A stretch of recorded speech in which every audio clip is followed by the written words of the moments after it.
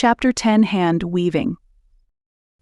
Anyone who passed through a New England village on a weekday a century ago, or rode up to the door of a Pennsylvania or Virginia house, would probably be greeted with a heavy thwack-thwack from within doors. A regular sound which would readily be recognized by everyone at that time as proceeding from weaving on a hand loom. The presence of these looms was, perhaps, not so universal in every house as that of their homespun companions, the great and little wheels, for they required more room, but they were found in every house of any considerable size, and in many also where they seemed to fill half the building. Many households had a loom room, usually in an L part of the house. Others used an attic or a shed loft as a weaving room.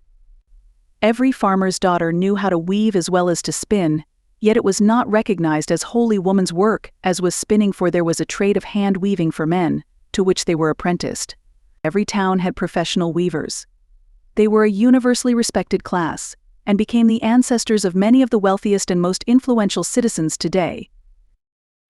They took in yarn and thread to weave on their looms at their own homes at so much a yard, wove their own yarn into stuffs to sell, had apprentices to their trade, and also went out working by the day at their neighbors' houses, sometimes carrying their looms many miles with them. Weavers were a universally popular element of the community. The traveling weaver was, like all other itinerant tradesmen of the day, a welcome newsmonger, and the weaver who took in weaving was often a stationary gossip and gathered inquiring groups in his loom room. Even children loved to go to his door to beg for bits of colored yarn thrums which they used in their play, and also tightly braided to wear as shoestrings, hair laces, etc. The hand loom used in the colonies, and occasionally still run in country towns today, is an historic machine, one of great antiquity and dignity. It is, perhaps, the most absolute bequest of past centuries which we have had, unchanged, in domestic use till the present time. You may see a loom like the Yankee one shown here in Giotto's famous fresco in the Campanile, painted in 1335. Another, still the same, in Hogarth's Idle Apprentice, painted just 400 years later. Many tribes and nations have hand looms resembling our own, but these are exactly like it. Hundreds of thousands of men and women of the generations of these 7 centuries since Giotto's day have woven on just such looms as our grandparents had in their homes. This loom consists of a frame of 4 square timber posts, about 7 feet high, set about as far apart as the posts of a tall 4-post bedstead, and connected at top and bottom by portions of a frame. From post to post across one end, which may be called the back part of the loom, is the yarn beam, about 6 inches in diameter. Upon it are wound the warp threads, which stretch in close parallels from it to the cloth beam at the front of the loom. The cloth beam is about 10 inches in diameter, and the cloth is wound as the weaving proceeds. The yarn beam or yarn roll or warp beam was ever a very important part of the loom. It should be made of close-grained, well-seasoned wood.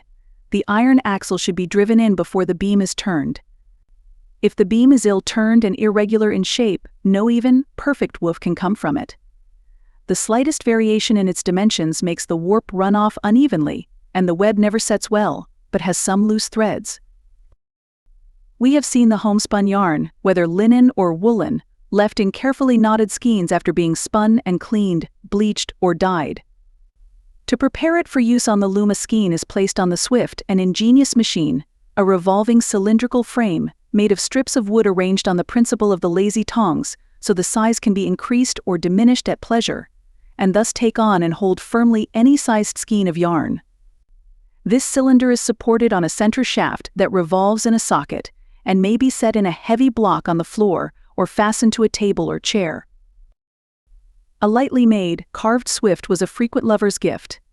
I have a beautiful one of whale ivory, mother of pearl, and fine white bone, which was made on a 3 years whaling voyage by a Nantucket sea captain. As a gift to his waiting bride, it has over 200 strips of fine white carved bone. Both quills for the weft and spools for the warp may be wound from the swift by a quilling wheel, small wheels of various shapes, some being like a flax wheel, but more simple in construction.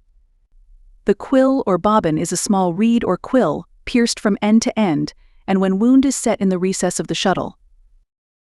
When the piece is to be set, a large number of shuttles and spools are filled in advance. The full spools are then placed in a row one above the other in a spool holder, sometimes called a scarn or scarn. As I have not found this word in any dictionary, ancient or modern, its correct spelling is unknown.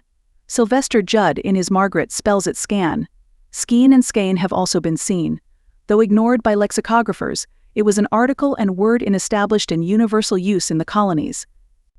I have seen it in newspaper advertisements of weavers' materials and in inventories of weavers' estates, spelled ad libitum, and elderly country folk, both in the North and South, who remember old-time weaving, know it today. It seems to me impossible to explain clearly in words, though it is simple enough in execution, the laying of the piece, the orderly placing the warp on the warp beam. The warping bars are entirely detached from the loom, are an accessory, not a part of it. They are two upright bars of wood, each holding a number of wooden pins set at right angles to the bars and held together by crosspieces. Let 40 full spools be placed in the skarn, one above the other. The free ends of threads from the spools are gathered in the hand and fastened to a pin at the top of the warping bars. The group of threads then are carried from side to side of the bars, passing around a pin on one bar, then around a pin on the opposite bar, to the extreme end, then back again in the same way, the spools revolving on wires and freely playing out the warp threads. Till a sufficient length of threads are stretched on the bars, weavers of olden days could calculate exactly and skillfully the length of the threads thus wound. You take off 20 yards of threads if you want to weave 20 yards of cloth. 40 warp threads make what was called a bout or section. A warp of 200 threads was designated as a warp of 5 bouts, and the bars had to be filled 5 times to set it, unless a larger skarn with more spools was used.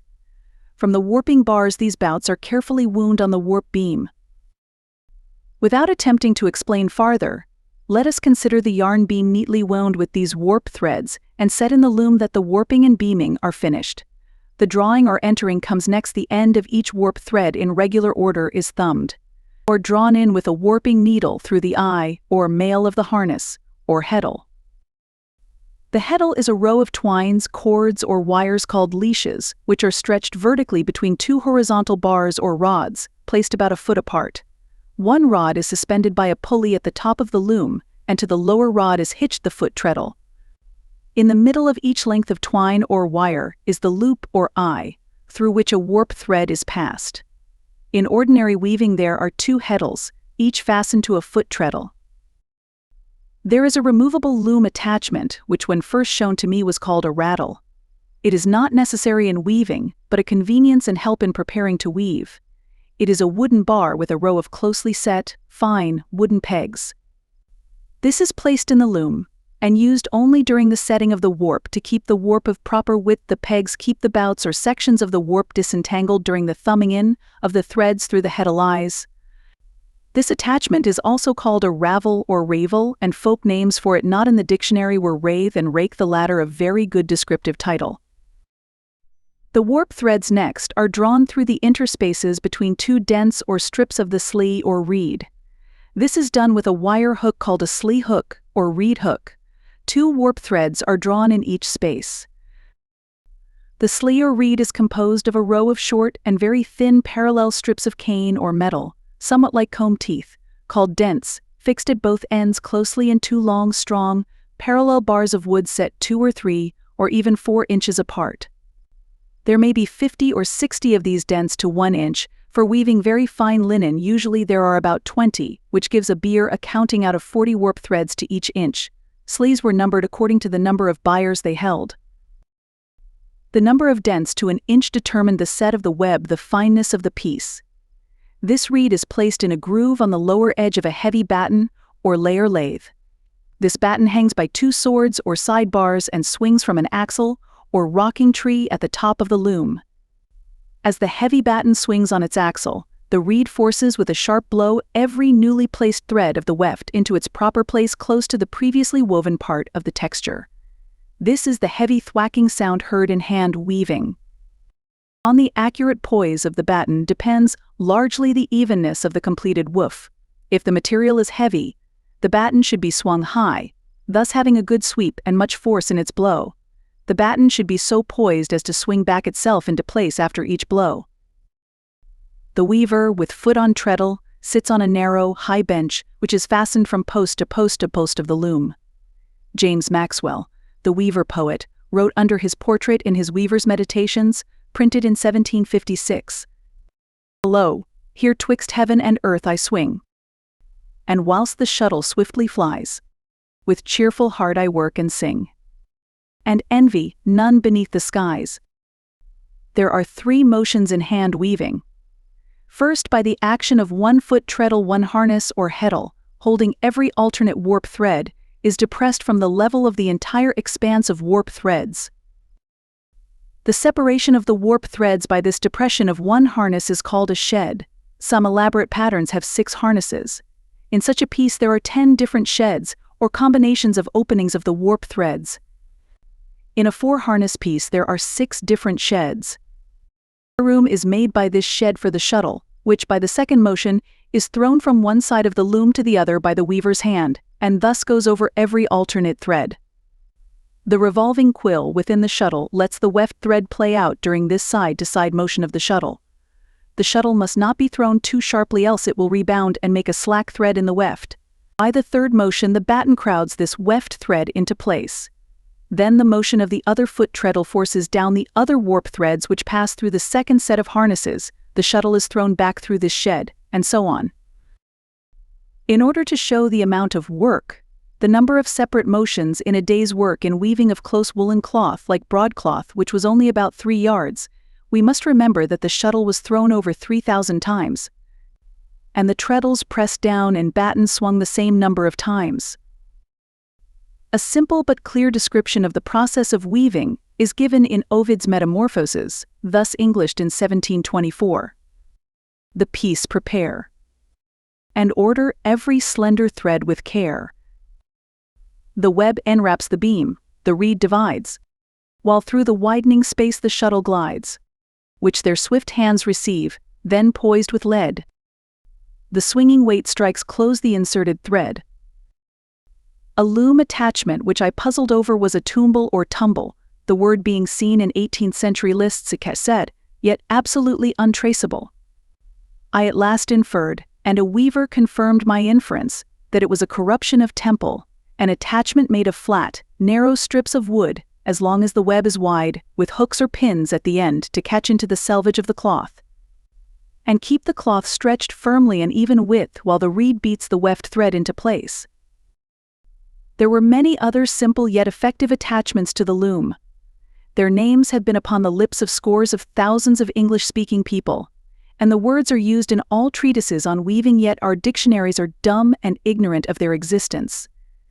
There was the pace weight, which kept the warp even, and the bore staff, which tightened the warp.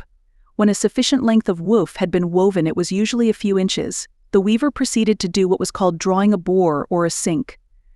He shifted the temple forward, rolled up the cloth on the cloth bar, which had a crank handle and ratchets, unwound the warp a few inches, shifted back the rods and heddles, and started afresh.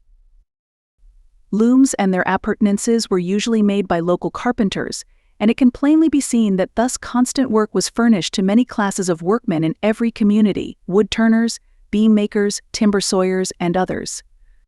The various parts of the looms were in unceasing demand, though apparently they never wore out. The slee was the most delicate part of the mechanism. Good slee makers could always command high prices for their slees. I have seen one whole and good, which has been in general use for weaving rag carpets ever since the War of 1812, for which a silver dollar was paid. Spools were turned and marked with the maker's initials. There were choice and inexplicable lines in the shape of a shuttle, as there are in a boat's hull. When a shuttle was carefully shaped, scraped, hollowed out, tipped with steel, and had the maker's initials burnt in it, it was a proper piece of work, of which any craftsman might be proud. Apple wood and boxwood were the choice for shuttles. Smaller looms, called tape looms, braid looms, belt looms, garter looms, or gallus frames were seen in many American homes, and useful they were in days when linen, cotton, woolen, or silk tapes, bobbins and webbings or ribbons were not common and cheap as today. Narrow bands such as tapes, none so pretties, ribbons, cadices, ferretings, inkles, were woven on these looms for use for garters, points, glove ties, hair laces, shoestrings, belts, hat bands, stay laces, breeches, suspenders, etc. These tape looms are a truly ancient form of appliance for the hand weaving of narrow bands, a heddle frame.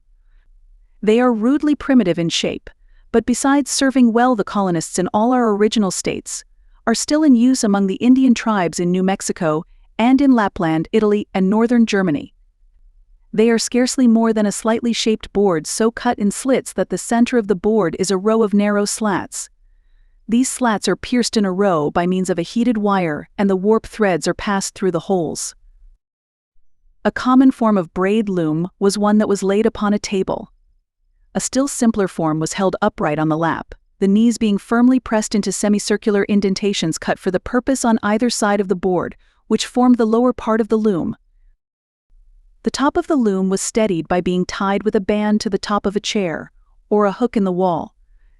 It was such light and pretty work that it seemed merely an industrial amusement, and girls carried their tape looms to a neighbor's house for an afternoon's work, just as they did their knitting needles and ball of yarn. A fringe loom might also be occasionally found. For weaving decorative fringes, these were more common in the Hudson River Valley than elsewhere. I have purposely given minute, but I trust not tiresome, details of the operation of weaving on a hand loom, because a few years more will see the last of those who know the operation and the terms used. The fact that so many terms are now obsolete proves how quickly disuse brings oblivion. When, in a country crowded full of weavers, as was England until about 1845, the knowledge has so suddenly disappeared, need we hope for much greater memory or longer life here?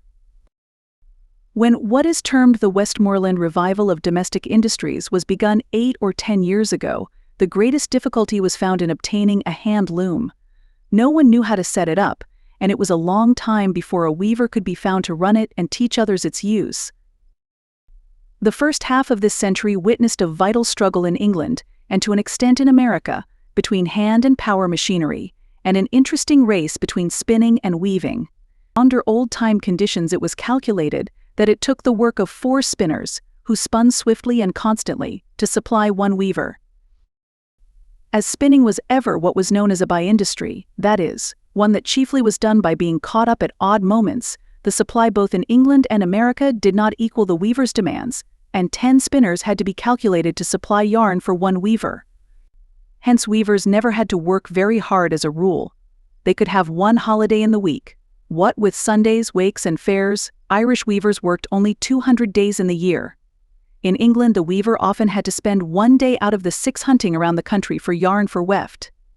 So inventive wits were set at work to enlarge the supply of yarn, and spinning machinery was the result. Thereafter the looms and weavers were pushed hard and had to turn to invention. The shuttle had always simply been passed from one hand to the other of the weaver on either side of the web. The fly shuttle was now invented, which by a simple piece of machinery, worked by one hand, threw the shuttle swiftly backward and forward, and the loom was ahead in the race. Then came the spinning jenny, which spun yarn with 100 spindles on each machine. But this was for weft yarns and did not make strong warps. Finally, Arkwright supplied this lack-in-water twist or throstle-spun yarn. All these inventions again overcrowded the weavers. All attempts at hand spinning of cotton had become quickly extinct. Wool spinning lingered longer. 5 Tomlinson sisters, the youngest 40 years old, with 2 pair of wool cards and 5 hand wheels, paid the rent of their farm, kept 3 cows, 1 horse, had a plowed field, and made prime butter and eggs. One sister clung to her spinning till 1822. Power looms were invented to try to use up the jenny's supply of yarn, but these did not crowd out hand looms. Weavers never had so good wages. It was the golden age of cotton. Some families earned £6 a week good clothes, even to the extent of ruffled shirts, good furniture, even to silver spoons, good food, plentiful ale and beer, entered every English cottage with the weaving of cotton and wool. A far more revolutionary and more hated machine than the power loom was the combing machine called Big Ben. Come all ye master combers, and hear of our Big Ben. He'll comb more wool than 50 of your men. With their hand combs and comb pots, and such old-fashioned way, flax spinning and linen weaving by power machinery were slower in being established. Englishmen were halting in perfecting these machines. Napoleon offered in 1810 1,000,000 francs for a flax spinning machine. A clever Frenchman claimed to have invented one in response in a single day, but similar clumsy machines had then been running in England for 20 years. By 1850, men, women, and children combers, spinners, and weavers were no longer individual workers. They had become part of that great monster, the mill machinery. Riots and misery were the first result of the passing of hand weaving and spinning. In the Vision of Piers Plowman 1360 are these lines: "Cloth that cometh fro the weaving is not calmly to whir, till it be fulled under foot, or in fulling stocks, washen well with water, and with tassels cracked, why tooked and why tented, and under tailor's hand day." Just so in the colonies 4 centuries later, cloth that came from the weaving was not comely to wear, till it was fulled under foot or in fulling stocks, washed well in water, scratched and dressed with teasels, dyed and tented, and put in the tailor's hands. Nor did the roll of centuries bring a change in the manner of proceeding. If grease had been put on the wool when it was carded, or sizing in the warp for the weaving, it was washed out by good rinsing from the woven cloth. This became now somewhat uneven and irregular in appearance, and full of knots and fuzzes which were picked out with hand tweezers by burlers before it was fulled or milled, as it was sometimes called. The fulling stocks were a trough in which an enormous oaken hammer was made to pound up and down, while the cloth was kept thoroughly wet with warm soap and water, or fuller's earth and water. Naturally, this thickened the web much and reduced it in length. It was then teazelled, that is, a nap or rough surface was raised all over it by scratching it with weaver's teasels or thistles. Many wire brushes and metal substitutes have been tried to take the place of nature's gift to the cloth worker, the teasel, but nothing has been invented to replace with full satisfaction that wonderful scratcher. For the slender recurved bracts of the teasel heads are stiff and prickly enough to roughen thoroughly the nap of the cloth, yet they yield at precisely the right point to keep from injuring the fabric. If the cloth were to be tooked, that is, dyed, it was done at this period, and it was then tented, spread on the tenter field and caught on tenter hooks to shrink and dry. Nowadays, we sometimes cut or crop the nap with long shears and boil the web to give it a luster, and ink it to color any ill-dyed fibers, and press it between hot plates before it goes to the tailor's hands, but these injurious processes were omitted in olden times. Worsted stuffs were not fulled, but were woven of hand-combed wool. Linen webs after they were woven had even more manipulations to come to them than woolen stuffs. In spite of all the bleaching of the linen thread, it still was light brown in color, and it had to go through at least 20 other processes of bucking, possing, rinsing, drying, and bleaching on the grass. Sometimes it was stretched out on pegs with loops sewed on the selvage edge. This bleaching was called crofting in England and grassing in America.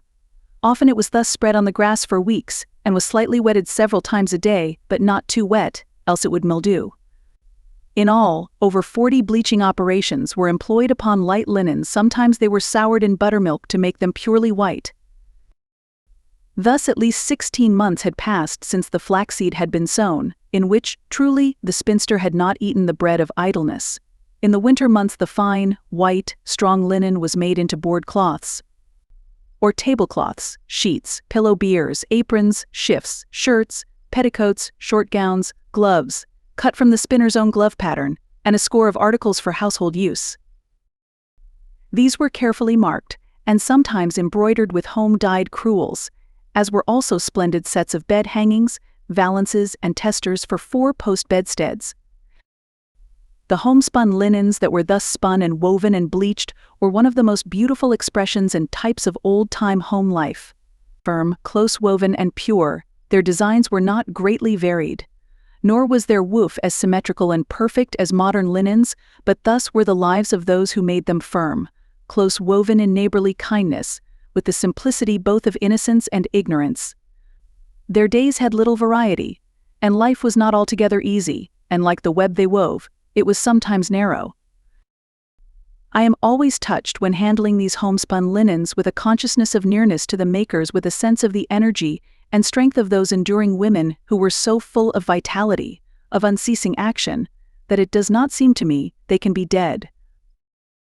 The strong, firm linen woven in many struggling country homes was too valuable and too readily exchangeable and saleable to be kept wholly for farm use, especially when there were so few saleable articles produced on the farm.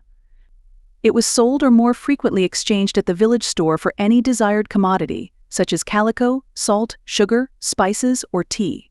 It readily sold for 42 cents a yard. Therefore the boys and even the fathers did not always have linen shirts to wear. From the tow which had been hatched out from Earle a coarse thread was spun and cloth was woven which was made chiefly into shirts and smocks and tow tongs or skilts, which were loose flapping summer trousers which ended almost halfway from the knee to the ankle. This tow stuff was never free from prickling spines and it proved, so tradition states, an absolute instrument of torture to the wearer, until frequent washings had worn it out and thus subdued its knots and spines. A universal stuff woven in New Hampshire by the Scotch-Irish linen weavers who settled there, and who influenced husbandry and domestic manufactures and customs all around them, was what was known as striped frocking. It was worn also to a considerable extent in Connecticut and Massachusetts. The warp was strong white cotton or tow thread, the weft of blue and white stripes made by weaving alternately a shuttleful of indigo-dyed homespun yarn and one of white wool or tow. Many boys grew to manhood never wearing, except on Sundays, any kind of coat save a long, loose, shapeless jacket or smock of this striped frocking, known everywhere as a long short.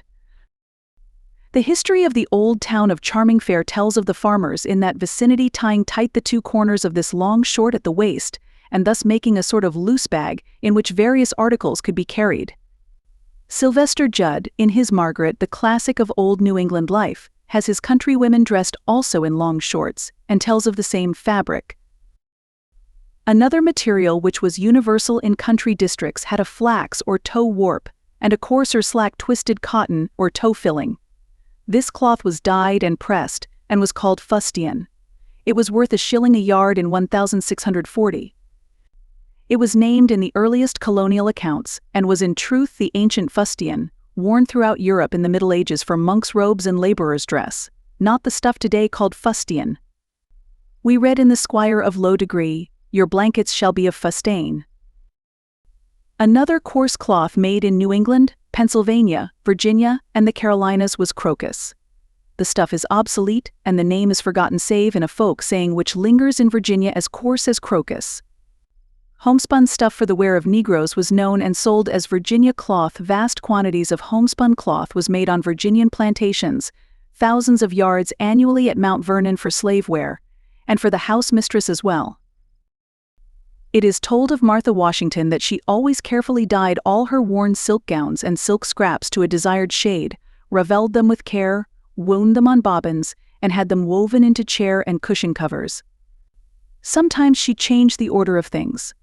To a group of visitors she at one time displayed a dress of red and white striped material of which the white stripes were cotton, and the red, ravelled chair covers and silk from the general's worn-out stockings. Checked linen, with bars of red or blue, was much used for bed ticks, pillow cases, toweling, aprons, and even shirts and summer trousers. In all the Dutch communities in New York, it was woven till this century. When Benjamin Tappan first attended meeting in Northampton, Massachusetts, in 1769, he was surprised to find that all the men in the church, but 4 or 5 wore checked shirts. Worcester County men always wore white shirts, and deemed a checked shirt the mark of a Connecticut riverman. It is impossible to overestimate the durability of homespun materials. I have flannel sheets 100 years old, the lightest, most healthful, and agreeable summer covering for children's beds that ever anyone was blessed with. Cradle sheets of this thin, closely woven, white worsted stuff are not slimsy like thin flannel, yet are softer than flannel. Years of use with many generations of children have left them firm and white. Grain bags have been seen that have been in constant and hard use for 70 years, homespun from coarse flax and hemp. I have several delightful bags about 4 feet long and 2 feet wide, of rather closely woven pure white homespun linen, not as heavy, however, as crash. They have the date of their manufacture, 1789, and the initials of the weaver, and have linen tapes woven in at each side. They are used every spring packed with furs and blankets and placed in cedar chests, and with such usage will easily round out another century. the product of these hand looms which has lingered longest in country use, especially in the northern states, and which is the sole product of all the hand looms that I know to be set up and in use in New England, except one notable example to which I will refer hereafter, is the rag carpet. It is still in constant demand and esteem on farms and in small villages and towns, and is an economical and thrifty, and may be a comely floor covering. The accompanying illustration of a woman weaving rag carpet on an old hand loom is from a fine photograph taken by Mrs. Arthur Sewall of Bath, Maine, and gives an excellent presentment of the machine and the process. The warp of these carpets was, in olden times, a strong, heavy flaxen thread. Today it is a heavy cotton twine bought machine spun in balls or hanks. The weft or rilling is narrow strips of all the clean and vari-colored rags that accumulate in a household. The preparing of this filling requires considerable judgment. Heavy woolen cloth should be cut in strips about half an inch wide. If there were sewn with these strips of light cotton stuff of equal width, the carpet would prove a poor thing, heavy in spots and slimsy in others. Hence lighter stuffs should be cut in wider strips, as they can then be crowded down by the batten of the loom to the same width and substance as the heavy wools. Calicoes, cottons, all wool delaines, and lining cambrics should be cut in strips at least an inch wide. These strips, of whatever length they chance to be, are sewn into one continuous strip, which is rolled into a hard ball weighing about 1.25 pounds. It is calculated that one of these balls will weave about a yard of carpeting. The joining must be strongly and neatly done and should not be bunchy. An aged weaver who had woven many thousand yards of carpeting assured me the prettiest carpets were always those in which every alternate strip was white or very light in color. Another thrifty way of using old material is the cutting into inch-wide strips of woven in grain or 3-ply carpet. This, through the cotton warp, makes a really artistic monochrome floor covering. In one of the most romantic and beautiful spots in old Narragansett lives the last of the old-time weavers, not a weaver who desultorily weaves a run of rag carpeting to earn a little money in the intervals of other work, or to please some importunate woman neighbor who has saved up her rags, but a weaver whose lifelong occupation, whose only means of livelihood, has always been, and is still, hand-weaving. I have told his story at some length in my book, Old Narragansett, of his kin, his life, his work. His home is at the crossroads where 3 townships meet, a crossroads where has often taken place that curious and senseless survival of old-time tradition and superstition-shift marriages. A widow, a cousin of the weaver Rose's father, was the last to undergo this ordeal. Clad only in her shift, she thrice crossed the King's Highway, and was thus married to avoid payment of her first husband's debts. It is not far from the old church foundation of St. Paul's of Narragansett, and the tumble-down house of Sexton Martin Red, the prince of Narragansett weavers in ante-revolutionary days. Weaver Rose learned to weave from his grandfather, who was an apprentice of Weaver Red. In the loom room of Weaver Rose a veritable atmosphere of the past still lingers. Everything appertaining to the manufacture of homespun materials may there be found. Wheels, scarns, sleeves, warping bars, clock reels, swifts, quilling wheels, vast bales of yarns and thread, for he no longer spins his thread and yarn. There are piles of old and new bed coverlets woven in those fanciful geometric designs, which are just as the ancient Gauls wove them in the Bronze Age, and which formed a favorite bed covering of our ancestors and of country folk today. These coverlets the weaver calls by the good old English name of hap harlot, a name now obsolete in England, which I have never seen used in text of later date than Holinshed's Survey of London, written 400 years ago. His manuscript pattern book is over 100 years old and has the rules for setting the harnesses. They bear many pretty and odd names, such as Rosy Walk, Baltimore Beauty, Girls Love, Queen's Fancy, Devil's Fancy, Everybody's Beauty, 4 Snowballs, 5 Snowballs, Bricks and Blocks, Gardener's Note, Green Veils, Rose and Bloom, Pansies, and Roses in the Wilderness. Flagwork, Royal Beauty, Indian March, Troy's Beauty, Primrose and Diamond's Crown and Diamond's Jay's Fancy in summer, and Winter Boston Beauty and Indian wore one named Bonaparte's March, was very pretty, as was Orange Peel and Orange Tree's Dog Tracks. Was even checkerwork, Blazing Star a herringbone design. Perry's Victory and Lady Washington's Delight show probably the date of their invention. and were handsome designs, while the wig rose from Georgia, which had been given to the weaver by an old lady 100 years old, had proved a poor and ugly thing. Kappa's diaper was a complicated design which took 5 harnesses to make. Rattlesnake's trail wheels of fancy chariot wheels and church windows and bachelor's fancy were all exceptionally fine designs. Sometimes extremely elaborate patterns were woven in earlier days.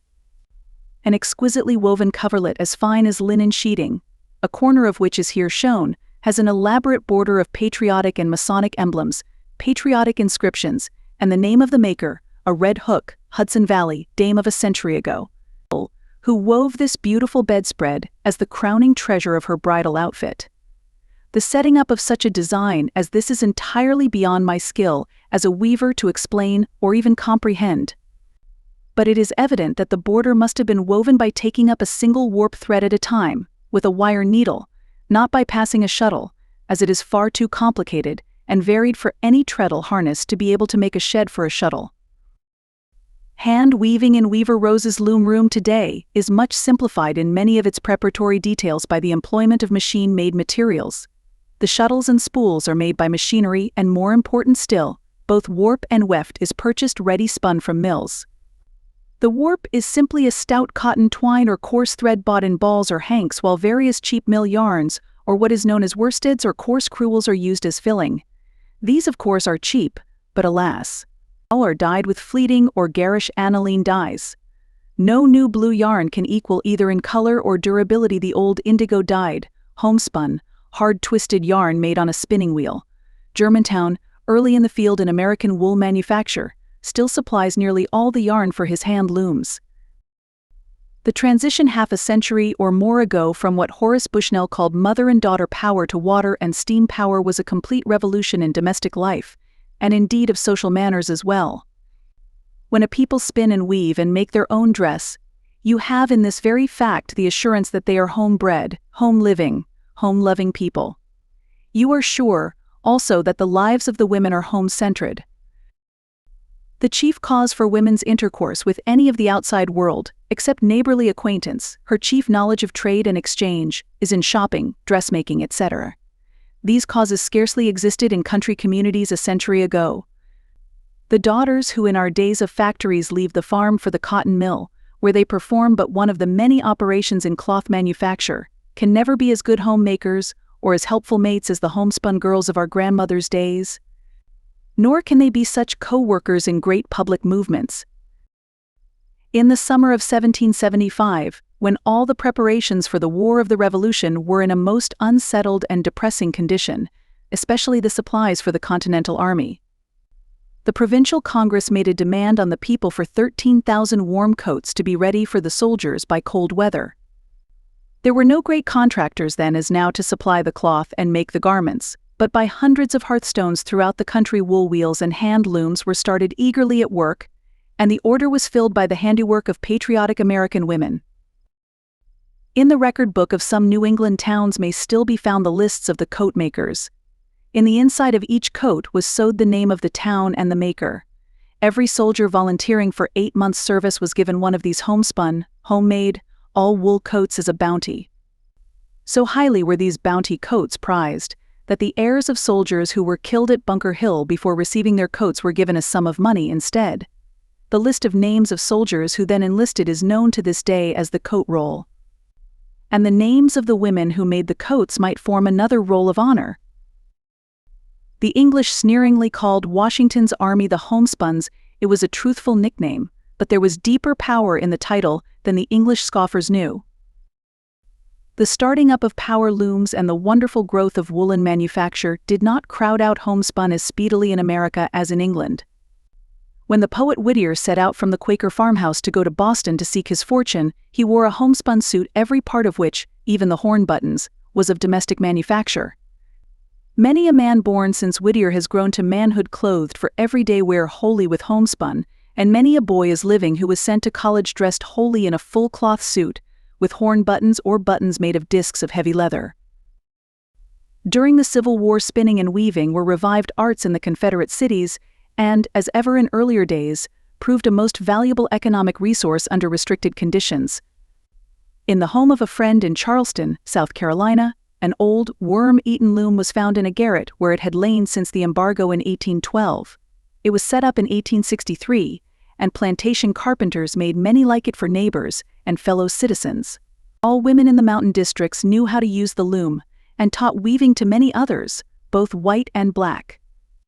A portion of the warp, which was cotton, was spun at home. More was bought from a cotton factory.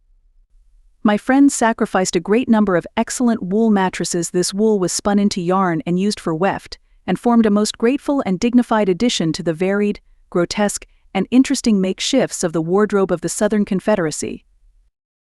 Though weaving on hand looms in our northern and middle states is practically extinct, save as to the weaving of rag carpets, and that only in few communities, in the South all is different. In all the mountain and remote regions of Kentucky, Tennessee, Georgia, the Carolinas, and I doubt not in Alabama, both among the white and Negro mountain dwellers, hand weaving is still a household art.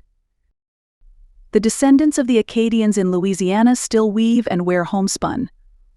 The missions in the mountains encourage spinning and weaving, and it is pleasant to learn that many women not only pursue these handicrafts for their home use, but some secure a good living by hand weaving, earning 10 cents a yard in weaving rag carpets. The coverlet patterns resemble the ones already described. Names from Waynesville, North Carolina, are Washington's Diamond Ring 9 chariot wheels from Pinehurst come flowery vine double table cat track snowball and dew drop snake shed flowers in the mountains. At Pinehurst the old settlers, of sturdy Scotch stock, all weave. They make cloth, all cotton cloth of cotton warp and wool filling called drugget dimity, a heavy cotton used for coverlets, a yarn jean, which has wool warp and filling, and cotton jean, which is cotton warp and wool filling homespun, is a heavy cloth, of cotton and wool mixed. All buy cotton warp, or chain as they call it, ready spun from the mills. This is known by the name of bunch thread. These Pinehurst weavers still use homemade dyes. Cotton is dyed black with dye made by steeping the bark of the black jack or scrub oak mixed with red maple bark. Wool is dyed black with a mixture of gallberry leaves and sumac berries. For red, they use a moss which they find growing on the rocks, and which may be the lichen Ruxella tinctoria, or dyer's moss, also madder root, and sassafras bark. Yellow is dyed with laurel leaves, or dye flower, a yellow flower of the sunflower tribe. Laurel leaves and dye flower together made orange-red.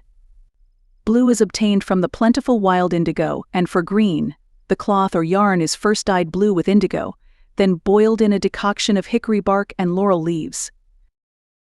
A bright yellow is obtained from a clay which abounds in that neighborhood, probably like a red ferruginous limestone found in Tennessee, which gives a splendid, fast color. When the clay is baked and ground it gives a fine, artistic, dull red.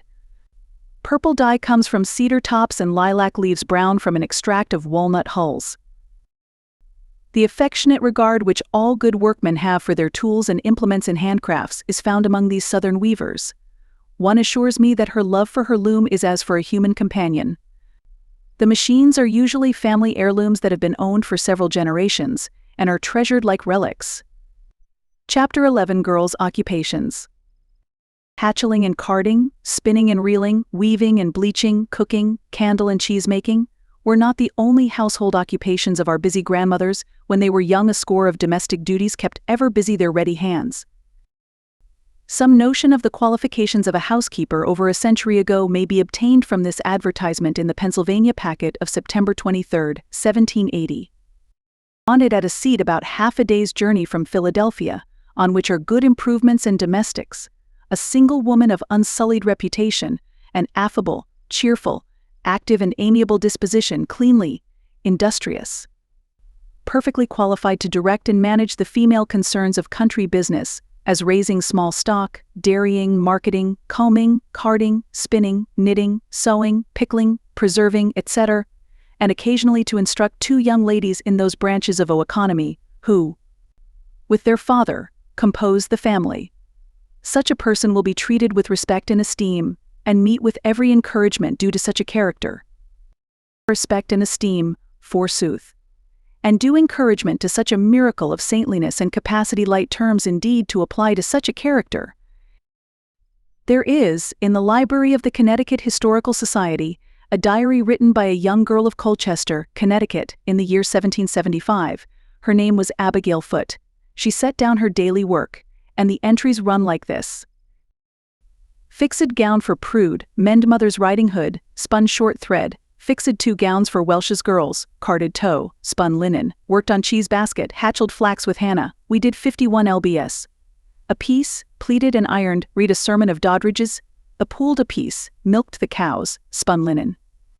Did 50 knots, made a broom of Guinea wheat straw, spun thread to whiten, set a red dye, had 2 scholars from Mrs. Taylor's, carded 2 pounds of whole wool and felt nationly, spun harness twine, scoured the pewter. She tells also of washing, cooking, knitting, weeding the garden, picking geese, etc., and of many visits to her friends. She dipped candles in the spring and made soap in the autumn. This latter was a trying and burdensome domestic duty, but the soft soap was important for home use. All the refuse grease from cooking, butchering, etc. was stored through the winter, as well as wood ashes from the great fireplaces. The first operation was to make the lye, to set the leach. Many families owned a strongly made leach barrel, others made a sort of barrel from a section of the bark of the white birch. This barrel was placed on bricks or set at a slight angle on a circular groove in a wood or stone base, then filled with ashes. Water was poured in till the lye trickled or leached out through an outlet cut in the groove, into a small wooden tub or bucket. The water and ashes were frequently replenished as they wasted, and the lye accumulated in a large tub or kettle. If the lye was not strong enough, it was poured over fresh ashes. An old-time receipt says, "The great difficulty in making soap is the want of judgment of the strength of the lye. If your lye will bear up an egg or a potato, so you can see a piece of the surface as big as a 9pence, it is just strong enough." The grease and lye were then boiled together in a great pot over a fire out of doors. It took about 6 bushels of ashes and 24 pounds of grease to make a barrel of soap. The soft soap made by this process seemed like a clean jelly, and showed no trace of the repulsive grease that helped to form it. A hard soap also was made with the tallow of the bayberry, and was deemed especially desirable for toilet use. But little hard soap was purchased, even in city homes. It was a common saying we had bad luck with our soap or good luck. The soap was always carefully stirred one way. The Pennsylvania Dutch used a sassafras stick to stir it. A good smart worker could make a barrel of soap in a day, and have time to sit and rest in the afternoon and talk her luck over, before getting supper. This soft soap was used in the great monthly washings which, for a century after the settlement of the colonies, seemed to have been the custom. The household wash was allowed to accumulate, and the washing done once a month, or in some households once in 3 months. Thomas Tusser's rhymed instructions to good housekeepers as to the washing contained chiefly warnings to the housekeeper against thieves, thus: "Dry sun, dry wind. Safe bind, safe find. Go wash well, saith summer, with sun I shall dry. Go wring well, saith winter, with wind so shall I. To trust without heed is to venture a joint. Give tale and take count is a housewifely point." Abigail Foote wrote of making a broom of Guinea wheat. This was not broom corn, for that useful plant was not grown in Connecticut for the purpose of broom making till 20 years or more, after she wrote her diary. Brooms and brushes were made of it in Italy nearly 2 centuries ago. Benjamin Franklin, who was ever quick to use and develop anything that would benefit his native country, and was ever ready to take a hint, noted a few seeds of broom corn hanging on an imported brush. He planted these seeds and raised some of the corn, and Thomas Jefferson placed broom corn among the productions of Virginia in 1781.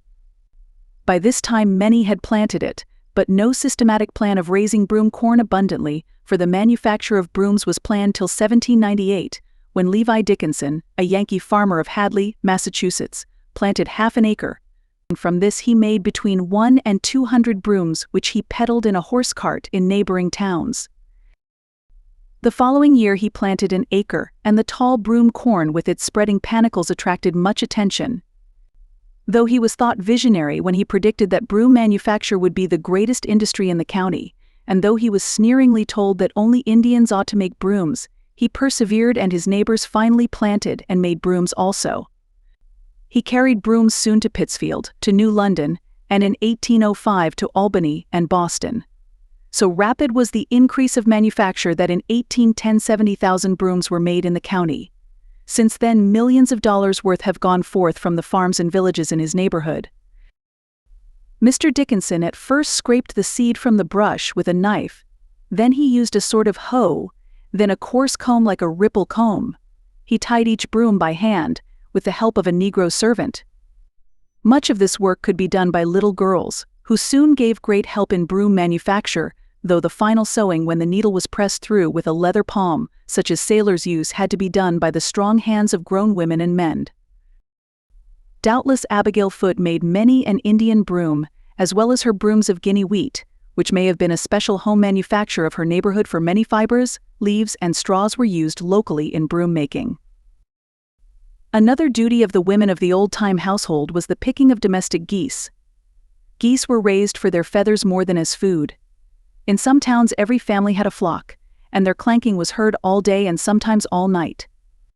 They roamed the streets all summer, eating grass by the highways and wallowing in the puddles. Sometimes they were yoked with a goose yoke made of a shingle with a hole in it. In midwinter they were kept in barnyards, but the rest of the year they spent the night in the street, each flock near the home of its owner. It is said that one old goose of each flock always kept awake and stood watch, and it was told in Hadley, Massachusetts, that if a young man chanced to be out late, as for instance a courting, his return home wakened the geese throughout the village, who sounded the unseasonable hour with a terrible clamor. They made so much noise on summer Sundays that they seriously disturbed church services and became such nuisances that at last the boys killed whole flocks. Goose picking was cruel work. 3 or 4 times a year were the feathers stripped from the live birds. A stocking was pulled over the bird's head to keep it from biting. Sometimes the head was thrust into a goose basket. The pickers had to wear old clothes and tie covers over the hair, as the down flew everywhere. The quills used for pens were never pulled but once from a goose. Palladius on husbandry, written in the 4th century, and Englished in the 15th century, tells of goose picking. Twice a year deplumed may they be, in spring and time and harvest time. The old Latin and English times for picking were followed in the New World.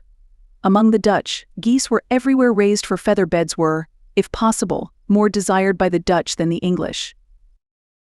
In a work entitled Good Order Established in Pennsylvania and New Jersey, written by a Quaker in 1685, he urges that schools be provided where girls could be instructed in the spinning of flax, sewing, and making all sorts of useful needlework, knitting of gloves and stockings, making of straw works, as hats, baskets, etc., or any other useful art or mystery. It was a century before his making of straw works was carried out, not till larger importations of straw hats and bonnets came to this country. When the beautiful and intricate straw bonnets of Italian braid, Genoese, Leghorn, and others were brought here, they were too costly for many to purchase, and many attempts, especially by country-bred girls, were made to plait at home straw braids to imitate these envied bonnets.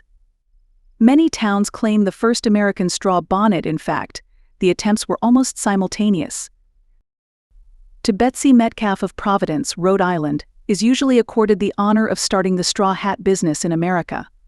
The earliest recorded effort to manufacture straw headwear is shown in a patent given to Mrs. Sibylla Masters of Philadelphia for using palmetto and straw for hats.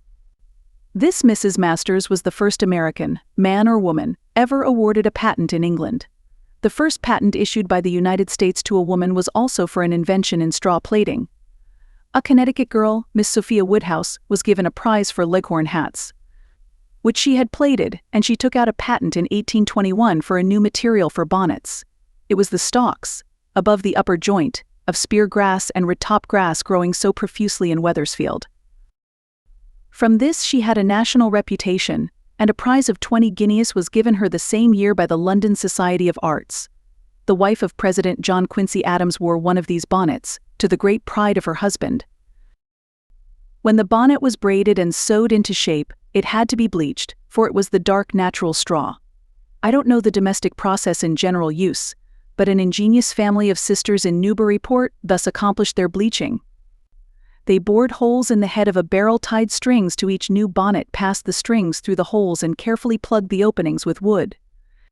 This left the bonnets hanging inside the barrel, which was set over an old-fashioned foot stove filled with hot coals on which sulfur had been placed. The fumes of the burning sulfur arose and filled the barrel, and were closely retained by quilts wrapped around it. When the bonnets were taken out, they were clear and white. The base of a lignum vitae mortar made into the proper shape with layers of pasteboard formed the mold on which the bonnet crown was pressed. Even before they could spin, girls were taught to knit, as soon as their little hands could hold the needles. Sometimes girls 4 years of age could knit stockings. Boys had to knit their own suspenders. All the stockings and mittens for the family, and coarse socks and mittens for sale, were made in large numbers. Much fine knitting was done, with many intricate and elaborate stitches. Those known as the herringbone and fox and geese were great favorites. By the use of curious stitches, initials could be knit into mittens, and it is said that one young New Hampshire girl, using fine flaxen yarn, knit the whole alphabet and a verse of poetry into a pair of mittens, which I think must have been long-armed mitts for ladies' wear. To have space enough for the poetry? To knit a pair of double mittens was a sharp and long day's work. Nancy Peabody's brother of Shelburne, New Hampshire, came home one night and said he had lost his mittens while chopping in the woods. Nancy ran to a bundle of wool in the garret, carded and spun a big hank of yarn that night. It was soaked and scoured the next morning, and in 24 hours from the time the brother announced his loss, he had a fine new pair of double mittens. A pair of double-hooked and pegged mittens would last for years. Pegging, I am told, was heavy crocheting. An elaborate and much admired form of knitting was the bead bags and purses, which were so fashionable in the early years of this century, though I have seen some knitted bags of colonial days. Great variety and ingenuity were shown in these bags and purses. Some bore landscapes and figures, others were memorials done in black and white and purple beads, having so-called mourning designs, such as weeping willows, gravestones, urns, etc., with the name of the deceased person and date of death. Beautiful bags were knitted to match wedding gowns. Knitted purses were a favorite token and gift from fair hands to husband or lover. Watch chains were more unusual. They were knit in a geometrical design, were about a yard long and about 3/8 of an inch in diameter. One I saw had in tiny letters in gilt beads the date and the words "Remember the Giver." In all these knitted and crocheted bags, the beads had to be strung by a rule in advance. In an elaborate pattern of many colors, it may easily be seen that the mistake of a single bead in the stringing would spoil the entire design. They were therefore never a cheap form of decorative work. $5 was often paid for knitting a single bag. A varied group from the collection of Mr. J. Howard Swift of Chicago is here shown. Netting was another decorative handiwork. Netted fringes for edging the coverlets, curtains, testers, and valances of high-post bedsteads were usually made of cotton thread or twine, and when tufted or tasseled were a pretty finish. A finer silk or cotton netting was used for trimming sacks and petticoats. A letter written by Mrs. Carrington from Mount Vernon in 1799 says of Mrs. President Washington, "Her netting is a source of great amusement to her, and is so neatly done that all the younger part of the family are proud of trimming their dresses with it, and have furnished me with a whole suit so that I shall appear a la domestique at the first party we have, when I get home." Netted purses and work bags also were made similar to the knitted ones. A homelier and heavier netting of twine was often done at home for small fishing nets. Previous to the Revolution, there was a boarding school kept in Philadelphia in 2nd Street near Walnut, by a Mrs. Sarah Wilson. She thus advertised, "Young ladies may be educated in a genteel manner, and pains taken to teach them in regard to their behavior, on reasonable terms. They may be taught all sorts fine needlework, viz., working on catgut or flowering muslin, satin stitch, quince stitch, tent stitch, cross stitch, open work, tambour, embroidering curtains or chairs, writing and ciphering. Likewise waxwork in all its several branches, never as yet particularly taught here, also how to take profiles in wax, to make wax flowers and fruits and pin baskets." There was no limit to the beauty and delicacy of the embroidery of those days. I have seen the beautiful needlework cap and skirt worn by Governor Thomas Johnson of Maryland when he was christened. The coat of arms of both the Lux and Johnson families, the name Agnes Lux and Anne Johnson, and the words "God bless the babe" are embroidered upon them in most delicate fairy stitches. The babe grew up to be the governor of his state in revolutionary times. In an old book printed in 1821, a set of rules is given for teaching needlework, and it is doubtless exactly what had been the method for a century. The girls were first shown how to turn a hem on a piece of waste paper, then they proceeded to the various stitches in this order: to hem, to sew and fell a seam, to draw threads and hemstitch, to gather and sew on gathers, to make buttonholes, to sew on buttonholes, to sew on buttons, to do herring-bone stitch, to darn, to mark, to tuck, whip, and sew on a frill. There is also a long and tedious set of questions and answers like a catechism, explaining the various stitches. There was one piece of needlework which was done by every little girl who was carefully brought up. She sewed a sampler. These were worked in various beautiful and difficult stitches in colored silks and wool on a strong, loosely woven canvas. In English collections, the oblong samplers, long and narrow, are as a rule older than the square samplers, and it is safe to believe the same of American samplers. Fortunately, many of them are dated, but this ancient one from the Quincy family has no date. The oldest sampler I have ever seen is in the collection of antique articles now in Pilgrim Hall, at Plymouth.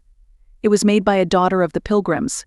The verse embroidered on it reads, "Gloria Standish is my name.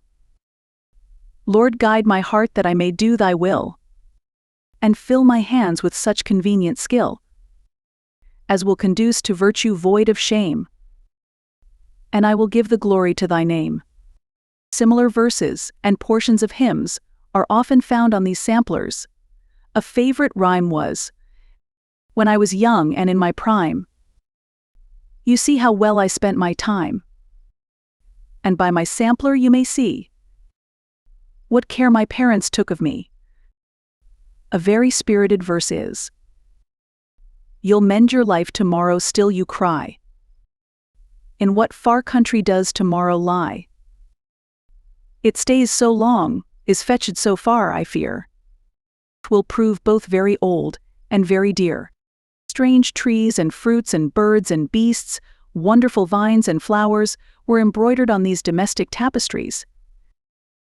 In the hands of a skillful worker, the sampler might become a thing of beauty and historical interest, and the stitches learned and practiced on it might be used on more ambitious pieces of work, which often took the shape of the family coat of arms. Such was the work of Mary Salter Mrs. Henry Quincy, who was born in 1726 and died in 1755. It is the arms of Salter and Bryan Party per pale upon a shield. Rich in embossed work in gold and silver thread, it is a beautiful testimonial to the deft and proficient hand of the young needlewoman who embroidered it. Sometimes pretentious pictures representing events in public or family history were embroidered in crewels on sampler linen. The largest and funniest one I have ever seen was the boarding school climax of glory of Miss Hannah Otis, sister of the patriot James Otis. It is a view of the Hancock House, Boston Common, and vicinity, as they appeared from 1755 to 1760. Across its expanse Governor Hancock rides triumphantly, and the fair maid looking over the garden wall at the Charles River is Dorothy Quincy, afterwards Madam Hancock. This triumph of schoolgirl affection and needlecraft, wholly devoid of perspective or proportion, made a great sensation in Boston in its day. Another large piece of similar work is here represented. The original is in the library of the American Antiquarian Society at Worcester, Massachusetts. It is a view of the Old South Church, Boston, and with its hooped dames and coach and footmen, has a certain value as indicating the costume of the times. It is dated 1756. Familiar to the descendants of old New England families are the embroidered mourning pieces. These are seldom more than a century old. On them weeping willows and urns, tombs and mourning figures, names of departed friends with dates of their deaths, and epitaphs were worked with vast skill, and were so much admired, and were such a delightful home decoration, that it is no unusual thing to find these elaborate memento moris with empty spaces for names and dates, waiting for someone to die, and still unfilled, unfinished, blankly commemorative of no one. While the industrious embroiderer has long since gone to the tomb she so deftly and eagerly pictured, and her name, too, is forgotten. Tambour work was a favorite form of embroidery. In 1788 Madame Hesselius wrote thus in jest of her daughter, a Philadelphia miss. To tambour on crepe she has a great passion, because here of late it has been much the fashion. The shades are disordered, the spangles are scattered, and for want of due care the crepe has got tattered. Tambouring with various stitches on different kinds of net made pretty laces, and these were apparently the laces usually worked and worn. In the form of rich veils and collars, scores of intricate and beautiful stitches were used, and exquisite articles of wear were manufactured. A strip of net footing pinned and sewn to paper, with reels of fine linen thread and threaded needle attached, is shown in the accompanying illustration just as it was left by the deft and industrious hands that had been folded for a century in the dust. The pattern and stitches in this design are simple. The design was first pricked in outline with a pin, then worked in. Other stitches and patterns, none of them the most elaborate and difficult, are shown in the infant's cap and collars, and the strips of lace and modesty piece. In the 17th century lace-making with bobbins was taught. It is referred to in Judge Sewall's diary, and a friend has shown me the cushion and bobbins used by her far-away grandmother, who learned the various stitches in London at a guinea a stitch. The feminine love of color, the longing for decoration, as well as pride and skill of needlecraft, found riotous expansion in quilt piecing. A thrifty economy, too, a desire to use up all the fragments and bits of stuffs which were necessarily cut out in the shaping, chiefly of women's and children's garments, helped to make the patchwork a satisfaction. The amount of labor, of careful fitting, neat piecing, and elaborate quilting, the thousands of stitches that went into one of these patchwork quilts, are today almost painful to regard. Women reveled in intricate and difficult patchwork. They eagerly exchanged patterns with one another. They talked over the designs and admired pretty bits of calico and pondered what combinations to make. With far more zest than women ever discuss art or examine high art specimens together today. There was one satisfactory condition in the work, and that was the quality of the cottons and linens of which the patchwork was made. They were none of the flimsy, composition-filled, aniline-dyed calicos of today. A piece of Cheney patch or copper plate 100 years old will be as fresh today as when woven. Real India chintzes and palampours are found in these quilts, beautiful and artistic stuffs, and the firm, unyielding, high-priced, real French calicos. A sense of the idealization of quilt piecing is given also by the quaint descriptive names applied to the various patterns. Of those, the Rising Sun Log Cabin and Job's Trouble are perhaps the most familiar. Job's Trouble was simply honeycomb or hexagonal blocks. To set a Job's Trouble was to cut out an exact hexagon for a pattern, preferably from tin, otherwise from firm cardboard, to cut out from this many hexagons in stiff brown paper or letter paper. These were covered with the bits of calico with the edges turned under. The sides were sewed carefully together over and over, till a firm expanse permitted the removal of the papers. The name of the pattern seldom gave an expression of its character. Dove in the window, Rob Peter to pay Paul, Blue Brigade fan, Milkrow's foot, Chinese puzzle, flywheel, love knot, sugar bowl are simply whims of fancy. Floral names, such as Dutch tulip, sunflower, rose of Sharon, bluebells, world's rose might suggest a love of flowers. Sometimes designs are appliqued on with some regard for coloring. I once saw a quilt that was a miracle of tedious work.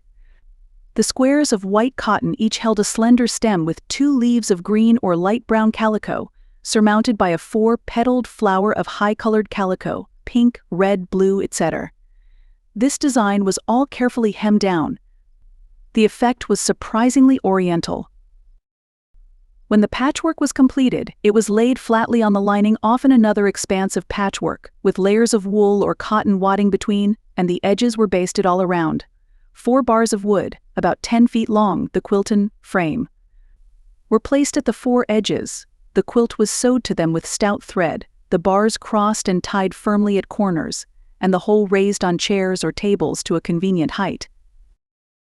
Thus around the outstretched quilt a dozen quilters could sit, running the whole together with fanciful set designs of stitching. When about a foot on either side was wholly quilted, it was rolled upon its bar, and the work went on. Thus the visible quilt diminished, like Balzac's Peau de Chagrin, in a united and truly sociable work that required no special attention, in which all were facing together and all drawing closer together as the afternoon passed in intimate gossip. Sometimes several quilts were set up. I know of a 10 days quilting bee in Narragansett in 1752. In early days, calicos were not common, but everyone had woolen garments and pieces, and the quilts made of these were of grateful warmth in bleak New England. All kinds of commonplace garments and remnants of decayed gentility were pressed into service in these quilts, portions of the moth-eaten and discarded uniforms of militiamen, worn-out flannel sheets dyed with some brilliant home dye, old coat and cloak linings, well-worn petticoats. A magnificent scarlet cloak worn by a Lord Mayor of London and brought to America by a member of the Merritt family of Salisbury, Massachusetts, went through a series of adventures and migrations, and ended its days as small bits of vivid color casting a grateful glory and variety on a patchwork quilt in the Saco Valley of Maine.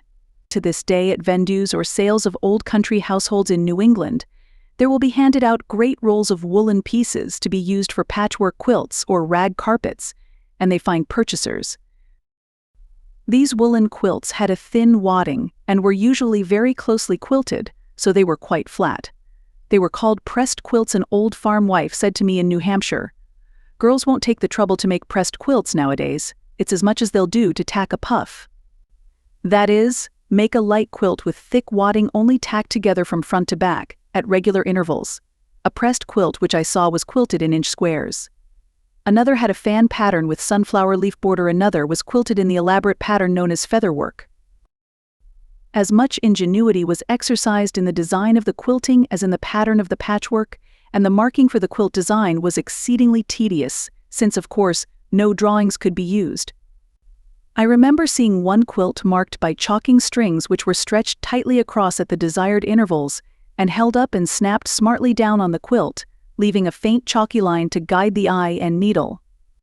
Another simple design was to quilt in rounds, using a saucer or plate to form a perfect circle.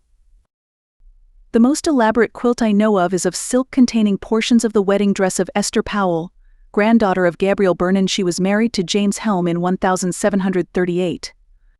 When her granddaughter was married in 1795, the quilt was still unfinished, and a woman was hired who worked on it for 6 months, putting a miracle of fine stitches in the quilting.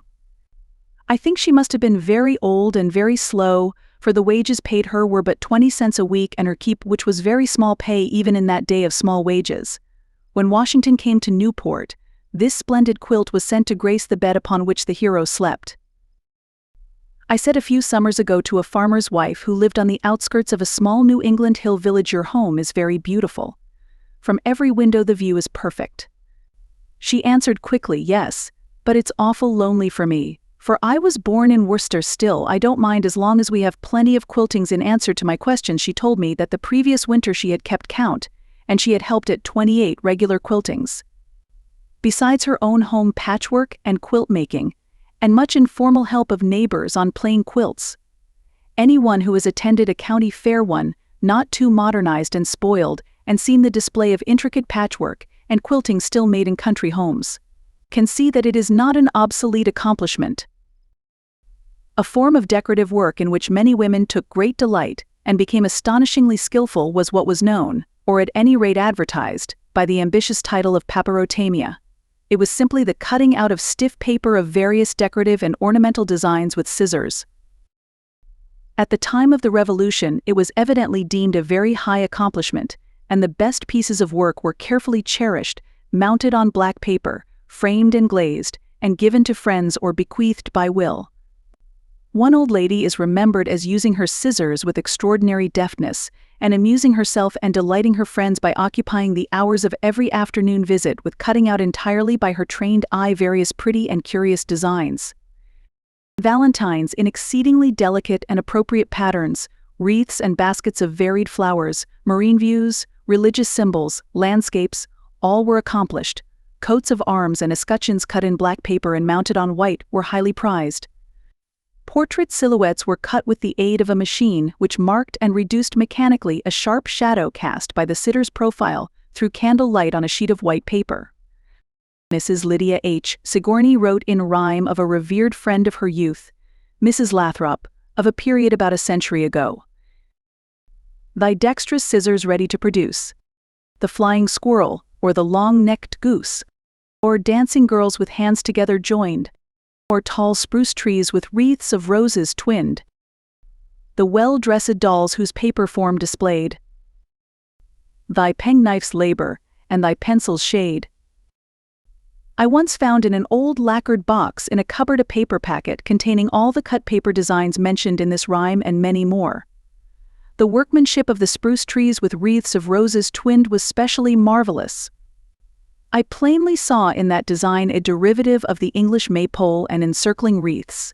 This package was marked with the name of the paper cutter, a revolutionary dame who died at the beginning of this century. Her home was remote from the Norwich home of Mrs. Lathrop, and I know she never visited in Connecticut, yet she made precisely the same designs and indeed all the designs. This is but a petty proof among many other more decided ones of the fact that even in those days of scant communication and infrequent and contracted travel, there were as in our own times waves of feminine fancy work, of attempts at artistic expression which flooded every home and receding, left behind much decorative silt of varying but nearly universal uselessness and laborious commonplaceness. One of the cut paper landscapes of Madame Deming, a Boston lady who was a famous papyrotomist, is here shown. It is now owned by James F. Trott, SQ, of Niagara Falls. It is a view of Boston streets just previous to the Revolution. In that handsome volume, the 10 Broeck Genealogical Record, are reproductions of some of the landscape views by Albertina 10 Broeck at the same date. They show the house and farm surroundings of the old 10 Broeck Bowery, the ancestral home in New York, and give a wonderfully good idea of it. These are not in dead silhouette, for an appearance of shading is afforded by finely cut lines and intervening spaces. The highest form of cut paper reproduction and decoration ever reached was by the Englishwoman, Mrs. Delaney, who died in 1788, the friend of the Duchess of Portland and intimate of George III, and his queen. She reproduced in colored paper, in what she called paper mosaics, the entire flora of the United Kingdom, and it is said it was impossible at first sight to distinguish these flowers from the real ones. Chapter 12 Dress of the Colonists. At the time America was settled, rich dress was almost universal in Europe among persons of any wealth or station. The dress of plain people also, such as yeomen and small farmers and work people, was plentiful and substantial, and even peasants had good and ample clothing. Materials were strongly and honestly made, clothing was sewed by hand, and lasted long. The fashions did not change from year to year, and the rich or stout clothes of one generation were bequeathed by will and worn by a second and even a third and fourth generation. In England, extravagance in dress in court circles, and grotesqueness in dress among all educated folk, had become abhorrent to that class of persons who were called Puritans, and as an expression of their dislike they wore plainer garments, and cut off their flowing locks, and soon were called Roundheads. The Massachusetts settlers who were Puritans determined to discourage extravagance in dress in the New World, and attempted to control the fashions. The Massachusetts magistrates were reminded of their duties in this direction by sanctimonious spurring from gentlemen and ministers in England. One such meddler wrote to Governor Winthrop in 1636, "Many in your plantations discover too much pride." Another stern moralist reproved the colonists for writing to England for cut-work coiffes, for deep stamel dyes to be sent to them in America. Others, prohibited from wearing broad laces, were criticized for ordering narrow ones, for going as far as they may. In 1634, the Massachusetts General Court passed restricting sumptuary laws. These laws forbade the purchase of woolen, silk, or linen garments with silver, gold, silk, or thread lace on them. 2 years later, a narrow binding of lace was permitted on linen garments. The colonists were ordered not to make or buy any slashed clothes, except those with one slash in each sleeve and another slash in the back. Cut works, embroidered or needle or caps, bands, rails, and gold or silver girdles, hat bands, belts, ruffs, and beaver hats were forbidden. Liberty was thriftily given, however, to the colonists to wear out any garments they chanced to have, unless in the form of inordinately slashed apparel, immoderate great sleeves and rails, and long wings, which could not possibly be endured. In 1639 men's attire was approached and scanned, and immoderate great breeches were tabooed, also broad shoulder bands, double ruffles and capes, and silk roses, which latter adornment were worn on the shoes. In 1651, the court again expressed its utter detestation that men and women of mean condition, education, and calling should take upon them the garb of gentlemen, by wearing of gold or silver lace, or buttons or points at their knees, or walk in great boots, or women of the same ranky to wear silk or Tiffany hoods or scarfs. Many persons were presented under this law, men boot-wearers as well as women hood-wearers. In Salem, in 1652, a man was presented for excess in boots, ribands, gold and silver lace. In Newbury, in 1653, 2 women were brought up for wearing silk hoods and scarfs, but they were discharged on proof that their husbands were worth Ps 200 each. In Northampton, in the year 1676, a wholesale attempt was made by the magistrates to abolish wicked apparel. 38 women of the Connecticut Valley were presented at one time for various degrees of finery, and as of too small estate to wear silk. A young girl named Hannah Lyman was presented for wearing silk in a flaunting manner, in an offensive way and garb not only before, but when she stood presented 30 young men were also presented for silk wearing, long hair, and other extravagances.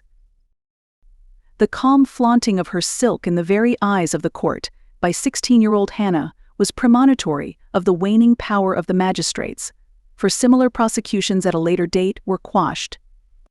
By 1682 the tables were turned, and we find the court arraigning the selectmen of 5 towns for not prosecuting offenders against these laws as in previous years. In 1675 the town of Dedham had been similarly warned and threatened, but apparently was never prosecuted.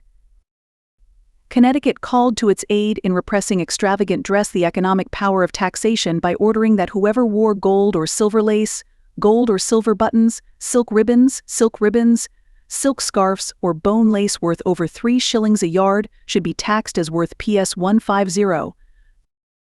Virginia fussed a little over excess in clothes. Sir Francis Wyatt was enjoined not to permit any but the council and the heads of hundreds to wear gold on their clothes, or to wear silk till they made it, which was intended more to encourage silk making than to discourage silk wearing.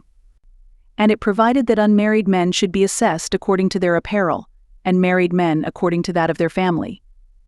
In 1660 Virginia colonists were ordered to import no silk stuffing garments, or in pieces, except for hoods and scarfs, nor silver or gold lace, nor bone lace of silk or threads, nor ribbons wrought with gold or silver in them.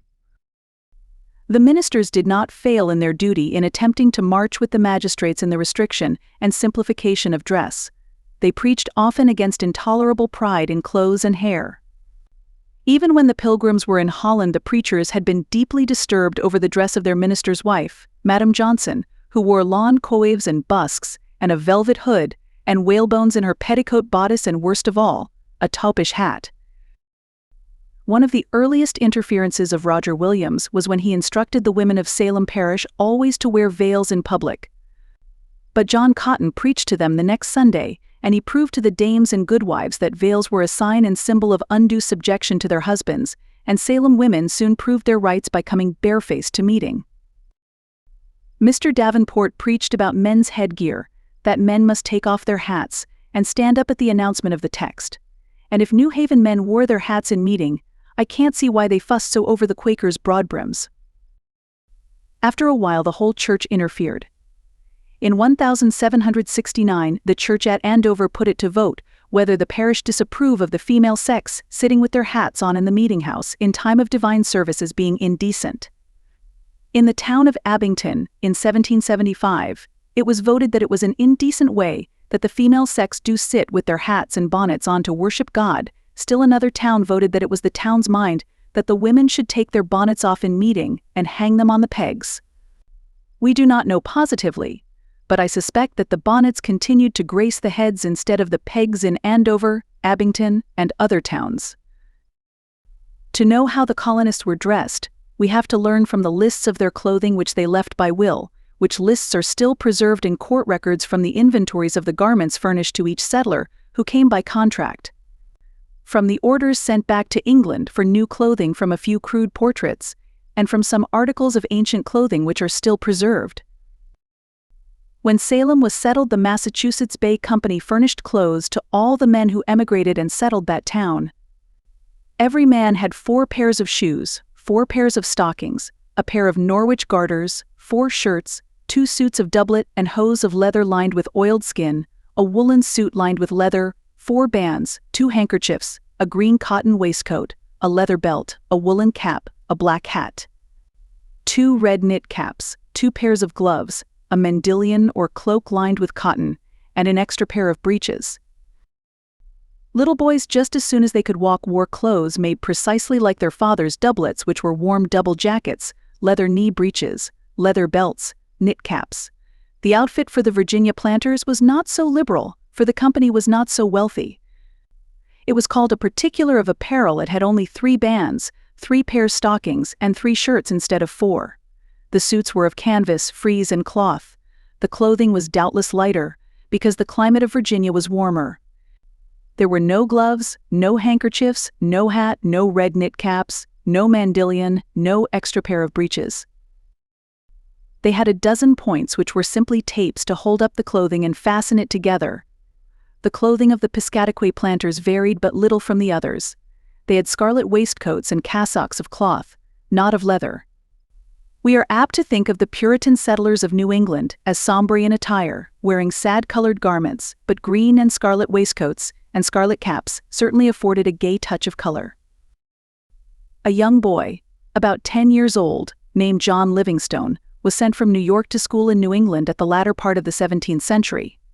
An account of his new linen and clothes has been preserved, and it gives an excellent idea of the clothing of a son of wealthy people at that time.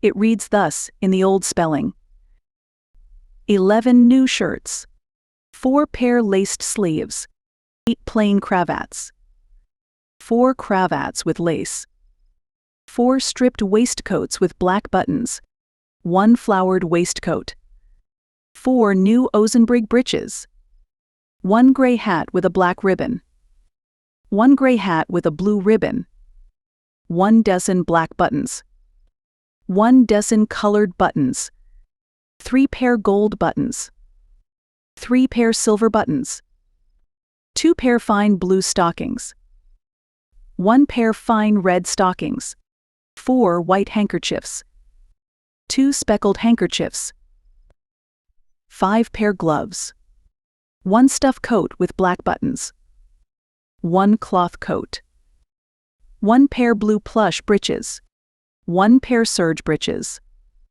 2 combs, 1 pair new shoes, silk thread to mend his clothes. Ozenbrig was a heavy, strong linen. This would seem to be a summer outfit, and scarcely warm enough for New England winters. Other schoolboys at that date had deerskin breeches. Leather was much used, especially in the form of tanned buckskin breeches and the deerskin hunters' jackets, which have always and deservedly been a favorite wear, since they are one of the most appropriate, useful, comfortable, and picturesque garments ever worn by men in any active outdoor life. Soon in the larger cities, and among wealthy folk, a much more elaborate and varied style of dress became fashionable. The dress of little girls in families of wealth was certainly almost as formal and elegant as the dress of their mammas, and it was a very hampering and stiff dress. They wore vast hoop petticoats, heavy stays, and high-heeled shoes. Their complexions were objects of special care. They wore masks of cloth or velvet to protect them from the tanning rays of the sun, and long-armed gloves. Little Dolly Payne, who afterwards became the wife of President Madison, went to school wearing a white linen mask to keep every ray of sunshine from the complexion, a sunbonnet sewed on her head every morning by her careful mother, and long gloves covering the hands and arms. Our present love of outdoor life, of athletic sports, and our indifference to being sunburned make such painstaking vanity seem most unbearably tiresome. In 1737, Colonel John Lewis sent from Virginia to England for a wardrobe for a young miss, a schoolgirl, who was his ward. The list reads thus: a cap ruffle and tucker, the lace 5 shillings per yard, 1 pair white stays, 8 pair white kid gloves, 2 pair colored kid gloves, 2 pair worsted hose, 3 pair thread hose, 1 pair silk shoes laced, 1 pair Morocco shoes, 1 hoop coat, 1 hat, 4 pair plain Spanish shoes, 2 pair calf shoes, 1 mask, 1 fan, 1 necklace, 1 girdle and buckle, 1 piece fashionable calico, 4 yards ribbon for knots, 1.5 yard cambric, a mantua and coat of lute string. In the middle of the century, George Washington also sent to England for an outfit for his stepdaughter, Miss Custis. She was 4 years old, and he ordered for her pack thread stays, stiff coats of silk, masks, caps, bonnets, bibs, ruffles, necklaces, fans, silk and calamanco shoes, and leather pumps. There were also 8 pairs of kid mitts and 4 pairs of gloves. These, with the masks, show that this little girl's complexion was also to be well guarded. A little New England Miss Huntington, when 12 years old, was sent from Norwich, Connecticut, to be finished in a Boston boarding school. She had 12 silk gowns, but her teacher wrote home that she must have another gown of a recently imported rich fabric, which was at once bought for her because it was suitable for her rank and station. Through the 17th and 18th centuries, there was a constant succession of rich and gay fashions, for American dress was carefully modeled upon European, especially English modes. Men's wear was as rich as women's. An English traveler said that Boston women and men in 1740 dressed as gay every day as courtiers in England at a coronation. But with all the richness there was no wastefulness. The sister of the rich Boston merchant, Peter Faneuil, who built Faneuil Hall, sent her gowns to London to be turned and dyed and her old ribbons and gowns to be sold. But her gowns, which are still preserved, are of magnificent stuffs. New Yorkers were dressed in gauzes, silks, and laces. Even women Quakers in Pennsylvania had to be warned against wearing hoop petticoats, scarlet shoes, and puffed and rolled hair. The family of so frugal a man as Benjamin Franklin did not escape a slight infection of the prevailing love for gay dress. In the Pennsylvania Gazette this advertisement appeared in 1750. Whereas on Saturday night last the house of Benjamin Franklin of this city, printer, was broken open, and the following things feloniously taken away, viz., a double necklace of gold beads, a woman's long scarlet cloak almost new with a double cape, a woman's gown, area of printed cotton of the sort called brocade print, very remarkable, the ground dark, with large red roses, and other large and yellow flowers, with blue in some of the flowers, with many green leaves, a pair of women's stays covered with white tabby before, and dove-colored tabby be behind, with 2 large steel hooks and sundry other goods et.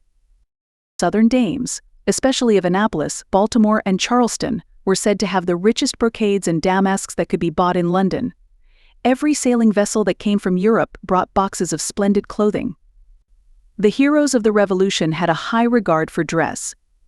The patriot, John Hancock, was seen at noonday wearing a scarlet velvet cap, a blue damask gown lined with velvet, white satin embroidered waistcoat, black satin small clothes, white silk stockings, and red Morocco slippers. George Washington was most precise in his orders for his clothing and wore the richest silk and velvet suits. A true description of a Boston printer just after the Revolution shows his style of dress. He wore a pea-green coat, white vest, nankeen small clothes, white silk stockings, and pumps fastened with silver buckles which covered at least half the foot from instep to toe. His small clothes were tied at the knees with ribbon of the same color in double bows, the ends reaching down to the ankles. His hair in front was well loaded with pomatum, frizzled or craped and powdered. Behind, his natural hair was augmented by the addition of a large queue called vulgarly a false tail, which, enrolled in some yards of black ribbon, hung halfway down his back. Many letters still exist written by prominent citizens of colonial times ordering clothing, chiefly from Europe. Rich laces, silk materials, velvet, and fine cloth of light and gay colors abound. Frequently they ordered nightgowns of silk and damask. These nightgowns were not a garment worn at night, but a sort of dressing gown. Harvard students were in 1754 forbidden to wear them. Under the name of banyan they became very fashionable, and men had their portraits painted in them, for instance the portrait of Nicholas Boylston, now in Harvard Memorial Hall. With the increase of trade with China, many Chinese and East Indian goods became fashionable, with hundreds of different names. A few were of silk or linen, but far more of cotton. Among them nankeens were the most imported, and even for winter wear. Both men and women wore for many years great cloaks or capes, known by various names, such as roquelaures, capuchins, pelisses, etc. Women's shoes were of very thin materials, and paper soled. They wore to protect these frail shoes, when walking on the ill-paved streets, various forms of overshoes, known as galoches, clogs, pattens, etc. When riding, women in the colonies wore, as did Queen Elizabeth, a safeguard, a long over petticoat to protect the gown from mud and rain. This was sometimes called a foot mantle, also a weather skirt. A traveler tells of seeing a row of horses tied to a fence outside a Quaker meeting. Some carried side saddles, some men's saddles and pillions. On the fence hung the muddy safeguards the Quaker dames had worn outside their drab petticoats. Men wore sherry valleys or spattered dashes to protect their gay breeches. There was one fashion which lasted for a century and a half, which was so untidy, so uncomfortable, so costly, and so ridiculous that we can only wonder that it was endured for a single season. I mean the fashion of wig wearing by men. The first colonists wore their own natural hair. The Cavaliers had long and perfumed love locks, and though the Puritans had been called Roundheads, their hair waved, also, over the band or collar, and often hung over the shoulder. The Quakers, also, wore long locks, as the lovely portrait of William, Pennsylvania shows. But by 1675 wigs had become common enough to be denounced by the Massachusetts government, and to be preached against by many ministers, while other ministers proudly wore them. Wigs were called horrid bushes of vanity, and hundreds of other disparaging names, which seemed to make them more popular. They varied from year to year. Sometimes they swelled out at the sides, or rose in great puffs, or turned under in heavy rolls, or hung in braids and curls and pigtails. They were made of human hair, of horsehair, goat's hair, calves and cows' tails, of thread, silk, and mohair. They had scores of silly and meaningless names, such as grave full-bottom giddy feather-top long-tail foxtail drop wig, etc. They were bound and braided with pink, green, red, and purple ribbons, sometimes all these colors on one wig. They were very heavy, and very hot, and very expensive, often costing what would be equal to $100 today. The care of them was a great item, often £10 a year for a single wig, and some gentlemen owned 8 or 10 wigs. The little children wore them. I have seen the bill for a wig for William Freeman, dated 1754. He was a child 7 years old. His father paid £9 for it, and the same for wigs for his other boys of 9 and 10.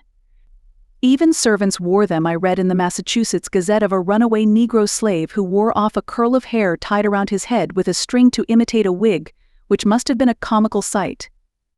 After wigs had become unfashionable, the natural hair was powdered, and was tied in a queue in the back. This was an untidy, troublesome fashion, which ruined the clothes, for the hair was soaked with oil or pomatum to make the powder stick. Comparatively little jewelry was worn. A few men had gold or silver sleeve buttons, a few women had bracelets or lockets, nearly all of any social standing had rings, which were chiefly mourning rings. As these gloomy ornaments were given to all the chief mourners at funerals, it can be seen that a man of large family connections, or of prominent social standing, might acquire a great many of them. The minister and doctor usually had a ring at every funeral they attended. It is told of an old Salem doctor, who died in 1758, that he had a tankard full of mourning rings which he had secured at funerals. Men sometimes wore thumb rings, which seems no queerer than the fact that they carried muffs. Old Doctor, Prince of Boston, carried an enormous bearskin muff. Gloves also were gifts at funerals, sometimes in large numbers. At the funeral of the wife of Governor Belcher in 1738, over 1,000 pairs were given away. Reverend Andrew Elliott, who was pastor of the North Church in Boston, had 2,900 pair of gloves given him in 32 years. Many of these he sold. In all the colonies, whether settled by Dutch, English, French, German, or Swedes, gloves were universally given at funerals. The early watches were clumsy affairs, often globose in shape, with a detached outer case. To show how few of the first colonists owned either watches or clocks, we have the contemporary evidence of Roger Williams, when he rode 30 miles down the bay and disputed with the Foxians at Newport in 1672, it was agreed that each party should be heard in turn for a quarter of an hour. But no clock was available in Newport, and among the whole population that flocked to the debate, There was not a single watch. Williams says, unless we had clocks and watches and quarter glasses, as in some ships it was impossible to be exactly punctual, so they guessed at the time. Sundials were often set in the street in front of houses, and noon marks on the threshold of the front door or window sill helped to show the hour of the day. Chapter 13: Jackknife Industries. Chepa Rose was one of those old-time chapmen known throughout New England as trunk peddlers. Bearing on his back by means of a harness of stout hempen webbing 2 oblong trunks of thin metal, probably tin, for 48 years he had appeared at every considerable farmhouse throughout Narragansett and eastern Connecticut, at intervals as regular as the action and appearance of the sun, moon, and tides, and everywhere was he greeted with an eager welcome. Chepa was, as he said, half Injun, half French, and half Yankee. From his Indian half, he had his love of tramping, which made him choose the wandering trade of trunk peddler. His French half made him a good trader and talker, while his Yankee half endowed him with a universal Yankee trait, a handiness, which showed in scores of gifts and accomplishments and knacks that made him as warmly greeted everywhere as were his attractive trunks. He was a famous medicine brewer. From the roots and herbs and barks that he gathered as he tramped along the country roads, he manufactured a cough medicine that was twice as effective and twice as bitter as Old Doctor. Greens he made famous plasters, of 2 kinds, plasters to stick and plasters to crawl, the latter to follow the course of the disease or pain. He concocted wonderful ink. He showed Jenny Green how to bleach her new straw bonnet. With sulfur fumes he mended umbrellas, harnesses, and tinware. He made glorious teetotums which the children looked for as eagerly and unfailingly as they did for his tops and marbles, his ribbons and Gibraltars. One day he came through the woods to John Helm's house carrying in his hand a stout birchen staff or small tree trunk, which he laid down on the flat millstone embedded in the grass at the back door, while he displayed and sold his wares and had his dinner. He then went out to the dooryard with little Johnny Helmy, sat down on the millstone, lighted his pipe, opened his jackknife, and discoursed thus. "Johnny, I'm going to tell you how to make an Injun broom. Fust, you must find a big birch tree. There ain't so many big ones now of any kind as there used to be when we made canoes and plates and cradles, and waterspouts and troughs, and furniture out of the bark. But you must get a yellow birch tree as straight as H and exactly 5 inch across. Now, how kin ye tell how fur it is across a tree afore ye cut it off? I kin tell by the light of my eye, but that's Injun larnin'. Lemon tell you by book larnin'. Measure it round, and make the string in 3 parts, and 1 part'll be what it is across. If it's 9 inch round, it'll be 3 inch across, and so on. Now, don't you forget that, Wall. You must get a straight birch tree 5 inch across where you cut it off, just like this one. Then, make the stick 6 foot long. Then 1 foot and 2 inch from the big end, cut a ring round the bark wall, say 2 inch wide, just like this. Then you take off all the bark below that ring. Then you begin a slivering with a sharp jackknife, little teeny flat slivers way up to the bark ring. When it's all slivered up thin and flat, there'll be a little hard core left inside at the top, and you must cut it out careful. Then you take off the bark above the ring and begin slivering down. Leave a stick just big enough for a handle. Then tie this last lot of slivers down tight over the others with a hard twisted tow string, and trim 'em off even. Then whittle off and scrape off a good smooth handle with a hole in the top to put a loop of cowhide in, to hang it up by orderly. Yes, Johnny, I've got just enough Injun in me to make a good broom, not enough to be ashamed of, and not enough to be proud of. But you mustn't forget this: a moccasin's the best cover a man ever had on his feet in the woods, the easiest to get stuff for, the easiest to make, the easiest to wear. And a birch bark canoe's the best boat a man can have on the river. It's the easiest to get stuff for, easiest to carry, the fastest to paddle. And a snowshoe's the best help a man can have in the winter. It's the easiest to get stuff for, the easiest to walk on, the easiest to carry. And just so a birch broom is the best broom a man, or at any rate a woman, can have 4 best things, and all of 'em is Injun. Now you just slip in and take that broom to Phyllis.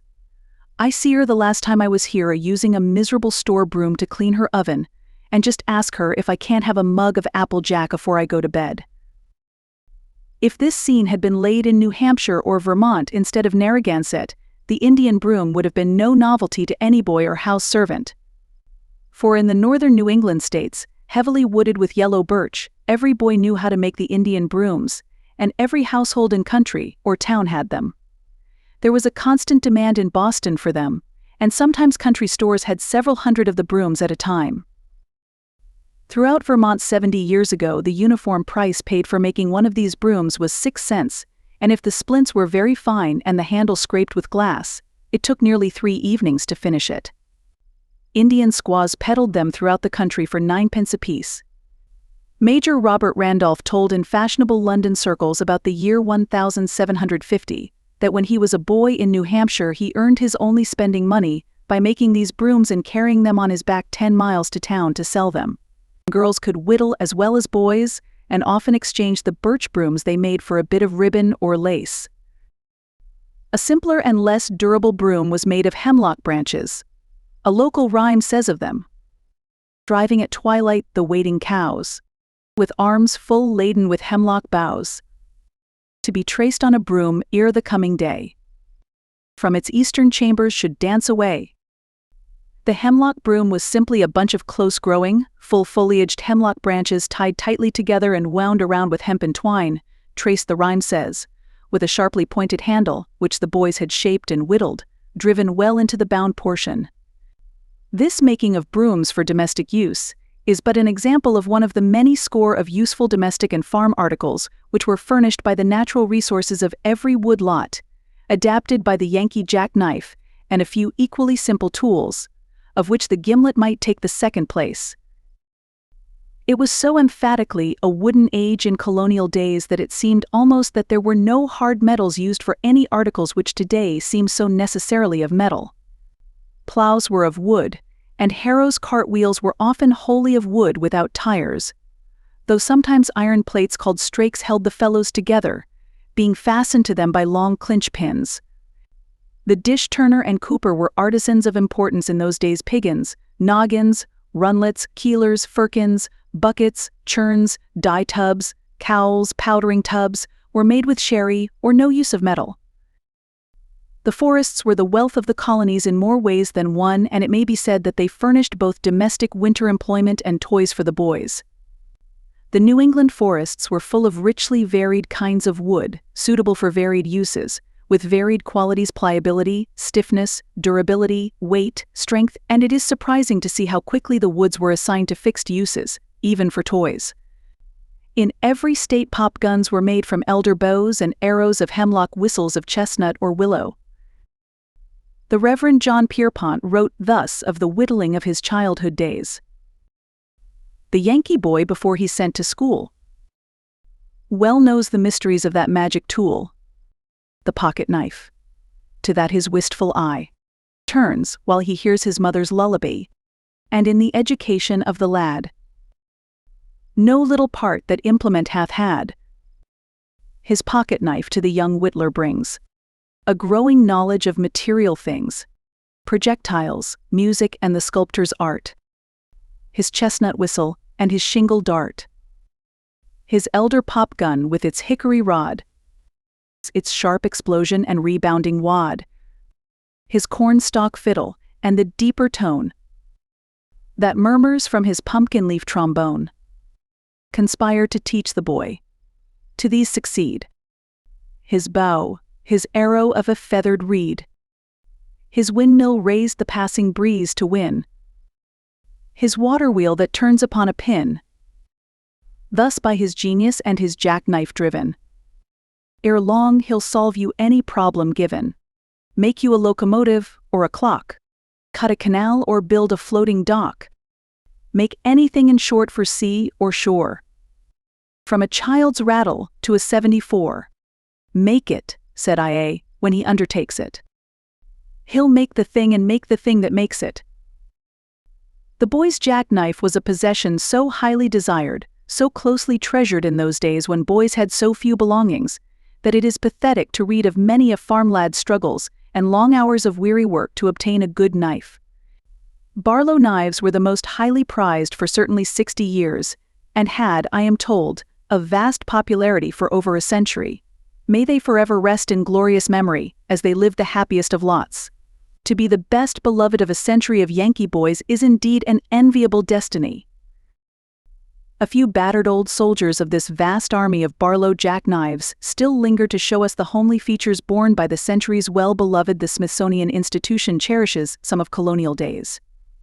And from Deerfield Memorial Hall are shown 3 Barlow knives whose picture should appear to every American something more than the presentment of dull bits of wood and rusted metal. These Yankee jackknives were, said Daniel Webster, the direct forerunners of the cotton gin and thousands of noble American inventions. The New England boy's whittling was his alphabet of mechanics. In this connection, let us note the skillful and utilitarian adaptation not only of natural materials for domestic and farm use, but also natural forms. The farmer and his wife both turned to nature for implements and utensils, or for parts adapted to shape readily into the implements and utensils of everyday life. When we read of the first Boston settlers that the dainty Indian maize was eat with clam shells out of wooden trays, we learn of a primitive spoon, a clam shell set in a split stick, which has been used till this century. Large flat clam shells were used and highly esteemed by housewives, as skimming shells in the dairy, to skim cream from the milk. Gourd shells made capital bowls, skimmers, dippers and bottles, pumpkin shells, good seed and grain holders. Turkey wings made an ever-ready hearth brush. In the forests were many crooked sticks that were more useful than any straight ones could be. When the mower wanted a new snaith or sneed, as he called it, for his scythe, he found in the woods a deformed sapling that had grown under a log or twisted around a rock in a double bend, which made it the exact shape desired. He then whittled it, dressed it with a draw shave, fastened the nebs with a neb wedge, hung it with an iron ring, and was ready for the mowing field.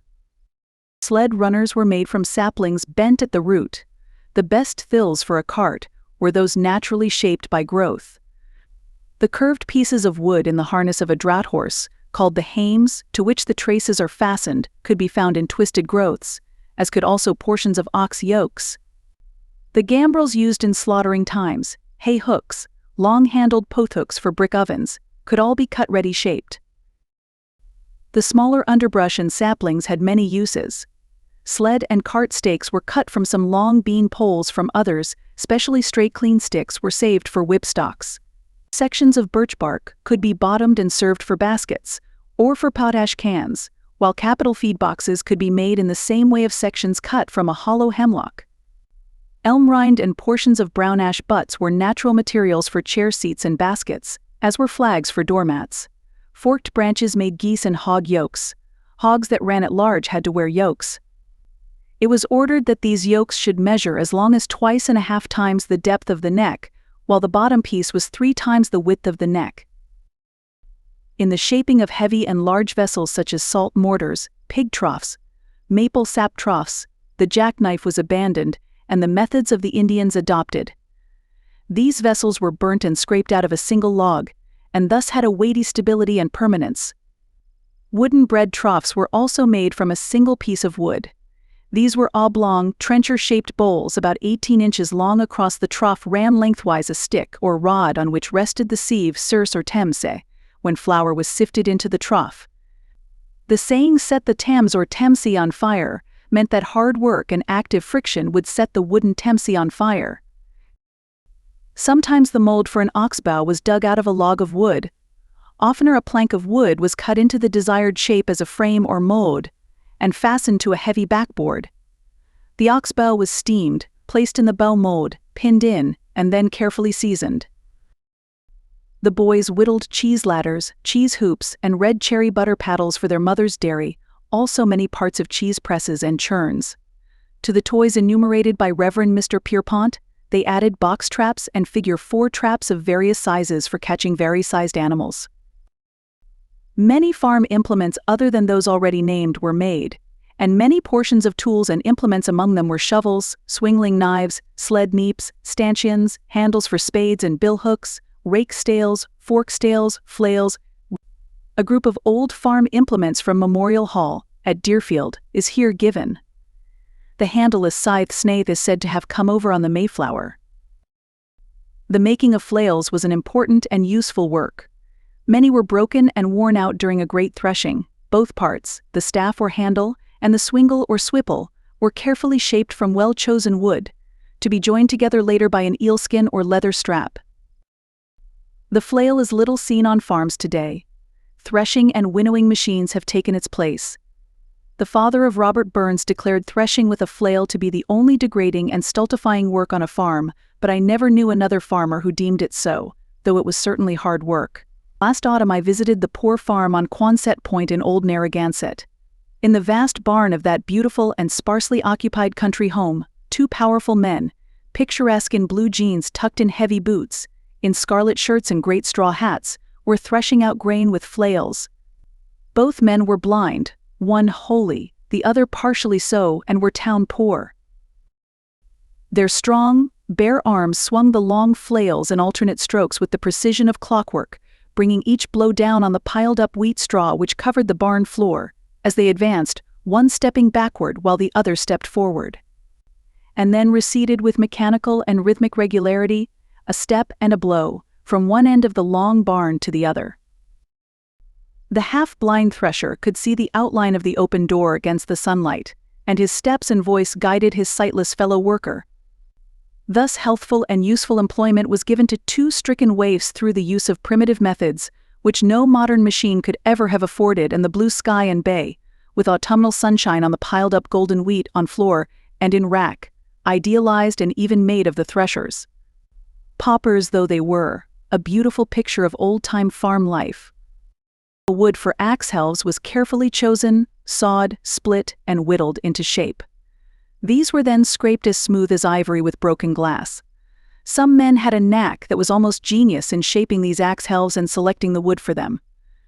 In a country where the broad axe was so important an implement used every day, by every farmer, where lumbermen and loggers and shipwrights swung the axe the entire day for many months, men were ready to pay double price for a well-made helve, so shaped as to let the heavy blow jar as little as possible the hand holding the helve. One Maine farmer boasted that he had made and sold 500 axe helves and received a good price for them all, that some had gone 500 miles out west, others 100 miles up country, and of no one of them which he had set had it ever been said, as of the axe in Deuteronomy, "When a man goeth into the wood to hew wood, and his hand fetcheth a stroke with the axe to cut down a tree, then the head slippeth from the helve." A little money might be earned by cutting heel pegs for shoemakers. These were made of a maple trunk, sawed across the grain, making the circular board thin enough a half-inch or so for the correct length of the pegs. The end was then marked in parallel lines, then grooved across at right angles, then split as marked into pegs with knife and mallet. A story is told of a farmer named Meigs, who on the winter ride to market in company with a score or more of his neighbors, stole out at night from the tavern fireside, where all were gathered, to the barn where the horses were put up. There he took an oat bag out of a neighbor's sleigh, and poured out a good feed for his own horse. In the morning it was found that his horse had not relished the shoe pegs that had been put in his manger, and their telltale presence plainly pointed out the thief. These shoe pegs were a venture of two farmer boys which their father was taking to town to sell for them, and in indignation the boys thrust on the thief the name of shoe pegs Meigs, which he carried to the end of his life. When the boys had learned to use a few other tools besides their jack-knives, as they quickly did, they could get sawed staves from the sawmills, and make up shooks of staves bound with hoops of red oak, for molasses hogsheads. These would be shipped to the West Indies, and form an important link in the profitable rum and slave round of traffic that bound Africa, New England, and the West Indies so closely together in those days. A constant occupation for men and boys was making rived or shaved shingles. They were split with a beetle and wedge. A smart workman could by sharp work make 1,000 a day. There may still be occasionally found in what were well-wooded pine regions, in shed or barn lofts, or in old wood houses, a stout oaken frame or rack such as was at one time found in nearly every house. It was known as a bundling mold or shingling mold. At the bottom of this strong frame were laid straight sticks and twisted withes, which extended up the sides. Upon these were evenly packed the shingles, 250 in number, known as a quarter. The withes or binders were twisted strongly around when the number was full. The mold held them firmly in place while being tied. These were sealed by law and shipped. colors of staves were regularly appointed town officers. The dimensions of the shingles were given by law, and Rule 15 inches was the length for one period of time, and the bundling mold conformed to it. Daniel Leake of Salisbury, New Hampshire, made during his lifetime and was paid for 1 million shingles. During the years he was accomplishing this colossal work, he cleared 300 acres of land, tapped for 20 years at least 600 maple trees, making sometimes 4,000 pounds of sugar a year. He could mow 6 acres a day, giving 9 tons of hay. His strong, long arms cut a swath 12 feet wide. In his spare time he worked as a cooper, and he was a famous drum maker. Truly there were giants in those days. I love to read of such vigorous, powerful lives. They seem to be of a race entirely different from our own. Still, among our New England forebears, I doubt not many of us had some such giants who conquered for us the earth and forests. One mark the shingling industry left on the household. In the sawing of blocks there would always be some too knotty or gnarled to split into shingles. These were what were known in the vernacular as unmarchantable shingle bolts. They formed in many a pioneer's home, and in many a pioneer schoolhouse, good solid seats for children and even grown people to sit on. And even in pioneer meeting houses these blocks could sometimes be seen. Other fittings for the house were whittled out. Long, heavy wooden hinges were cut from horn beam for cupboard and closet doors. Even shed doors were hung on wooden hinges, as were house doors in the earliest colonial days. Door latches were made of wood, also oblong buttons to fasten chamber and cupboard doors. New England housekeepers prized the smooth, close-grained bowls which the Indians made from the veined and mottled knots of maple wood. They were valued at what seems high prices for wooden utensils, and were often named and bequeathed in wills. Maple wood has been used and esteemed by many nations for cups and bowls. The Old English and German vessel known as a mazer was made of maple wood, often bound and tipped with silver. Spenser speaks in his Shepherd's Calendar of a mazer wrought of the maple wood. A well-known specimen in England bears the legend in Gothic text, "In the name of the Trinity, fill the cup and drink ye to me." Sometimes a specially skillful Yankee would rival the Indians in shaping and whittling out these bowls. I have seen 2 really beautiful ones carved with double initials, and one with a scriptural reference, said to be the work of a lover for his bride. Another token of affection and skill from the whittler were carved busks, which were the broad and strong strips of wood placed in corsets or stays to help to form and preserve the long-waisted, stiff figure then fashionable.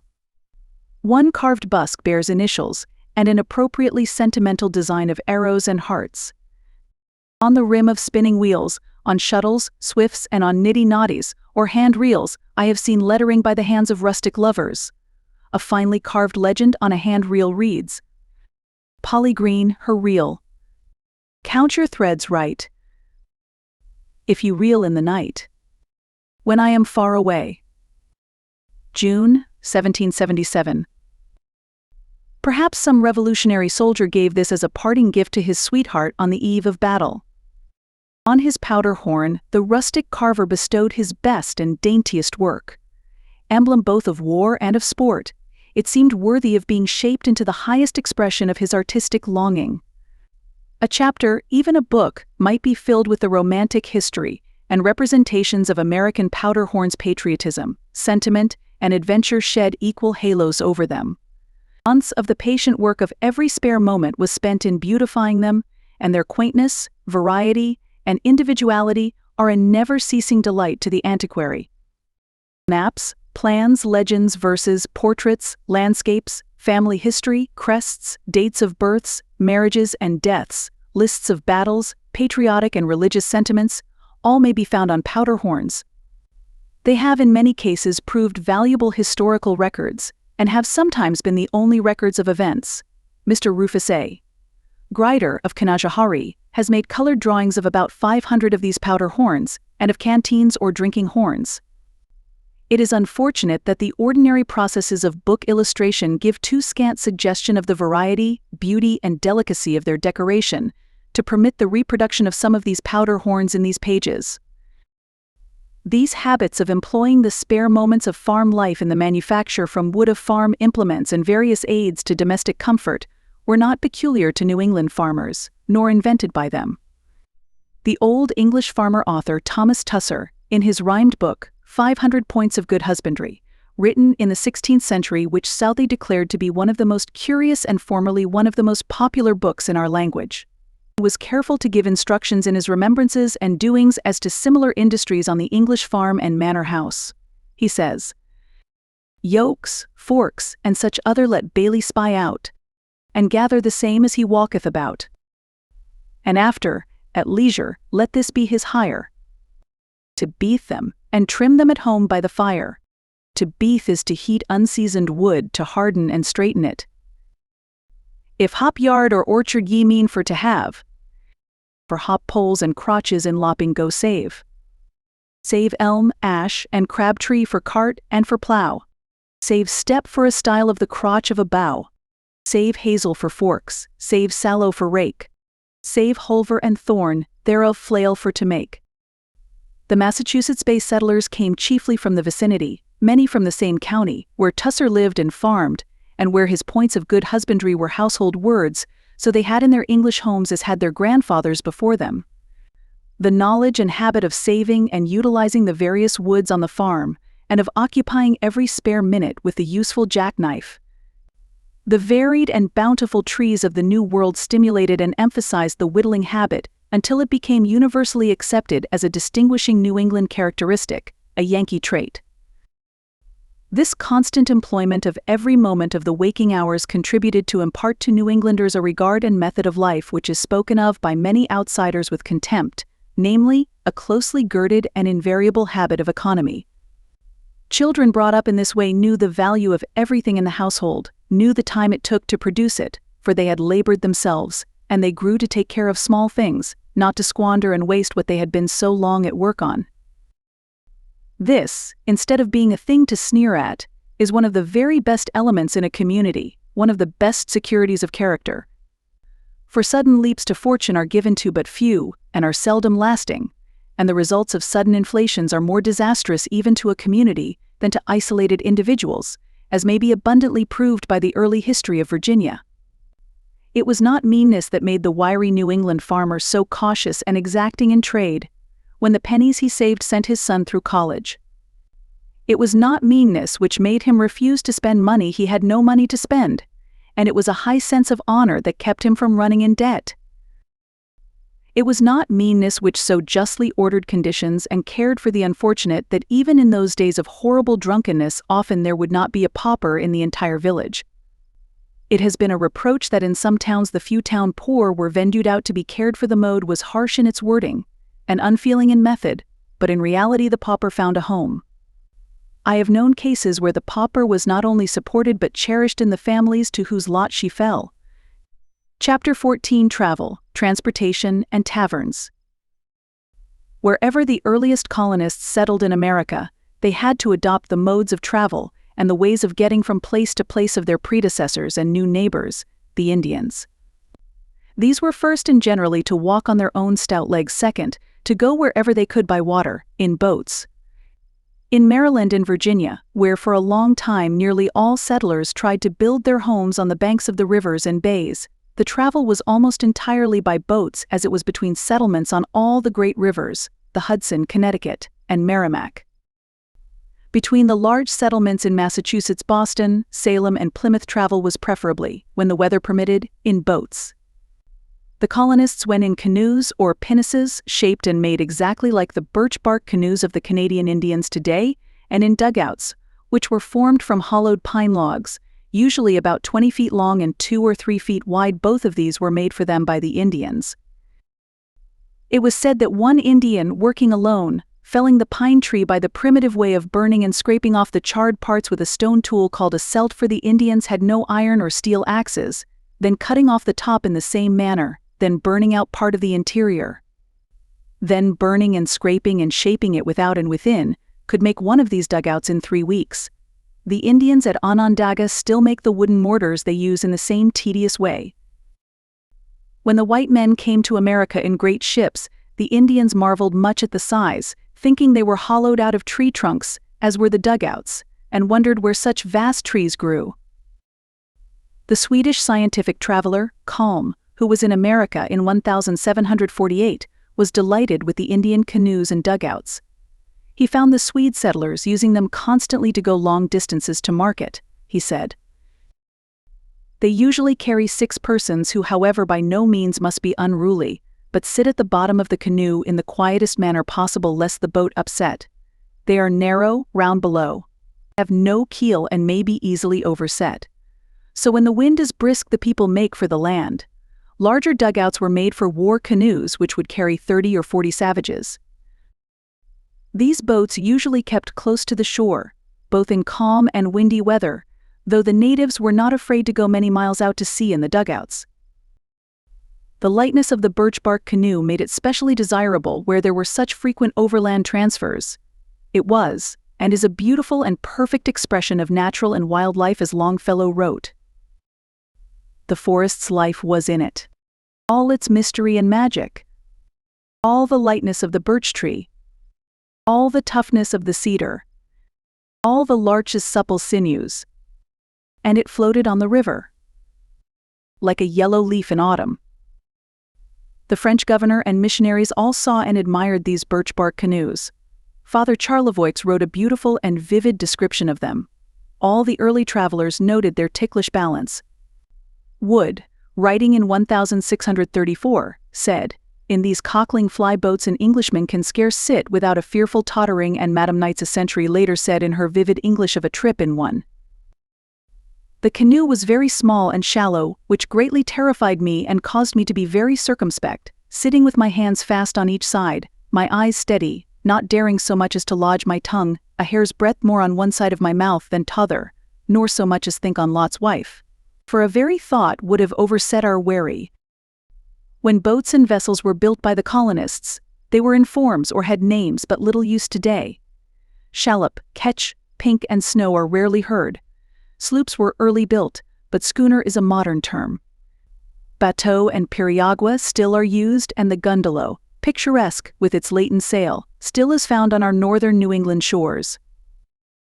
The Indians had narrow footpaths in many places through the woods. On them foot travel was possible, though many estuaries and rivers intersected the coast, for the narrow streams could be crossed on natural fordways, or on rude bridges of fallen trees, which the English government ordered to be put in place.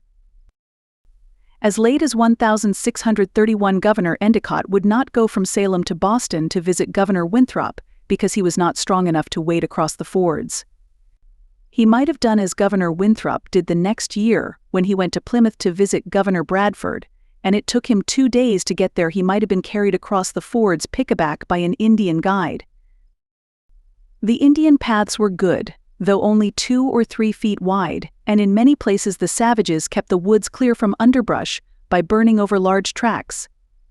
When King Philip's War took place, all the land around the Indian settlements in Narragansett and eastern Massachusetts was so free of brush that horsemen could ride everywhere freely through the woods. Some of the old paths are famous in our history. The most so was the Bay Path, which ran from Cambridge through Marlborough, Worcester, Oxford, Brookfield, and on to Springfield and the Connecticut River. Holland's beautiful story, called by the name of the path, gives its history, its sentiment, and much that happened on it in olden times. When new paths were cut through the forests, the settlers blazed the trees. That is, they chopped a piece of the bark off tree after tree standing on the side of the way. Thus the blazes stood out clear and white in the dark shadows of the forests, like welcome guideposts showing the traveler his way. In Maryland, roads turning off to a church were marked by slips or blazes cut near the ground. In Maryland and Virginia, what were known as, and indeed are still called, rolling roads were cut through the forest. They were narrow roads adown which hogsheads of tobacco, fitted with axles, could be drawn or rolled from inland plantations to the river or bayside. Sometimes the hogsheads were simply rolled by human propulsion, not dragged on these roads. The broader rivers soon had canoe ferries. The first regular Massachusetts ferry from Charlestown to Boston was in 1639. It carried passengers for 3d apiece. From Chelsea to Boston was 4d. In 1636, the Cambridge ferryman charged but half a penny, as so many wished to attend the Thursday lecture in the Boston churches. We learn from the Massachusetts laws that often a rider had to let his horse cross by swimming over. Being guided from the ferry boat, he then paid no ferriage for the horse. After wheeled vehicles were used, these ferries were not large enough to carry them properly. Often the carriage had to be taken apart or towed over, while the horse had his forefeet in one canoe ferry and his hind feet in another, the two canoes being lashed together. The rope ferry lingered till our own day and was ever a picturesque sight on the river. As soon as roads were built, there were, of course, bridges and cartways, but these were only between the closely neighboring towns. Usually the bridges were merely horse bridges with a railing on but one side. After the period of walking and canoe riding had had its day, nearly all land travel for a century was on horseback, just as it was in England at that date. In 1672, there were only 6 stagecoaches in the whole of Great Britain, and a man wrote a pamphlet protesting that they encouraged too much travel.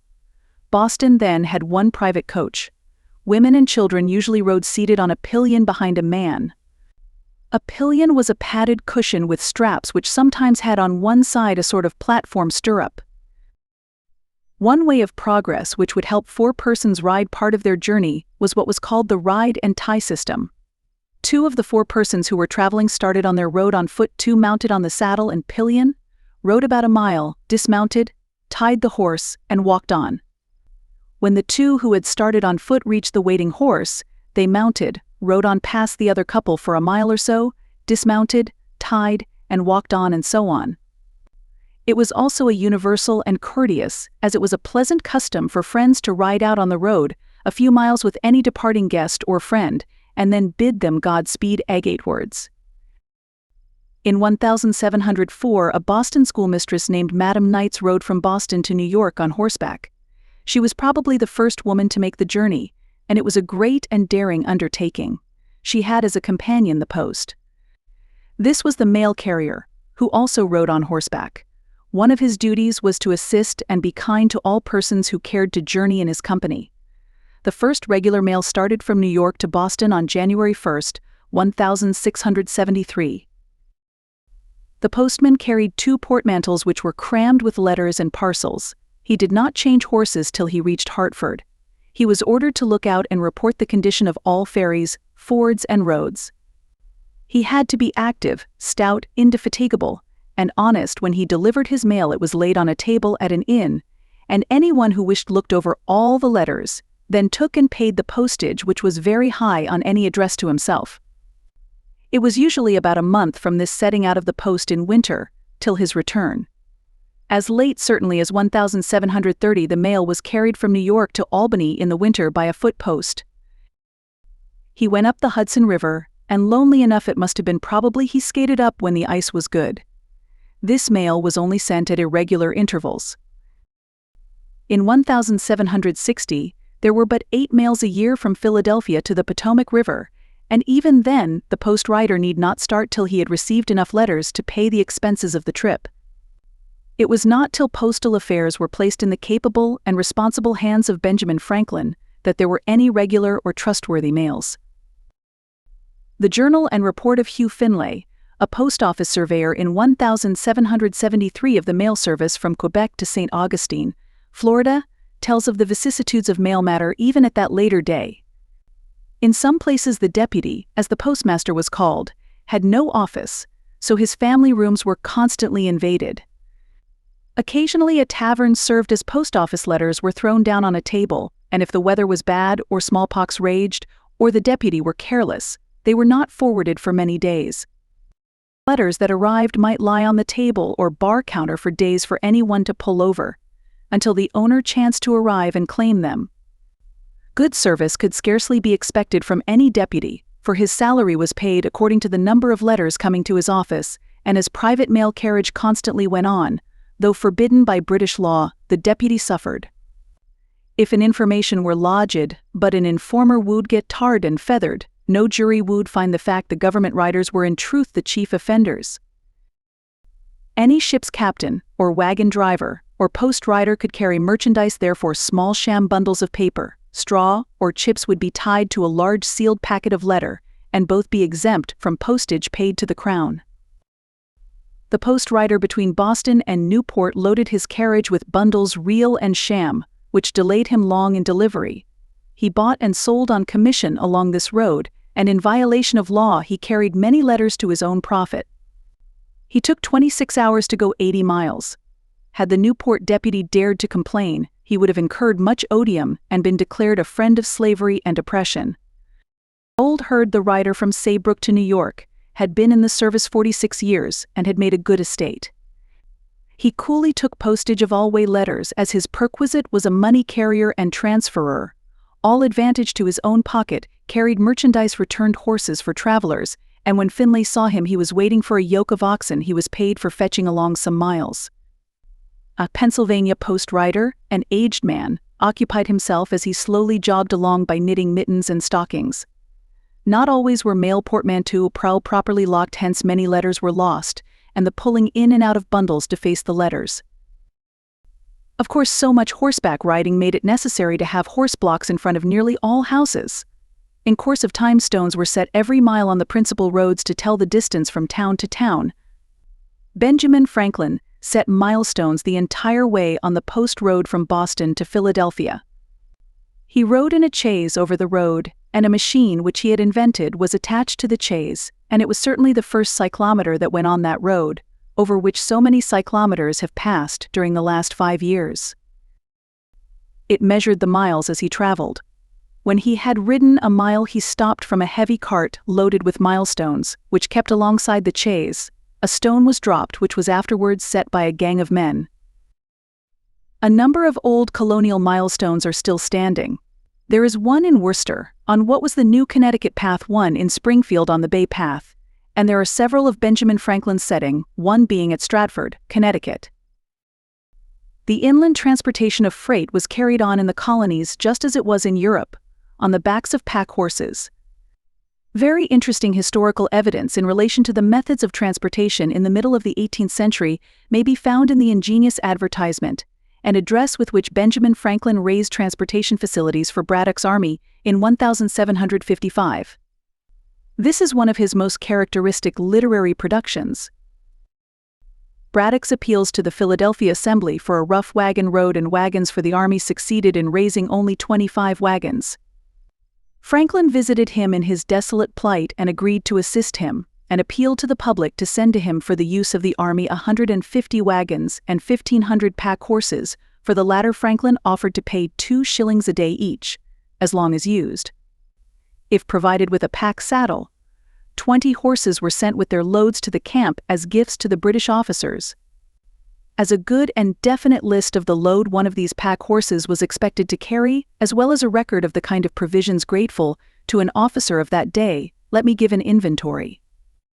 6 pounds loaf sugar, 6 pounds muscovado sugar, 1 pound green tea, 1 pound bohea tea, 6 pounds ground coffee, 6 pounds chocolate, 1/2 chest best white biscuit, 1/2 pound pepper, 1 quart white vinegar, 2 dozen bottles old Madeira wine, 2 gallons Jamaica spirits, 1 bottle flour of mustard, 2 well-cured hams, 1/2 dozen cured tongues, 6 pounds rice, 6 pounds raisins, 1 Gloucester cheese, 1 keg containing 20 lbs, best butter.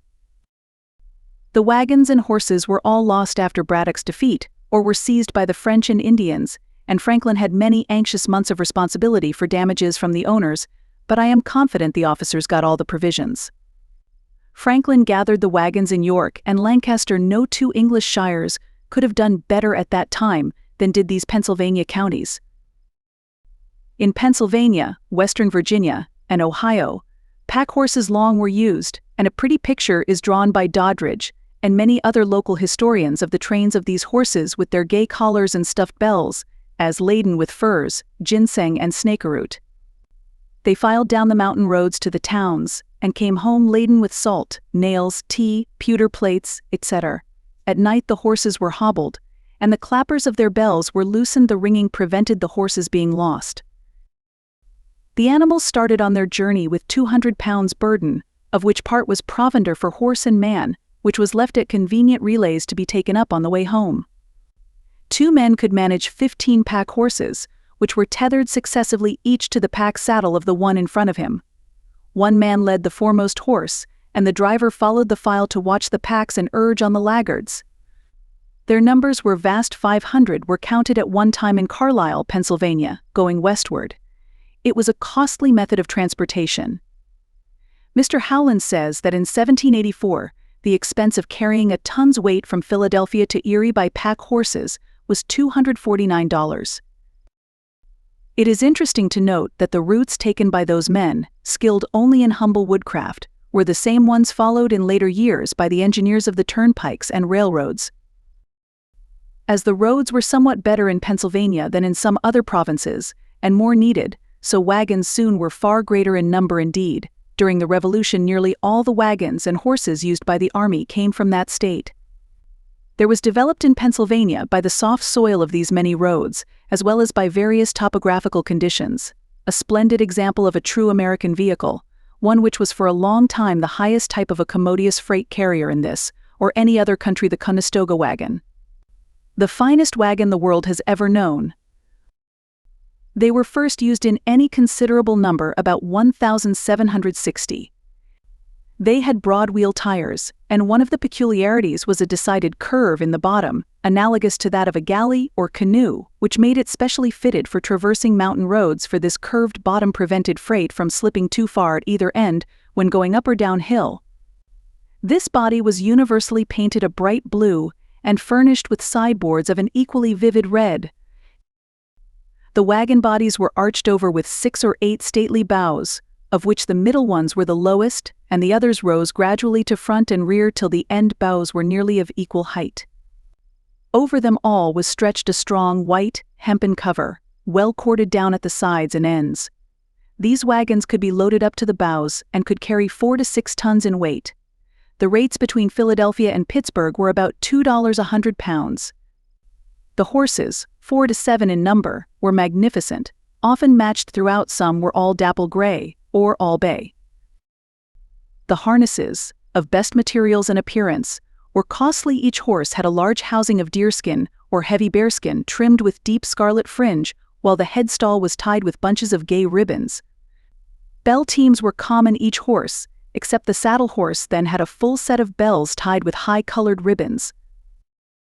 The horses were highly fed, and when the driver, seated on the saddle horse, drew rein on the prancing leader and flourished his fine bull-hide London whip, making the silk snap and tingle round the leader's ears. Every horse started off with the ponderous load with a grace and ease that was beautiful to see. The wagons were first used in the Conestoga Valley, and most extensively used there, and the sleek, powerful draught horses, known as the Conestoga breed, were attached to them, hence their name. These teams were objects of pride to their owners, objects of admiration and attention wherever they appeared, and are objects of historical interest and satisfaction today. Often a prosperous teamster would own several Conestoga wagons, and driving the leading and handsomest team himself would start off his proud procession. From 20 to 100 would follow in close row. Large numbers were constantly passing. At one time 10,000 ran from Philadelphia to other towns. Josiah Quincy told of the road at Lancaster being lined with them. The scene on the road between the Cumberland Valley and Greensburg, where there are 5 distinct and noble mountain ranges, Tuscarora, Rays Hill, Allegheny, Laurel Hills, and Chestnut Ridge, when a long train of white-topped Conestoga wagons appeared and wound along the mountainsides, was picturesque and beautiful with a charm unparalleled today. Many a fleet of them, in one long upward winding row. It ever was a noble sight, as from the distant mountain height, or quiet valley far below, their snow-white covers looked like sail. There were 2 classes of Conestoga wagons and wagoners: the regulars, or men who made it their constant and only business, and militia. A local poet thus describes these outfits: militia men drove narrow treads, 4 horses and plain red Dutch beds, and always carried grub and feed. They were farmers or common teamsters who made occasional trips, usually in wintertime, and did some carriage for others, and drove but 4 horses with their wagons. The regulars had broad tires, carried no feed for horses nor food for themselves, but both classes of teamsters carried coarse mattresses and blankets, which they spread side by side, and row after row, on the bar-room floor of the tavern at which they put up. And their horses, when unharnessed, fed from long troughs hitched to the wagon pole. The wagons that plied between the Delaware and the small city of Pittsburgh were called pit teams. The life of the Conestoga wagon did not end even with the establishment of railroads in the eastern states. Farther and farther west it penetrated, ever chosen by emigrants and travelers to the frontiers, and at last, in its old age, it had an equal career of usefulness as the prairie schooner, in which vast numbers of families safely crossed the prairies of our far west. The white tilts of the wagons thus passed and repassed till our own day. 4-wheeled wagons were but little used in New England till after the War of 1812. 2-wheeled carts and sleds carried inland freight, which was chiefly transported over the snow in the winter.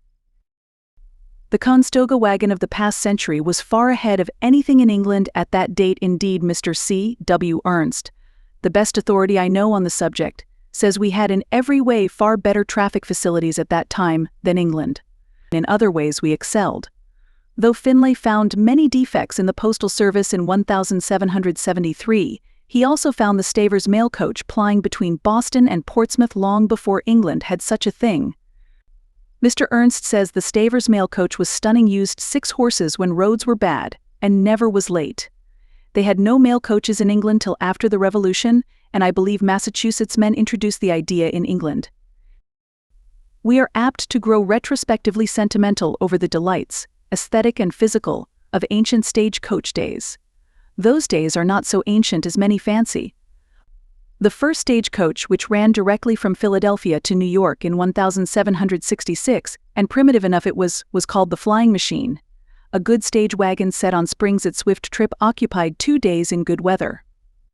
It was but a year later than the original stagecoach between Edinburgh and Glasgow. At that time, in favorable weather, the coach between London and Edinburgh made the trip in 13 days. The London mail coach in its palmiest days could make this trip in 43 hours and a half. As early as 1718, Jonathan Wardwell advertised that he would run a stage to Rhode Island. In 1767, a stagecoach was run during the summer months between Boston and Providence. In 1770, a stage chaise started between Salem and Boston, and a post chaise between Boston and Portsmouth the following year. As early as 1732, some common carrier lines had wagons which would carry a few passengers. Let us hear the testimony of some travelers as to the glorious pleasure of stagecoach traveling. Describing a trip between Boston and New York towards the end of the last century, President Quincy of Harvard College said, "The carriages were old and the shackling and much of the harness made of ropes. 1 pair of horses carried us 18 miles. We generally reached our resting place for the night, if no accident intervened, at 10 o'clock, and after a frugal supper went to bed, with a notice that we should be called at 3 next morning, which generally proved to be 2:30, and then, whether it snowed or rained, the traveler must rise and make ready, by the help of a horn lantern and a farthing candle, and proceed on his way over bad roads, sometimes getting out to help the coachman lift the coach out of a quagmire or rut, and arrived in New York after a week's hard traveling, wondering at the ease as well as the expedition with which our journey was effected." The Columbia Sentinel of April 24, 1793, advertised a new line of small, genteel, and easy stage carriages from Boston to New York with 4 inside passengers and smart horses. Many of the announcements of the day have pictures of the coaches. They usually resemble market wagons with round, canvas-covered tops, and the driver is seated outside the body of the wagon with his feet on the footboard. Trunks were small, covered with deerskin or pigskin, studded with brass nails, and each traveler took his trunk under his seat and feet. The poet Moore gives in rhyme his testimony of Virginia roads in 1800. "Dear George, though every bone is aching after the shaking, I've had this week over ruts and ridges and bridges made of a few uneasy planks, in open ranks, over rivers of mud whose names alone would make knock the knees of stoutest man. The traveler Weld, in 1795, gave testimony that the bridges were so poor that the driver had always to stop and arrange the loose planks or he dared cross, and he adds, "The driver frequently had to call to the passengers in the stage to lean out of the carriage first on one side then on the other, to prevent it from oversetting in the deep roads with which the road abounds. Now, gentlemen, to the right," on which the passengers all stretched their bodies halfway out of the carriage to balance on that side. "Now, gentlemen, to the left," and so on. The coach in which this pleasure trip was taken is shown in the illustration entitled American Stage Wagon. It is copied from a first edition of Weld's Travels. Anne Warder, in her journey from Philadelphia to New York in 1759, notes 2 overturned and abandoned stage wagons at Perth Amboy, and many other travelers give similar testimony. In 1796, the trip from Philadelphia to Baltimore took 5 days. The growth in stagecoaches and travel came with the turnpike at the beginning of this century. In transportation and travel, improvement of roadways is ever associated with improvement of vehicles. The first extensive turnpike was the one between Philadelphia and Lancaster, built in 1792. The growth and the cost of these roads may be briefly mentioned by quoting a statement from the annual message of the governor of Pennsylvania in 1838, that Commonwealth then had 2,500 miles of turnpikes which had cost $37 million. Many of these turnpikes were beautiful and splendid roads. For instance, the Mohawk and Hudson Turnpike, which ran in a straight line from Albany to Schenectady, was ornamented and shaded with 2 rows of the quickly growing and fashionable poplar trees and thickly punctuated with taverns. On one turnpike there were 65 taverns in 60 miles. The dashing stagecoach accorded well with this fine thoroughfare. With the splendid turnpikes came the glorious coaching days. In 1827, the Travelers' Register reported 800 stagecoaches arriving, and as many leaving Boston each week. The 40-mile road from Boston to Providence sometimes saw 20 coaches going each way. The editor of the Providence Gazette wrote, "We were rattled from Boston to Providence in 4 hours and 50 minutes. If anyone wants to go faster, he may go to Kentucky and charter a streak of lightning." There were 4 rival lines on the Cumberland Road: the National, Good Intent, Pioneer, and Junebug. Some spirited races the old stage road witnessed between the rival lines. The distance from Wheeling to Cumberland, 132 miles, was regularly accomplished in 24 hours. No heavy luggage was carried, and but 9 passengers, 14 coaches rolled off together. One was a mail coach with a horn. Relays were every 10 miles. Teams were changed before the coach ceased rocking. One driver boasted of changing and harnessing his 4 horses in 4 minutes. Lady travelers were quickly thrust in the open door and their bandboxes after them. Scant time was there for refreshment, save by uncorking of bottles. The keen test and acute rivalry between drivers came in the delivery of the president's message. Dan Gordon carried the message 32 miles in 2 hours and 30 minutes, changing horses 3 times. Bill Noble carried the message from Wheeling to Hagerstown, 185 miles, in 15.5 hours. In 1818, the Eastern Stage Company was chartered in the state of New Hampshire. The route was this: a stage started from Portsmouth at 9 a.m. Passengers dined at Topsfield, thence through Danvers and Salem, back the following day, dining at Newburyport. The capital stock was 425 shares at $100 par. In 1834, the stock was worth $200 a share. The company owned several hundred horses. It was on a coach of this line that Henry Clay rode from Pleasant Street, Salem, to Tremont House, Boston, in exactly an hour, and on the route extended to Portland, Daniel Webster was carried at the rate of 16 English miles an hour from Boston to Portland to sign the Ashburton Treaty. The middle of the century saw the beginning of the end of coaching in all the states that had been colonies. Further west, the old stagecoach had to trundle in order to exist at all Ohio, Indiana, Missouri, across the plains, and then over the Rocky Mountains to Salt Lake. The road from Carson to Plainville gave the crack ride, and the driver wore yellow kid gloves. The coach, known as the Concord wagon, drawn by 6 horses, still makes cheerful the out-of-the-way roads of our western states, and recalls the life of olden times. The story of spirited and gay life still exists in the Wells Fargo Express. The usefulness of the Concorde coach is not limited to the western nor the northern portion of our continent. In South America it flourishes, banishing all rivals. Canal travel and transportation were proposed at the close of provincial days, and a few short canals were built. Benjamin Franklin was early awake to their practicability and value. Among the stock owners of the Dismal Swamp Canal was George Washington, and he was equally interested in the Potomac Canal. The Erie Canal, first proposed to the New York legislature in 1768, was completed in 1825. There was considerable passenger travel on this canal at $1.50 a mile and a half an hour. Horace Greeley has given an excellent picture of this leisurely travel. It was asserted by some that stagecoaches were doomed by the canal boat, but they continued to exist till they encountered a more formidable rival.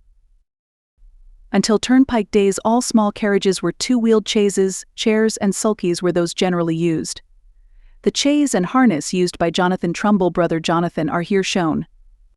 With regard to private conveyances, whether coaches, chaises, or chairs, the colonies kept close step from earliest days with the mother countries. Randolph noted with envy the Boston coaches of the 17th century.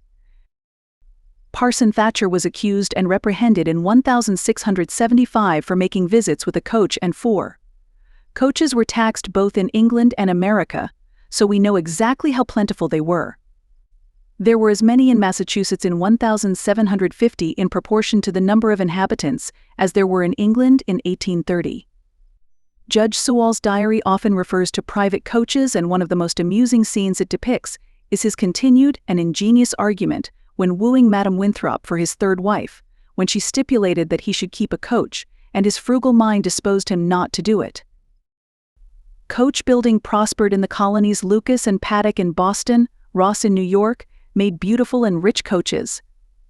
Materials were ample and varied in the New World for carriage building. Horseflesh, not over choice, to be sure, became over plentiful. It was said that no man ever walked in America save a vagabond or a fool.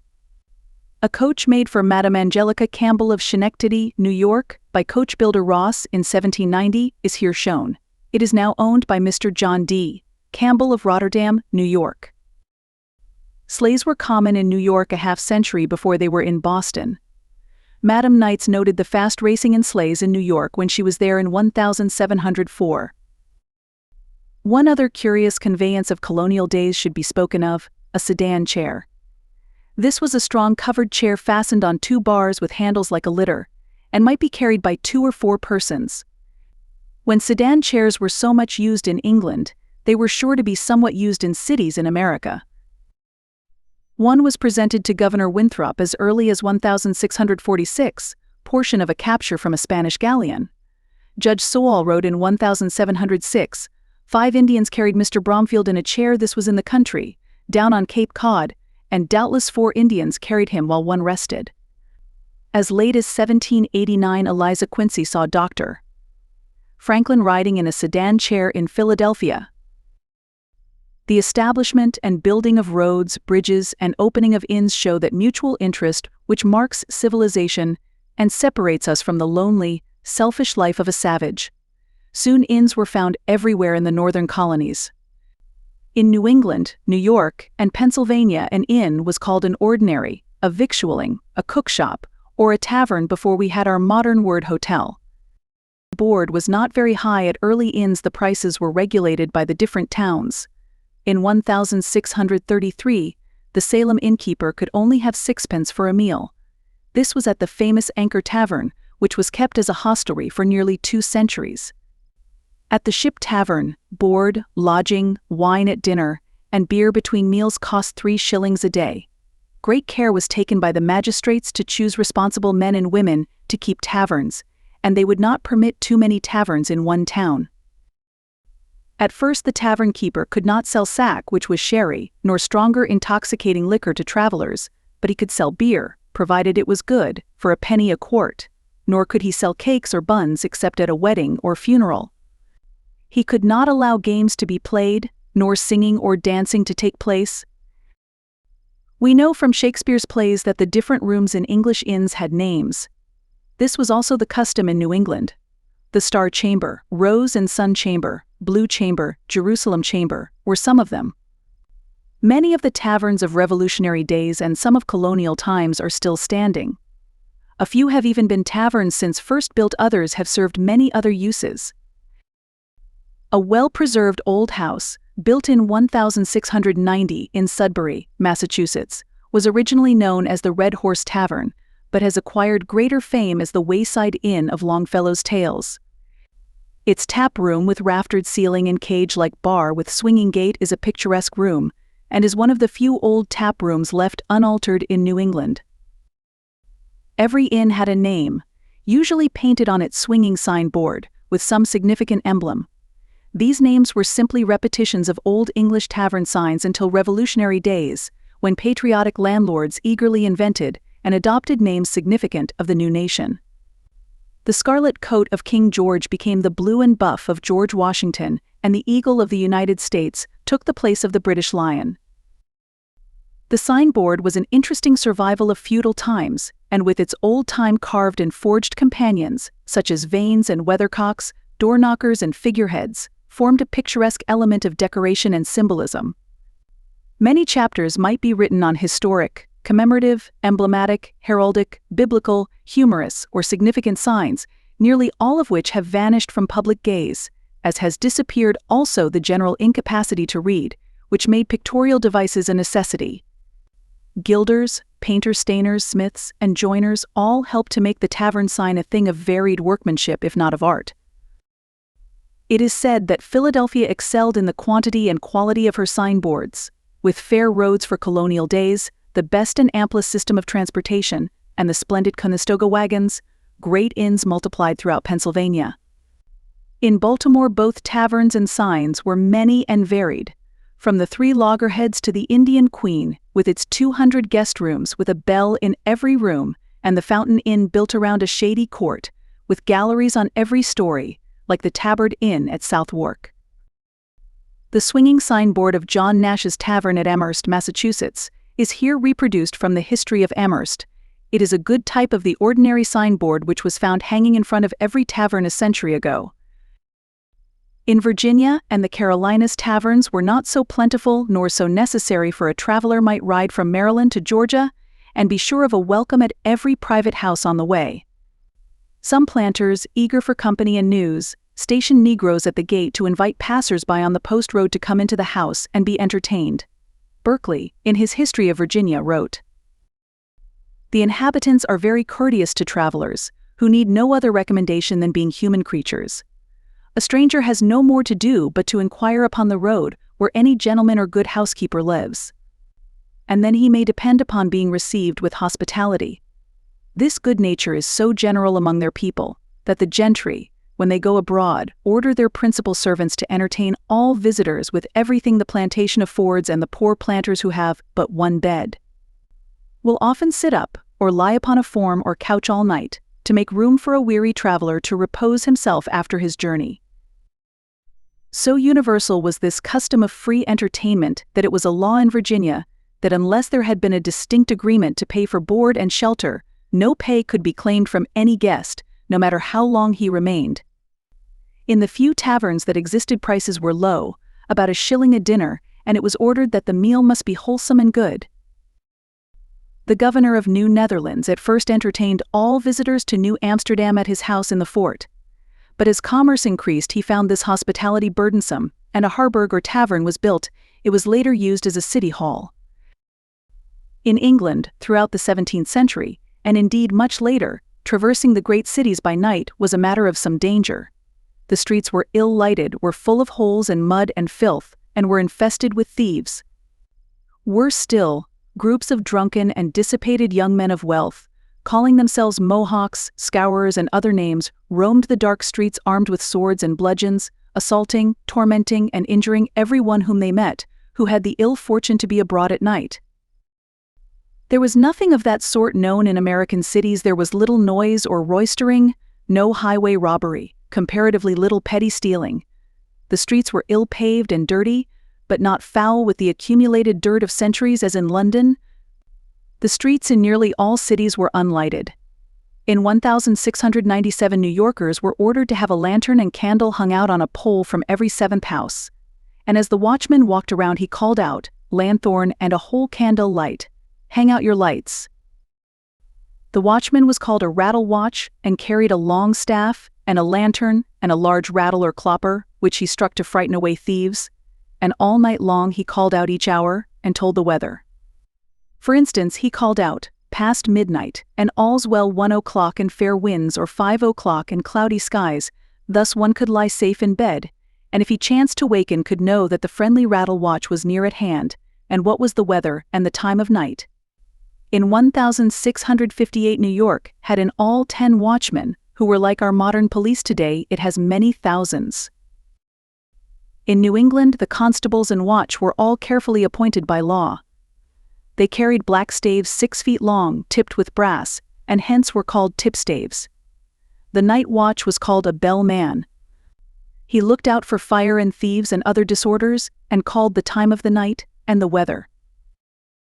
The pay was small, often but a shilling a night, and occasionally a coat of kersey in large towns as Boston and Salem. 13 sober, honest men and householders were the night watch.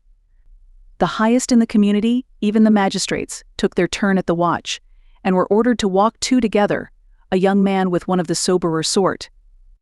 Chapter 15 Sunday in the Colonies. The first building used as a church at the Plymouth colony was the fort, and to it the Pilgrim fathers and mothers and children walked on Sunday reverently and gravely, 3 in a row, the men fully armed with swords and guns, till they built a meeting house in 1648. In other New England settlements, the first services were held in tents, under trees, or under any shelter. The settler who had a roomy house often had also the meeting. The first Boston meeting house had mud walls, a thatched roof, and earthen floor.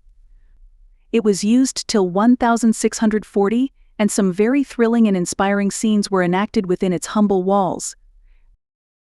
Usually the earliest meeting houses were log houses, with clay-filled chinks, and roofs thatched with reeds and long grass, like the dwelling houses. At Salem is still preserved one of the early churches. The second and more dignified form of New England meeting house was usually a square wooden building with a truncated pyramidal roof, surmounted often with a belfry, which served as a lookout station and held a bell, from which the bell rope hung down to the floor in the center of the church aisle. The old church at Hingham, Massachusetts, still standing and still used, is a good specimen of this shape. It was built in 1681 and is known as the Old Ship and is a comely and dignified building. As more elegant and costly dwelling houses were built, so were better meeting houses, and the third form with lofty wooden steeple, at one end, in the style of architecture invented by Sir Christopher Wren after the Great Fire of London, multiplied and increased until every town was graced with an example. In all these the main body of the edifice remained as bare, prosaic and undecorated as were the preceding churches, while all the ambition of both builders and congregation spent itself in the steeple. These were so varied and at times so beautiful that a chapter might be written on New England steeples. The Old South Church of Boston is a good example of this school of ecclesiastical architecture and is a well-known historic building as well. The earliest meeting houses had oiled paper in the windows, and when glass came it was not set with putty, but was nailed in. The windows had what were termed heavy current side shutters. The outside of the meeting house was not colored or stained, as it was then termed, but was left to turn gray and weather-stained, and sometimes moss-covered with the dampness of the great shadowing hemlock and fir trees which were usually planted around New England churches. The first meeting houses were often decorated in a very singular and grotesque manner. Rewards were paid by all the early towns for killing wolves, and any person who killed a wolf brought the head to the meeting house, and nailed it to the outer wall. The fierce grinning heads and splashes of blood made a grim and horrible decoration. All kinds of notices were also nailed to the meeting house door, where all of the congregation might readily see them: notices of town meetings, of sales of cattle or farms, lists of town officers, prohibitions from selling guns to the Indians, notices of intended marriages, vendus, etats. It was the only meeting place, the only method of advertisement. In front of the church was usually a row of stepping stones or horse blocks, for nearly all came on horseback, and often on the meeting house green stood the stocks, pillory, and whipping post. A verse from an old-fashioned hymn reads thus: "New England's Sabbath day, is heaven-like, still and pure. When Israel walks the way, up to the temple's door, the time we tell, when they're to come, by beat of drum or sounding shell. The first church at Jamestown, Virginia, gathered the congregation by beat of drum, but while attendants of the Episcopal, Roman Catholic, and Dutch Reformed churches in the New World were in general being summoned to divine service by the ringing of a bell hung either over the church or in the branches of a tree by its side, New England Puritans were summoned, as the hymn relates, by drum or horn or shell. The shell was a great conch shell, and a man was hired to blow it a mournful sound at the proper time, which was usually 9 o'clock in the morning. In Stockbridge, Massachusetts, the church shell was afterwards used for many years as a signal to begin and stop work in the haying field. In Windsor, Connecticut, a man walked up and down on a platform on the top of the meeting house and blew a trumpet to summon worshippers. Many churches had a church drummer, who stood on the roof or in the belfry and drummed a few raised a flag as a summons, or fired a gun.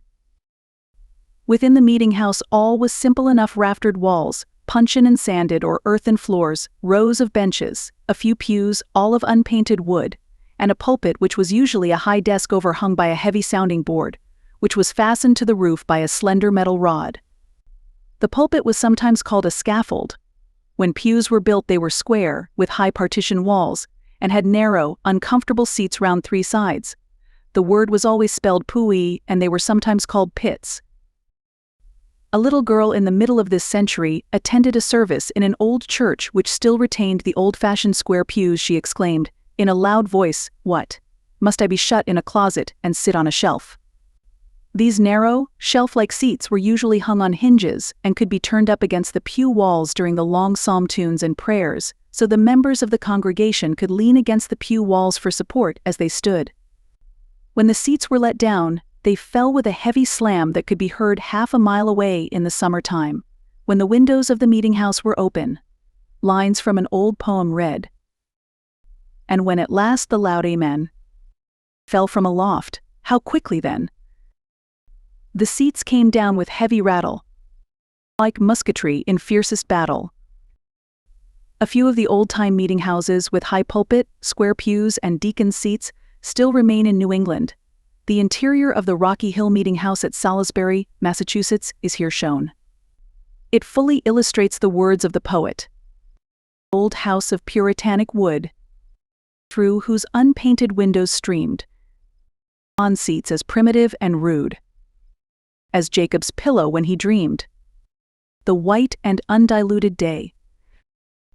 The seats were carefully and thoughtfully assigned by a church committee called the Seating Committee, the best seats being given to older persons of wealth and dignity who attended the church. Whittier wrote of this custom, "In the goodly house of worship, where in order due and fit, as by public vote directed, classed and ranked the people sit. Mistress first and good wife after, clerkly squire before the clown. From the brave coat lace embroidered to the grey coat shading down." Many of the plans for seating the meeting house have been preserved. The pews and their assigned occupants are clearly designated. A copy is shown of one now in Deerfield Memorial Hall. In the early meeting houses, men and women sat on separate sides of the meeting house, as in Quaker meetings till our own time. Sometimes a group of young women or of young men were permitted to sit in the gallery together. Little girls sat beside their mothers or on footstools at their feet, or sometimes on the gallery stairs, and I have heard of a little cage or frame to hold Puritan babies in meeting. Boys did not sit with their families, but were in groups by themselves, usually on the pulpit and gallery stairs, where tithing men watched over them. In Salem, in 1676, it was ordered by the town that all ye boys of ye town are appointed to sit upon ye 3 pair of stairs in ye meeting house, and W.M. Lord is appointed to look after ye boys upon ye pulpit stairs. In Stratford, the tithing man was ordered to watch over youths of disorderly carriage, and see they behave themselves commonly, and use such raps and blows as is in his discretion meet. In Durham, any misbehaving boy was punished publicly after the service was over. We would nowadays scarcely seat 20 or 30 active boys together in church if we wished them to be models of attention and dignified behavior, but after the boys' seats were removed from the pulpit stairs, they were all turned in together in a boys' pew in the gallery. There was a boys' pew in Windsor, Connecticut, as late as 1845, and pretty noisy it usually was. A certain small boy in Connecticut misbehaved himself on Sunday, and his wickedness was specified by the Justice of Peace as follows: a rude and idle behavior in the meeting house, such as smiling and larfing and inducing others to the same evil, such as larfing or smiling or pulling the hair of his neighbor Benoni Simpkins in the time of public worship, such as throwing Sister Pentecost Perkins on the ice, it being Sabbath day, between the meeting house and his place of abode.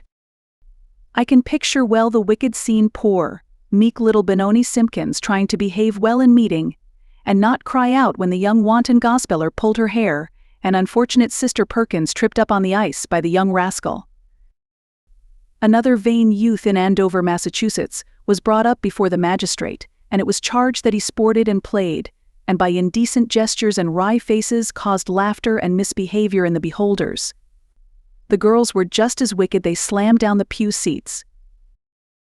Tabitha Morgus of Norwich profaned the Lord's day by her rude and indecent behavior in laughing and playing in ye time of service on Long Island. Godless boys ran races on the Sabbath, and talked of vain things.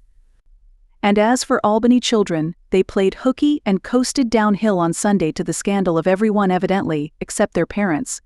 When the boys were separated and families sat in pews together, all became orderly in meeting. The deacons sat in a deacon's pew just in front of the pulpit. Sometimes also there was a deaf pew in front, for those who were hard of hearing. After choirs were established, the singers' seats were usually in the gallery, and high up under the beams in a loft sat the Negroes and Indians. If any person seated himself in any place which was not assigned to him, he had to pay a fine, usually of several shillings, for each offense, but in Old Newbury men were fined as high as £27 each for persistent and unruly sitting in seats belonging to other members. The churches were all unheated. Few had stoves until the middle of this century. The chill of the damp buildings, never heated from autumn to spring and closed and dark throughout the week, was hard for everyone to bear. In some of the early log-built meeting houses, fur bags made of wolfskins were nailed to the seats, and in winter church attendants thrust their feet into them. Dogs, too, were permitted to enter the meeting house and lie on their master's feet. Dog whippers or dog pelters were appointed to control and expel them when they became unruly or unbearable. Women and children usually carried foot stoves, which were little pierced metal boxes that stood on wooden legs and held hot coals. During the noon intermission, the half-frozen church attendants went to a neighboring house or tavern, or to a noon house to get warm. A noon house or Sabbath house, as it was often called, was a long, low building built near the meeting house, with horse stalls at one end and a chimney at the other. In it the farmers kept, says one church record, their duds and horses. A great fire of logs was built there each Sunday, and before its cheerful blaze noonday luncheons of brown bread, donuts or gingerbread were eaten, and foot stoves were filled. Boys and girls were not permitted to indulge in idle talk in those noon houses, much less to play.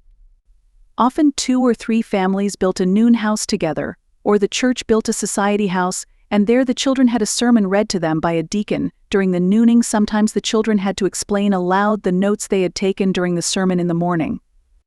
Thus they throve, as a minister wrote, on the good fare of brown bread and the gospel. There was no nearer approach to a Sunday school until this century. The services were not shortened, because the churches were uncomfortable. By the side of the pulpit stood a brass-bound hourglass, which was turned by the tithing man or clerk, but it did not hasten the closing of the sermon. Sermons 2 or 3 hours long were customary, and prayers from 1 to 2 hours in length. When the first church in Woburn was dedicated, the minister preached a sermon nearly 5 hours long. A Dutch traveler recorded a prayer 4 hours long on a fast day.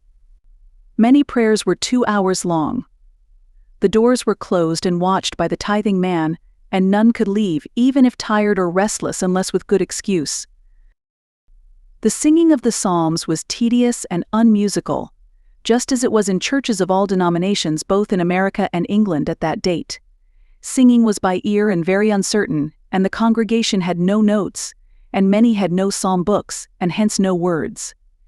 So the psalms were lined or deaconed, that is, A line was read by the deacon and then sung by the congregation.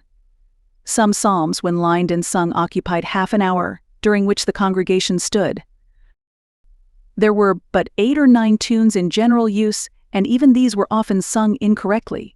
There were no church organs to help keep the singers together, but sometimes pitch pipes were used to set the key. Bass viols, clarionets, and flutes were played upon at a later date in meeting to help the singing. Violins were too associated with dance music to be thought decorous for church music.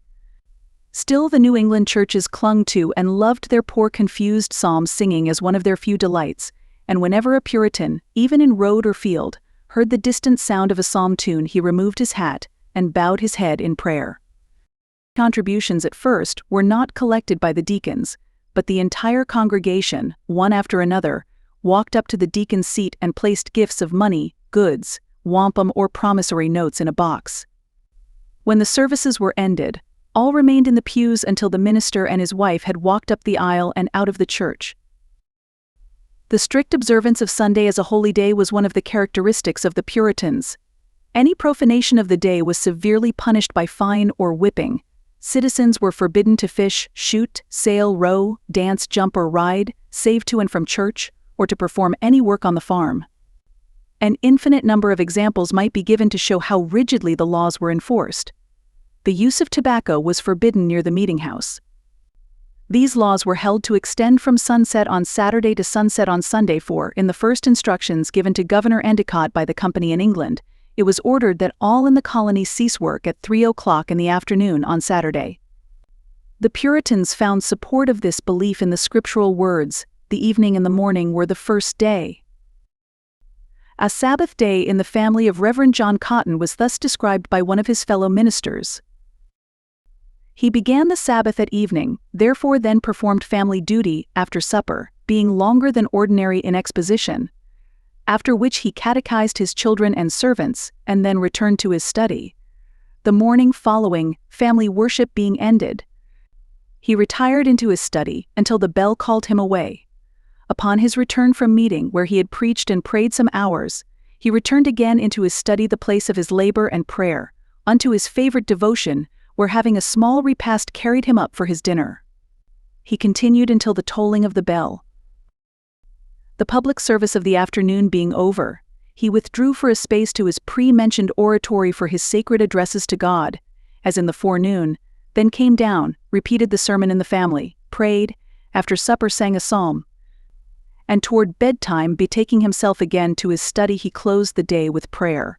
Thus he spent the Sabbath continually. The Virginia Cavaliers were strict Church of England men, and the first who came to the colony were strict Sunday keepers. Rules were laid down to enforce Sunday observance.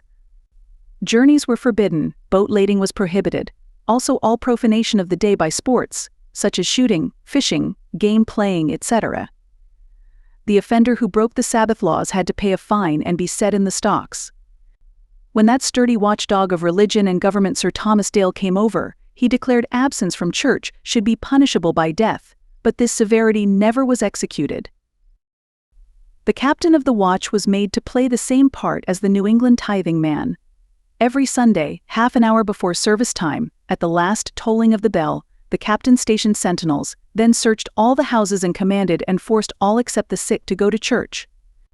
Then, when all were driven churchwards before him, he went with his guards to church himself.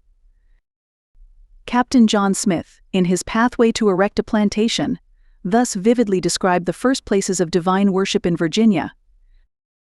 "We did hang an awning, which is an old sail, to 3 or 4 trees to shadow us from the sun. Our walls were rails of wood, our seats unhewed trees, till we cut planks, our pulpit a bar of wood nailed to 2 neighboring trees. In foul weather we shifted into an old rotten tent. This came by way of adventure for new. This was our church till we built a homely thing like a barn set upon cratchits, covered with rafts, sedge, and earth. So also was the walls. The best of our houses were of like curiosity, that could neither well defend from wind nor rain. Yet we had daily common prayer morning and evening, every Sunday 2 sermons, and every 3 months a Holy Communion, till our minister died. But our prayers daily, with an homily on Sundays, we continued 2 or 3 years after, till more preachers came. A timber church 60 feet long took the place of this mud and clay chapel, and this was in turn replaced by the brick one whose ruined arches are still standing.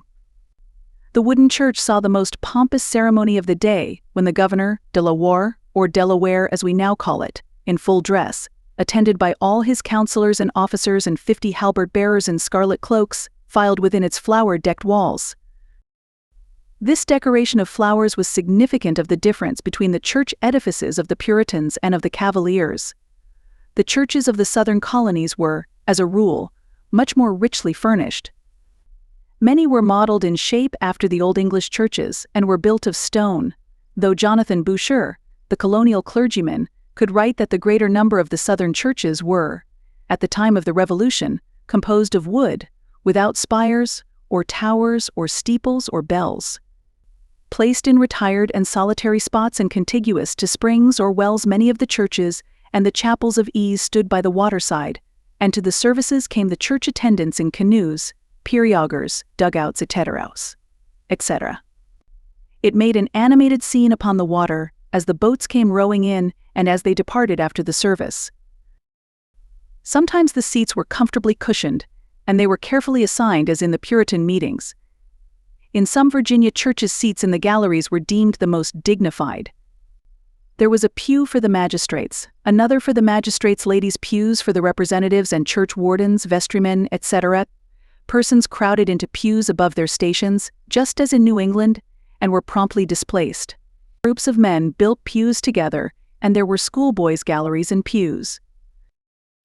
The first clergyman in Virginia, Robert Hunt, a true man of God, came as a missionary, and he and others were men of marked intellect and religion, but in the 18th century the pay was too small and uncertain to attract any great men from the Church of England, and church attendance dwindled and became irregular, for in Virginia the parish was expected to receive any clergyman sent them from England, a rule which often proved unsatisfactory, and deservedly so, since some very disreputable offshoots of English families were thrust upon the Virginia churches.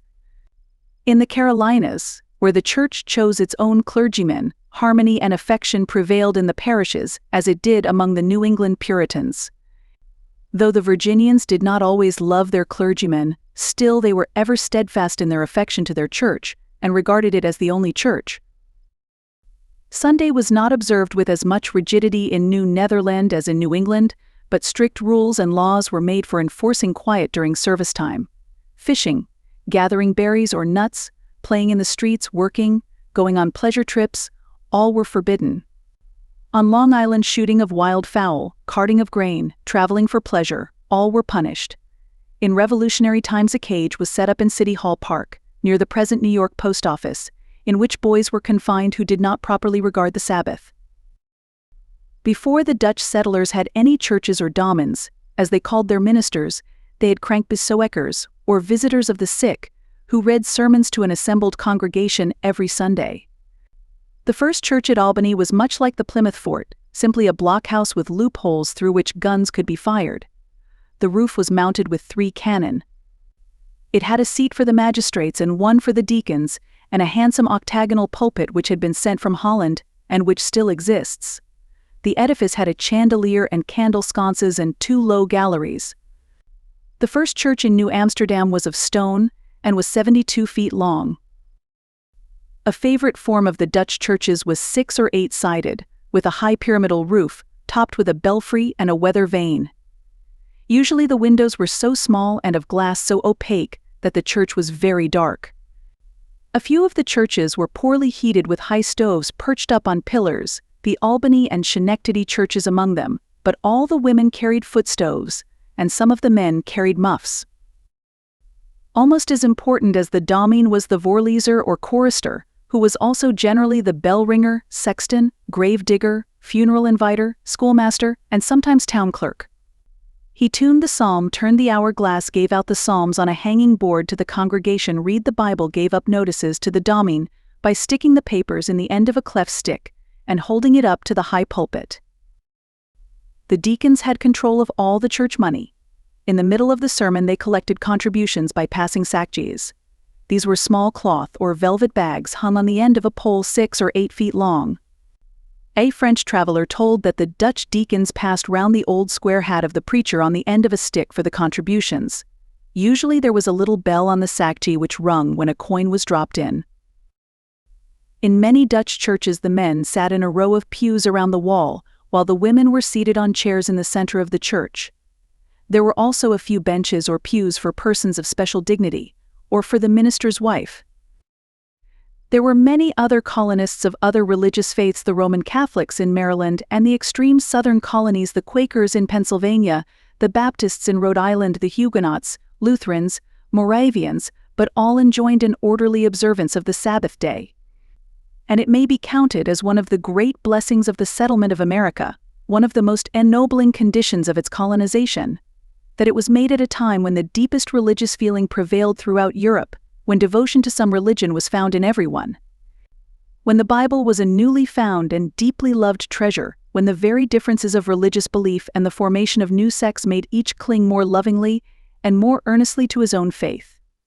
Chapter 16: Colonial Neighborliness. If the first foundation of New England's strength and growth was godliness, its next was neighborliness, and a firm rock it proved to build upon. It may seem anomalous to assert that while there was in olden times infinitely greater independence in each household than at present, yet there was also greater interdependence with surrounding households. It is curious to see how completely social ethics and relations have changed since olden days. Aid in our families in times of stress and need is not given to us now by kindly neighbors, as of yore we have well-arranged systems by which we can buy all that assistance and pay for it, not with affectionate regard, but with current coin. The colonist turned to any and all who lived around him, and never turned in vain for help in sickness, or at the time of death of members of his household for friendly advice, for culinary aids to a halting appetite, for the preparation for feasting an exceptional number of persons, in short. In any unusual emergency, as well as in frequent everyday cooperation in log rolling, stone piling, stump pulling, wall building, house raising, etc. All the hard and exhausting labor on the farm. The word cooperation is modern, but the thing itself is as old as civilization. In a new country, where there was much work to be done, which one man or one family could not do, under the mechanical conditions which then existed, a working together, or union of labor was necessary for progress, indeed, almost for obtaining a foothold. The term log rolling is frequently employed in its metaphorical sense in politics, both by English and American writers who have vague knowledge of the original meaning of the word.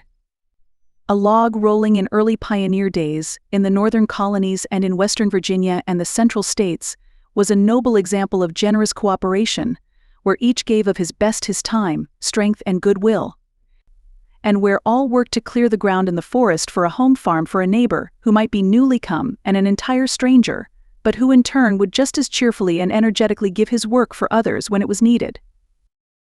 With the vanishing of the log rolling, and a score of similar kindly usages and customs, has gone from our communities all traces of the old-time exalted type of neighborliness. We nowadays have generalized our sentiments. We have more philanthropy and less neighborliness. We have more love for mankind and less for men. We are independent of our neighbors, but infinitely more dependent on the world at large. The personal element has been removed to a large extent from our social ethics.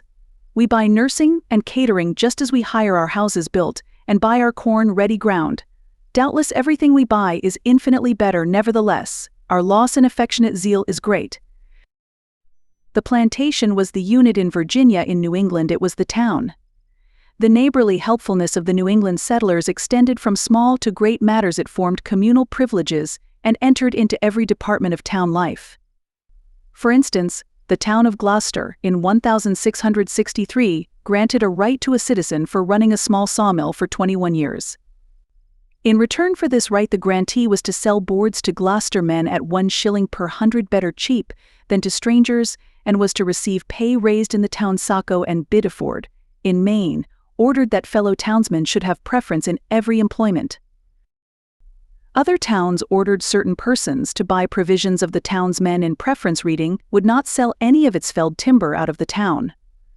Thus the social compact called a town extended itself also into all the small doings of daily life, and the mutual helpfulness made mutual interests that proved no small element of the force which bound all together in 1776 in a successful struggle for independence. In outlying settlements and districts, this feeling of mutual dependence and assistance was strong enough to give a name, which sometimes lingered long. The Loomis neighborhood, the Mason neighborhood, the Robinson neighborhood were names distinctive for half a century and far more distinguishing and individual than the Greenville, Masontown, and Longwood that succeeded them. There was one curious and contradictory aspect of this neighborliness, this kindliness, this thought for mutual welfare, and that was its narrowness, especially in New England, as regards the limitations of space and locality. It is impossible to judge what caused this restraint of vision, but it is certain that in generality and almost in universality, just as soon as any group of settlers could call themselves a town, these colonists' notions of kindliness and thoughtfulness for others became distinctly and rigidly limited to their own townspeople. The town was their whole world. Without doubt, this was partly the result of the lack of traveling facilities and ample communication, which made townships far more separated and remote from each other than states are today, and made difficult the possibility of speedy or full knowledge of strangers. This caused a constant suspicion of all newcomers, especially those who chanced to enter with scant introduction, and made universal a custom of warning out all strangers who arrived in any town. This formality was gone through with by the sheriff or tithing man. Thereafter, should the warned ones prove incapable or unsuccessful or vicious, they could not become a charge upon the town, but could be returned whence they came with despatch and violence if necessary. By this means, and by various attempts to restrict the powers of citizens to sell property to newcomers, the town kept a jealous watch over the right of entry into the corporation. Dorchester in 1634 enacted that no man within the plantation shall sell his house or lot to any man without the plantation whom they shall dislike. Off Providence would not permit a proprietor to sell to any but to an inhabitant without consent of the town. New Haven would neither sell nor let ground to a stranger. Hadley would sell no land to any until after 3 years' occupation, and then only with approval of the town's mind. In 1637, the General Court very reasonably questioned whether towns could legally restrain individuals from disposal of their own property, but the custom was so established, so in touch with the narrow exclusiveness of the colonists, that it still prevailed. The expression of the town of Watertown when it would sell lots only to freemen of the congregation, because it wished no strange neighbors, but only to sit down there close together, was the sentiment of all the towns. One John Stebbins, who had twice served as a soldier of Watertown and lived there 7 years, could not get a town lot. The legal process of warning out of town had an element of the absurd in it, and in one case that of mystery, namely a sheriff appeared before the woebegone intruder, and said, half laughing, "I warn you off the face of the earth." "Let me get my hat before I go," stammered the terrified wanderer, who ran into the house for his hat, and was never seen by any mortal eye in that town afterwards. It has become a tradition of local folklore that he literally vanished from the earth at the command of the officer of the law. The harboring of strangers, even of relatives who were not local residents, was a frequent source of bickering between citizens and magistrates, as well as a constant cause of arbitration between towns. A widow in Dorchester was not permitted to entertain her own son-in-law from another town, and her neighbor was fined in 1671 under distress for housing his own daughter. She was a married woman, and alleged she could not return to her husband on account of the inclement weather. As time passed on and immigration continued, freemen clung closely to their right to keep out strangers and outsiders. From the Boston town records of 1714 we find citizens still prohibited from entertaining a stranger without giving notice to the town authorities, and a description of the stranger and his circumstances. Boston required that all coming from Ireland should be registered lest they become chargeable. Warnings and whippings out of town still continued. All this was so contrary to the methods of colonies in other countries, such as the Barbados, Honduras, etc., where extraordinary privileges were offered settlers, free and large grants of land, absolvement from past debts, etc., that it makes an early example of the curious absorbing and assimilating power of American nationality, which ever grew and grew even against such clogs and hampering restrictions. In the southern colonies the same kindliness existed as in the north, but the conditions differed. John Hammond, of Virginia, wrote in 1656, in his Leah and Rachel, The country is not only plentiful, but pleasant and profitable, pleasant in regard of the extraordinary good neighborhood and loving conversation they have one with another. The inhabitants are generally affable, courteous, and very assistant to strangers for what but plenty makes hospitality and good neighborhood, and no sooner are they settled, but they will be visiting, presenting and advising the strangers how to improve what they have, how to better their way of livelihood. In summer, when fresh meat was killed, the neighbors shared the luxury and in turn gave of their slaughter. Hammond adds, if any falls sick and cannot compass to follow his crops which would soon be lost, the adjoining neighbor, or upon request more join together and work it by spells, until he recovers, and that gratis, so that no man may by sickness lose any part of his year's work. Let any travel, it is without charge, and at every house is entertainment as in a hostelry. It was the same in the Carolinas. Ramsay, the early historian of South Carolina, said that hospitality was such a virtue that innkeepers complained that their business was not worth carrying on. The doors of citizens were open to all decent travelers and shut to none. The plantations were in many counties too far apart for any cooperative labor, and the planters were not men of such vast strength or so great personal industry, even in their own affairs, as were the Yankees.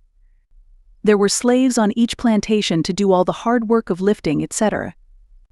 But in out-of-the-way settlements the Virginia planters' kindliness was shown in a vast and unbounded hospitality, a hospitality so insatiable that it watched for and waylaid travelers to expend a welcome and lavish attentions upon. Negroes were stationed at the planters' gate where it opened on the post road or turnpike, to hail travelers and assure them of a hearty welcome at the big house up yonder, one writer says of the planters. Their manner of living is most generous, and open strangers are sought after with greediness to be invited. The London Magazine of the year 1743 published a series of papers entitled Itinerant Observations in America. It was written with a spirited pen which thus pleasantly describes simple Maryland hospitality, not of men of vast wealth but of very poor folk. With the meaner sort you find little else to drink but water amongst them when their cider is spent, but the water is presented you by one of the barefooted family in a copious calabash, with an innocent strain of good breeding and heartiness, the cake baking on the hearth. And the prodigious cleanliness of everything around you must needs put you in mind of the golden age, the times of ancient frugality and purity. All over the colony a universal hospitality reigns, full tables and open doors the kind salute. The generous detention speaks somewhat like the roast beef ages of our forefathers. There came a time when this southern hospitality became burdensome. With the exhaustion of the soil and competition in tobacco raising, the great wealth of the Virginians was gone. But visitors did not cease, in fact, they increased. The generous welcome offered to kinsmen, friends, and occasional travelers was sought by curiosity hunters and tourists who wanted to save a tavern bill. Nothing could be more pathetic than the impoverishment of Thomas Jefferson through these impositions. Times and conditions had changed, but Jefferson felt bound in honor to himself and his state to keep the same open hand and ready welcome as of yore. His overseer describes his own hopeless efforts to keep these traveling friends and admirers from eating his master out of house and home. They were there all times of the year, but about the middle of June the travel would commence from the lower part of the state to the springs, and then there was a perfect throng of visitors. They traveled in their own carriages and came in gangs. The whole family with carriage and riding horses and servants, sometimes 3 or 4 such gangs at a time. We had 36 stalls for horses and only used 10 of them for the stock we kept there. Very often all the rest were full, and I had to send horses off to another place. I have often sent a wagon load of hay up to the stable, and the next morning there would not be enough left to make a bird's nest. I have killed a fine beef, and it would all be eaten up in a day or 2. The final extinction of old-time hospitality in Virginia came not from a death of hospitable intent, but from an entire vanishing of the means to furnish entertainment, and the Civil War drove away even the lingering ghost. Many general customs existed in the early colonies which were simply exemplifications of neighborliness put in legal form. Such were the systems of common lands and herding. This was an old Aryan custom which existed many centuries ago, and has ever been one of the best ways of uniting any settlement of people. Especially a new settlement, for it makes the interest of one the interest of all, and promotes union rather than selfishness. Common lands were set off and common herds existed in many of the northern colonies. Cowherds or cow keeps were appointed and paid by the town to care throughout the summer for all the cattle owned by the inhabitants. This was an intelligent provision, for it saved much work of individuals during the months when farmers had so much hard work to do, and so short a time to do it in. In Albany and New York, the cowherd and a chosen proper youngster, in other words, a good, steady boy, went through the town at sunrise sounding a horn, which the cattle heard and knew, and they quickly followed him to green pastures outside the town. There they lingered till nearly sunset, when they were brought home to the church, and the owners were again warned by the horn of the safe return of their cattle, and that it was milking time. Sometimes the cowherd received part of his pay in butter or cheese. In Cambridge, Massachusetts, Cowherd Rice, in 1635, agreed to take charge of 100 cows for 3 months for £10. The town also paid 2 men or boys to help him the first 2 weeks, and 1 man a week longer. He kept the cows alone after that, for the intelligent cattle had fallen into habits of order and obedience to his horn. He had to pay 3d fine each time he failed to bring in all the cattle at night. On Long Island and in Connecticut there were cowherds, calf keepers, and pound keepers. The calf keepers' duties were to keep the calves away from the cows, water them, protect them, etc. In Virginia and Maryland there were cow pens in early days and cowherds, but in the South the cattle generally roamed wild through the forests and were known to their owners by earmarks.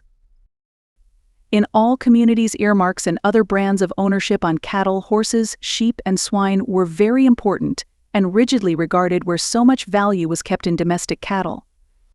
These earmarks were registered by the town clerk in the town records, and were usually described both in words and rude drawings. One of my great-great-grandfather's earmarks for his cows was a swallow fork slit in both ears. Another was a slit under the ear and a halfpenny mark on the foreside of the near ear. This custom of herding cattle in common lasted in some out-of-the-way places to this century, and even lingered long in large cities such as Boston, where cows were allowed to feed on Boston Common till about 1840. In Philadelphia, until the year 1795, a cowherd stood every morning at the corner of Dock and 2nd Streets, blew his horn, tramped off to a distant pasture, followed by all the cows of his neighborhood, who had run out to him as soon as they heard the familiar sound. He led them back to the same place at night, when each returned alone to her own home. Sheep herds or shepherds in colonial days also took charge of the sheep of many owners in herd walks, or ranges, by day and by night in sheepfolds built with fences and gates. Fence viewers were men who were appointed by the town for common benefit to take charge of building and keeping in repair the fences that surrounded the great lots. Or commons, that is, the enclosed fields which were the common property of each town, in which all farmers living near could place their cattle. The fence viewers saw that each man worked a certain amount each year on these pales, as the fences were called, or paid his share for the work of others. Each farmer or cow owner usually built about 20 feet of fence for each cow which he pastured in the great lots. The fence viewers also examined the condition of fences around private lands, noted breaks, and ordered repairs. For if cattle broke through a poorly made fence and did damage to crops, the fence owner had to stand the loss, while if the fences were good and strong, proving the cattle unruly and destructive, the owner of the cattle had to pay. All the colonies were watchful over the safe keeping of fences. In 1659, the Dutch rulers of New Amsterdam, now New York, ordered that for stripping fences of rails and posts the offender should be whipped and branded, and for a second offense he could be punished by death. This seems cruelly severe, but that year there was a great scarcity of grain and other food, and if the fences were pulled down, cattle could get into fields and eat up the growing crops, and famine and death might result. Sometimes a common field was fenced in and planted with Indian corn. In this case the fence served to keep the cattle out, not in. This was always the case in Virginia. Hay wards were, as the name indicates, men to keep watchful care over the growing hay. For instance, in Hadley, Massachusetts, in 1661, Goodman Montague was chosen hay ward by the town. He was to have 12 pence for each cow or hog, 2 shillings for each horse, and 20 pence for each 20 sheep that he found loose in any field or meadow and successfully turned out. The owner of the animal was to pay the fine. At a later date, these hay wards were called field drivers. They are still appointed in many towns and cities, among them Boston. Hog reeves were men appointed by the citizens to look after their hogs that roamed the roads and streets, to see that all those swine had rings in their noses, were properly marked, and did not do damage to crops. Many towns had hog reeves till this century, for until 70 years ago hogs ran freely everywhere, even in the streets of our great cities. It was a favorite jest to appoint a newly married man hog reeve. When Ralph Waldo Emerson was married and became a householder in Concord, the young philosopher was appointed to that office. Sometimes a single swineherd was hired to take care of the roving swine. The 2 Salem swineherds, or swine keepers, in 1640 were to have 6 pence for each hog they drove daily to pasture from April to November. These and many other public offices were simply a form of legalized cooperation, a joining together of neighbors for public good. The neighborly assistance given to new settlers began with the clearing of the ground for occupancy. The girdling of trees was easy and speedy, but it was discountenanced as dangerous and hideous, and was not frequently practiced. A chopping bee was a universal method among pioneers of clearing ground in newly settled districts, or even in older townships in Vermont, New Hampshire, and Maine, where great tracts of land were left for many years in the original growth.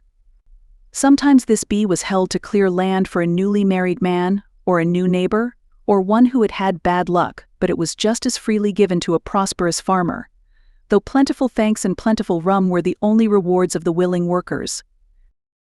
All the strong men of the township repaired at an early hour to the tract to be cleared, and with powerful blows attacked the great trees. A favorite way of bringing the day's work and the day's excitement to a climax was by a drive. This was made by chopping halfway into the trunks of a great group or circle of trees. Undercutting it was called, so that by a few powerful and well-driven blows at the monarch of the group, and perhaps a few well-concerted pulls on a rope, the entire group could be felled together. The leader bringing down with his spreading branches in his mighty fall his fellows in front of him, and they in turn their neighbors, with a crash that shook the earth and made the mountains ring. It was dangerous work. Accidents were frequent. The records of death at log rollings are pathetic to read and to think of, in a country where the loss of a sturdy man meant so much to some struggling household. A heavy and sudden gust of wind might blow down a small tree, which had been carelessly undercut, and thus give an unexpected and premature collapse of the simple machinery of the grand finale. A century ago, a New Hampshire woman and her husband went out into the forest primeval. He cut down a few trees, made a little clearing termed a cut down, wherein a tiny patch of sky and cloud and scant sunlight could be seen overhead, but no sunrise or sunset, and built a log house of a single room, a home. With the opening spring came one day a group of kindly settlers from distant clearings and settlements, some riding from 10 miles away the previous day. In front of the log house they chopped all the morning long with sturdy arms and swinging blows, yet felled nothing, till in the afternoon, when all was ready for the final blow at the towering leader, which by its fall should lay low a great sloping tract for a dooryard and home field. As the noble trees fell at last to the earth with a resounding crash, lo! In the opening there appeared to the startled eyes of the settler's wife, as if rising out of heaven, a neighbor in her loneliness, Mount Kearsarge, grand, serene, and beautiful, crowned with the glories of the setting sun, standing guard over a smiling lake at its foot. And every day through her long and happy life till 96 years old, as she looked at the splendid mountain, standing as it will till time shall be no more, did she thank God for his gift, for that noble companionship which came so suddenly, so inspiringly, upon the cramped horizon of her lonely forest home. After the trees were all felled, it was no longer a cut down but an opening. This was made preferably in the spring.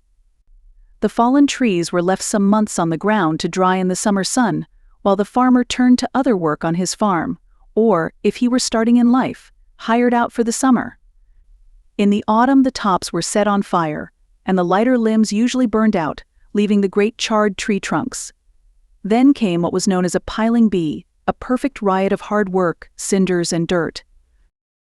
Usually the half-burned tree trunks were niggered off in Indian fashion, by burning across with a smaller stick of wood till the long log was in lengths, which could be dragged by the farmers with their oxen and horses into vast piles and again set on fire.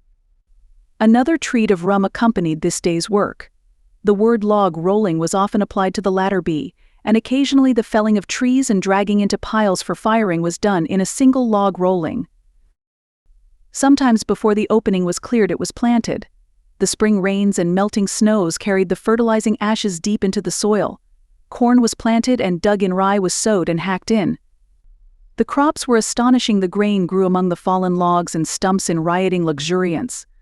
A stump pulling was another occasion for a friendly bee to clear off and put into comely shape the new field. Another exhibition of cooperation was in a stone hauling or a stone bee. Some of the rocky fields of hard New England would defy a lifetime of work of one man and a single yoke of oxen. With judicious blasting, many oxen, strong arms, and willing hearts, the boulders and ledges were tamed.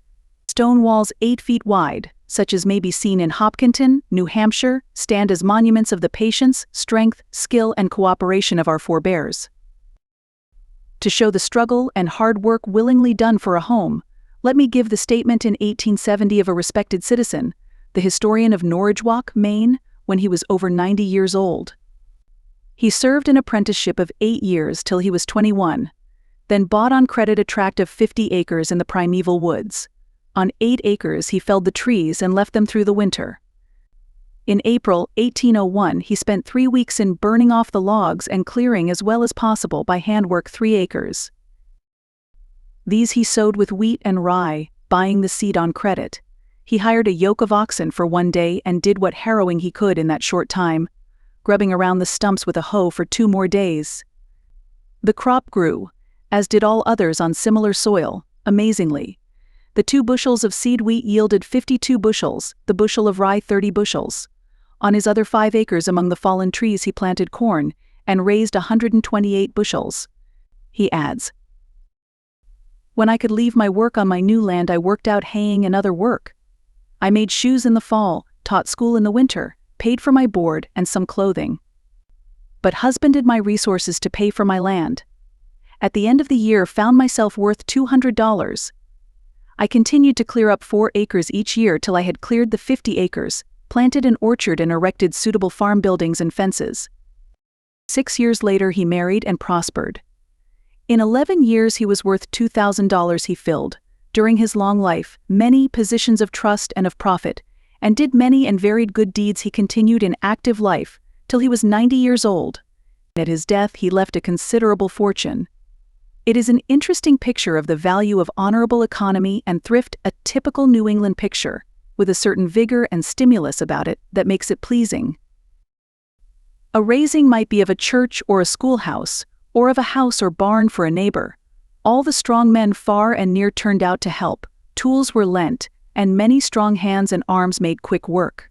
Often the frame of a whole side of a house, the broadside was fastened together on the ground. After it was laid out and pinned together, shores of long poles were attached to the plates with ox chains, and it was literally lifted into place by the united strength of the entire band of men and boys. Sometimes women pulled on the rope to express their goodwill and helpfulness. Then the other sides were put up, and the cross beams, braces and studding all pinned and nailed into place. Afterwards the huge rafters were raised for the roof. Each man was assigned in the beginning to his place and work, and worked faithfully when his turn came. When the ridge pole was put in place, the building was christened, as it was called, by breaking over it a bottle of rum. Often the house was literally given a name. Sitting astride the ridge pole, one poet sang, "Here's a mighty fine frame, which deserves a good name. Say, what shall we call it? The timbers all straight, and was hewed fust rate. The frame is well put together. It is a good frame, that deserves a good name. Say, what shall we name it?" Another, a Rochester, New Hampshire, frame was celebrated in verse which closed thus: "The flower of the plain is the name of this frame. We've had exceeding good luck in raising the same." It was not luck that made these raisings a success, it was skill and strength, skill and powers of endurance which could overcome and surmount even the quantity of vile New England rum with which the workmen were plied throughout the day. Accidents were frequent, and often fatal. A great frame of a meeting house, or a vast barn with 40 or 50 men at work on it, could not collapse without loss of life and much injury of limb. In the work of these raisings the highest as well as the humblest citizens took part. Truly a man could glow with the warmth of home even in a bare and scantily furnished house, at the thought that the walls and rafters were held in place by the kind wishes and deeds of all his friends and neighbors. There is nothing in nature so unnatural, so singular in quality, as the glittering artificiality of the early morning in the country the day after a heavy, drifting New England snowstorm. For a day and a night the wildly whirling snow that driving o'er the fields seems nowhere to alight, has restrained the outlook, and everyone has turned depressed from that outside life of loneliness and gloom. The following morning always opens with an excessively bright and dazzling sunshine which is not like any other sunshine in any place or season, but is wholly artificial, like the limelight of a theater. We always run eagerly to the window to greet once more the signs of life and cheerfulness, but the landscape is more devoid of life and reality than during any storm of wind and snow and sleet, no matter how dark and lowering. There is a changed aspect in everything. It is metallic, and everything is made of the same horrible white metal. Nothing seems familiar. Not only are the wonted forms and outlines vanished, and all their varied textures and materials and beautiful diversity of color gone also, but there is a steely immobility restraining everything which is so complete that it seems as if it were a shell that could never be broken. We look upon a world unknown, on nothing we can call our own. It is no longer a real landscape, but an artificial encircling diorama of meaningless objects made of vast unshadeds of white glazed Bristol board, painted with white enamel, warranted not to crack with the garish highlights put in crystallized alum or possibly powdered glass. It is without life, or atmosphere, or reality. It has nothing but the million reflections of that artificial and repellent sunshine.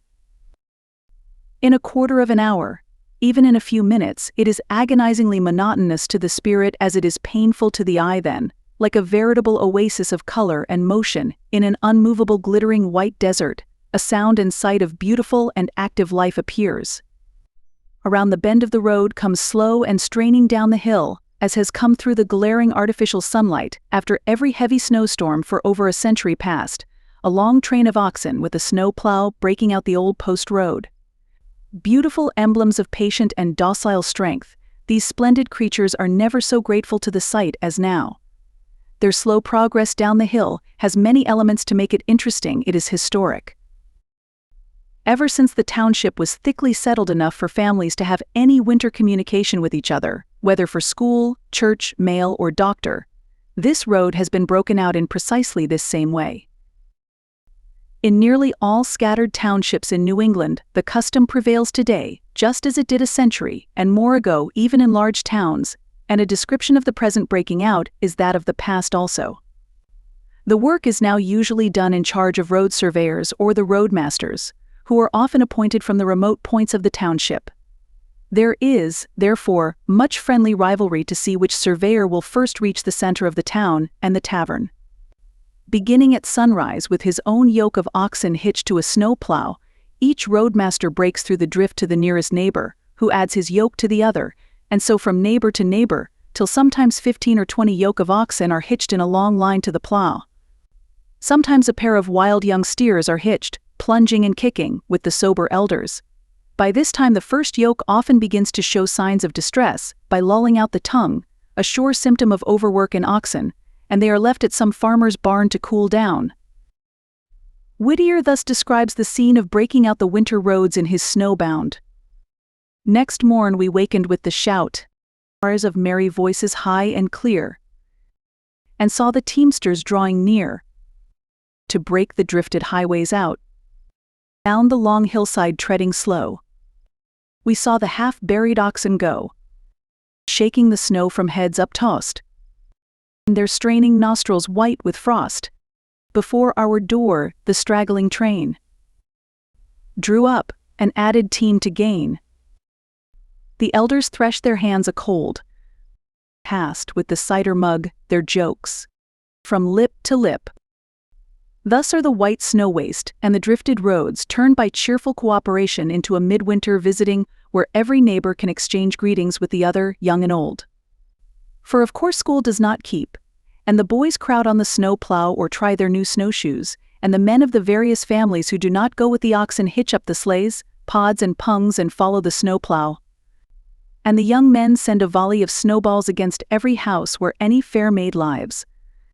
And at the tavern in the afternoon is a great sight, greater in ante-temperance days than now, scores of yoke of oxen at the door, the horse sheds full of horses and sleighs, all the lads and men of the township within.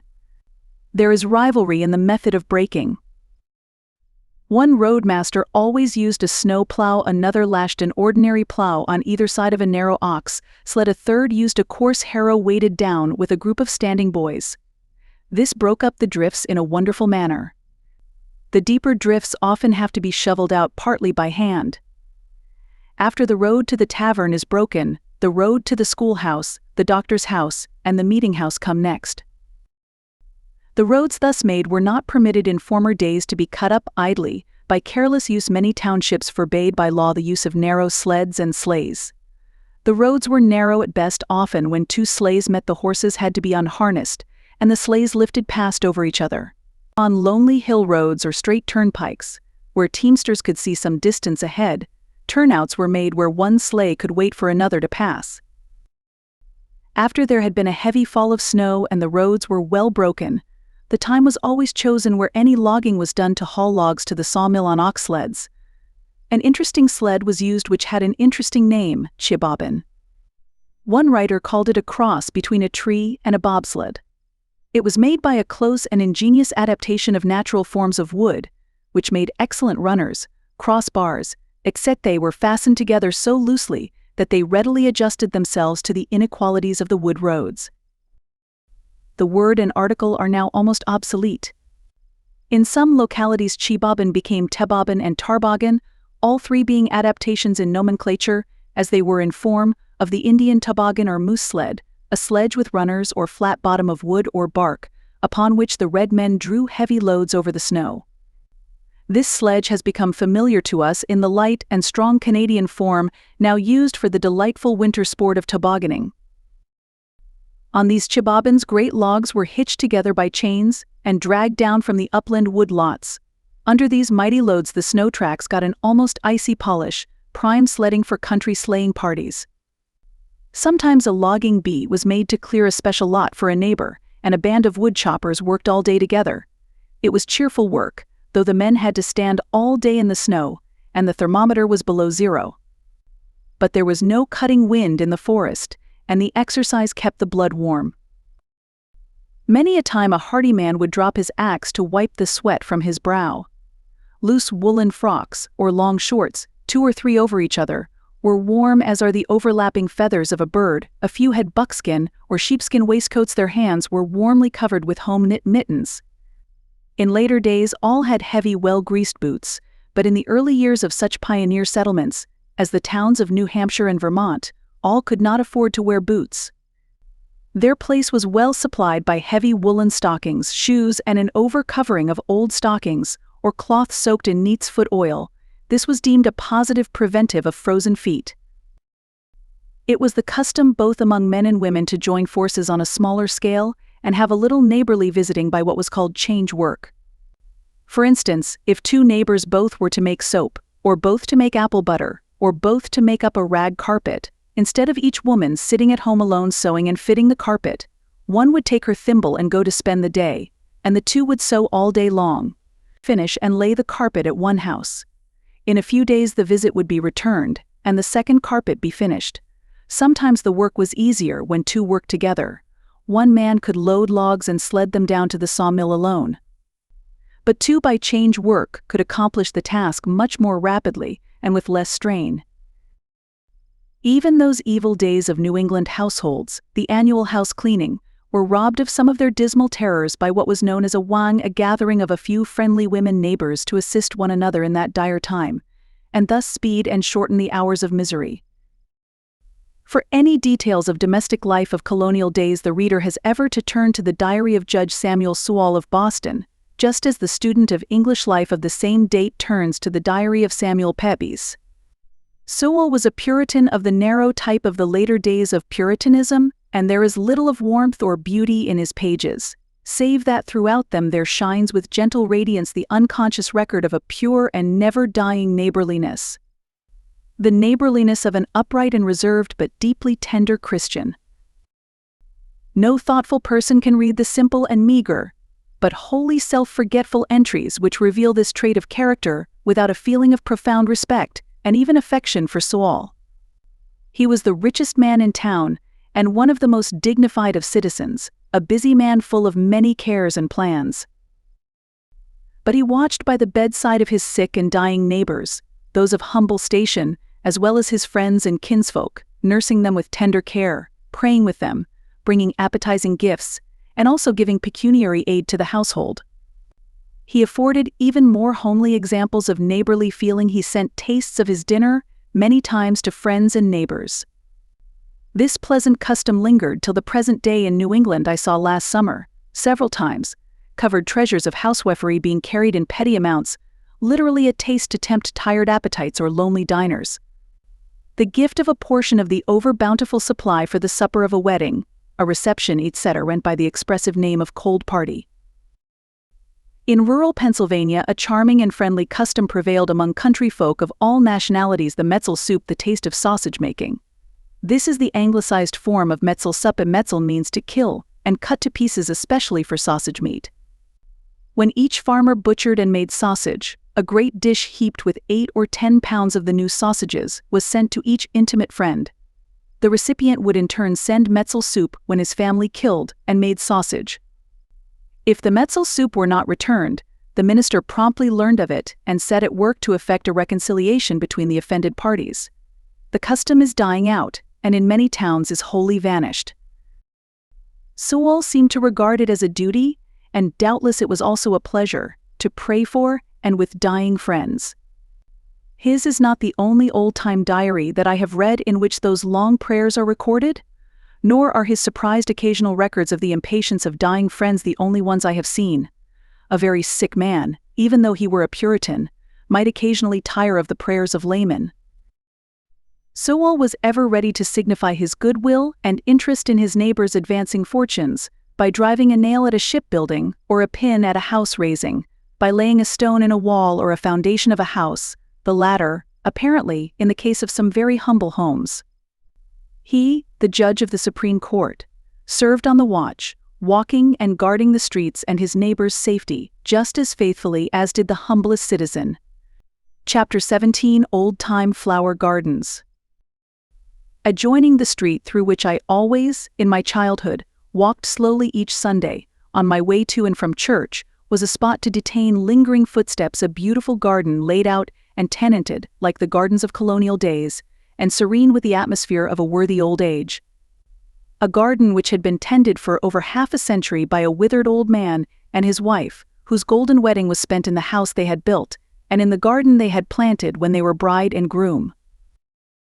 His back was permanently bowed with constant weeding and pruning and planting and hoeing, and his hands and face were brown as the soil he cultivated. The hot, glowing crimson peonies, seedlings which the wife had sown in her youth, had become great shrubs, 15 or 20 feet in circumference. The flowering shrubs were trees. Vigorous borders of box crowded across the paths and towered on either side, till one could scarcely walk through them. There were beautiful fairy groves of foxgloves gloriously freckled, purple and white, and tall Canterbury bells, and at stiffly regular intervals were set flowering almonds, St. Peter's wreath, Persian lilacs, Moses in the burning bush. Which shrub was rare in our town, and laburnums rich in streaming gold, syringas ivory pure. At the lower ends of the flower borders were rows of honey blob. Gooseberries and aged currant bushes, gray with years, overhung by a few patriarchal quince and crab apple trees, in whose low-spreading gnarled branches I spent many a summer afternoon, a happy visitor, though my own home garden was just as beautiful, old-fashioned, and flower-filled. The varying grades of city streets had gradually risen around the garden until it lay depressed several feet below the level of the adjoining streets, a pleasant valley, like Avalon. Deep-meadowed happy fair, with orchard lawns, and bowery hollows crowned with summer seas. A flight of stone steps led down to it, steps very steep, narrow and slippery with green moss, and ladies' delights that crowded and blossomed in every crack and crevice of the stones. On each side arose terraces to the street, and in the spring these terraces flushed a mass of vivid, glowing rose color from blooming moss pink, forming such a glory that pious church-going folk from the other end of the town did not think it wicked to walk thither on a Sunday morn in May, to look at the rosy banks that sloped to the valleyed garden as they had walked there in February or March to see winter slumbering in the open air, where on his smiling face a dream of spring. In the shape of the first crocuses and snowdrops that opened beside a snowdrift still lingering on a shaded bank, and to watch the first benumbed honey-bees who greeted every flower that bloomed in that cherished spot, and who buzzed in bleak March winds over the purple crocus and blue flushing grape hyacinth, as cheerfully as though they were sipping the scarlet poppies in sunny August. The garden edges and the street were overhung by graceful larches and by thorny honey locust trees that bore on their trunks great clusters of powerful spines and sheltered in their branches an exceedingly unpleasant species of fat, fuzzy caterpillars, which always chose Sunday to drop on my garments as I walked to church, and to go with me to meeting, and in the middle of the long prayer to parade on my neck, to my startled disgust and agitated whisking away, and consequent reproof for being noisy in meeting. What fragrances arose from that old garden, and were wafted out to passers-by? The ever-present, pungent, dry aroma of box was overcome or tempered, through the summer months, by a succession of delicate flower scents that hung over the garden vale like an imperceptible mist. Perhaps the most perfect and clear among memory's retrospective treasures was that of the pale fringed snow pink, and later, Sweet William with its homely cottage smellflocks and 10-week stock were there, as everywhere, the last sweet-scented flowers of autumn.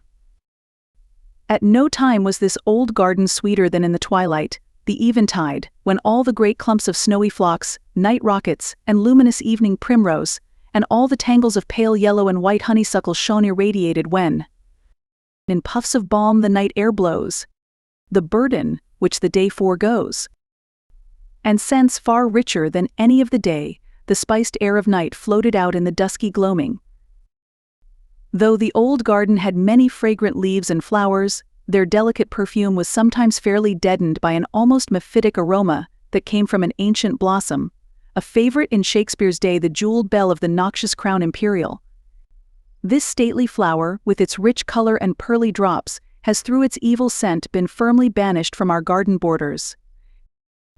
One of the most cheerful flowers of this and of my mother's garden was the happy-faced little pansy that under various fanciful folk names has ever been loved. Like Montgomery's daisy, it blossomed everywhere.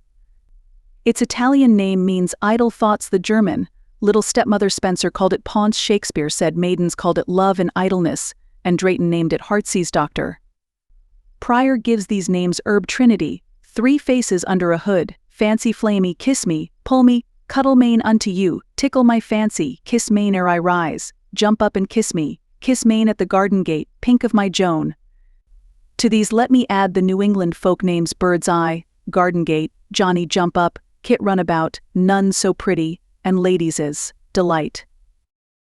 All these testify to the affectionate and intimate friendship felt for this laughing and fairly speaking little garden face, not the least of whose endearing qualities was that, after a half-warm, snow-melting week in January or February, this brightsome little delight often opened a tiny blossom to greet and cheer us a true jump up and kiss me, and proved by its blooming the truth of the graceful Chinese verse, "Ere man is aware that the spring is here, the plants have found it out." Another dearly loved spring flower was the daffodil, the favorite also of old English dramatists and poets, and of modern authors as well, when we find that Keats names a daffodil as the thing of beauty that is a joy forever. Perhaps the happiest and most poetic picture of daffodils is that of Dora Wordsworth, when she speaks of them as gay and glancing and laughing with the wind. Perdita, in The Winter's Tale, thus describes them in her ever-quoted list: daffodils that come before the swallow dares and take the winds of March with beauty most cheerful and sunny of all our spring flowers, they have never lost their old-time popularity. And they still laugh at our bleak March winds. Bouncing Bet and her comely hardy cousins of the pink family made delightsome many a corner of our home garden. The pinks were Jove's own flowers, and the Carthusian pink, China pink, clove pink, snow pink, plumed pink, mullein pink, Sweet William, Maltese cross, ragged robin, catchfly, and campion, all made gay and sweet the summer. The clove pink was the ancestor of all the carnations. The richest autumnal glory came from the cheerful marigold, the gold of Chaucer, and merry bud of Shakespeare. This flower, beloved of all the old writers, as deeply suggestive and emblematic, has been coldly neglected by modern poets, as for a while it was banished from modern town gardens, but it may regain its popularity in verse as it has in cultivation. In farm gardens it has always flourished, and every autumn has gone to bed with the sun, and with him risen weeping, and has given forth in the autumn air its acrid odor, which to me is not disagreeable, though my old Earle calls it a very naughty smell. A favorite shrub in our garden, as in every country dooryard, was southernwood, or lad's love. A sprig of it was carried to meeting each summer Sunday by many old ladies, and with its finely dissected, bluish-green foliage and clean pungent scent, it was pleasant to see in the meeting-house, and pleasant to sniff at. The virtues of flowers took a prominent place in the descriptions in old-time botanies. The southernwood had strong medicinal qualities, and was used to cure vanities of the head. Take a quantity of southernwood, and put it upon kindled coals to burn, and being made into powder mix it with the oil of radishes and anoint a bald place, and you shall see great experiences. It was of power as a love charm. If you placed a sprig in each shoe and wore it through the day when you were in love, you would then also in some way see great experiences. In the tender glamour of happy association, all flowers in the old garden seemed to have been loved save the garish petunias, whose sickish odor grew more offensive and more powerful at nightfall, and made me long to tear them away from their dainty garden fellows, and the portulaca with its fleshy, worm-like stems and leaves, and its aggressively pushing habits, never would be missed. Perhaps its close relation to the pusley most hated of weeds makes us eye it askance. There was one attribute of the old-time garden, one part of nature's economy, which added much to its charm. It was the crowding abundance, the over-fullness of leaf, bud, and blossom.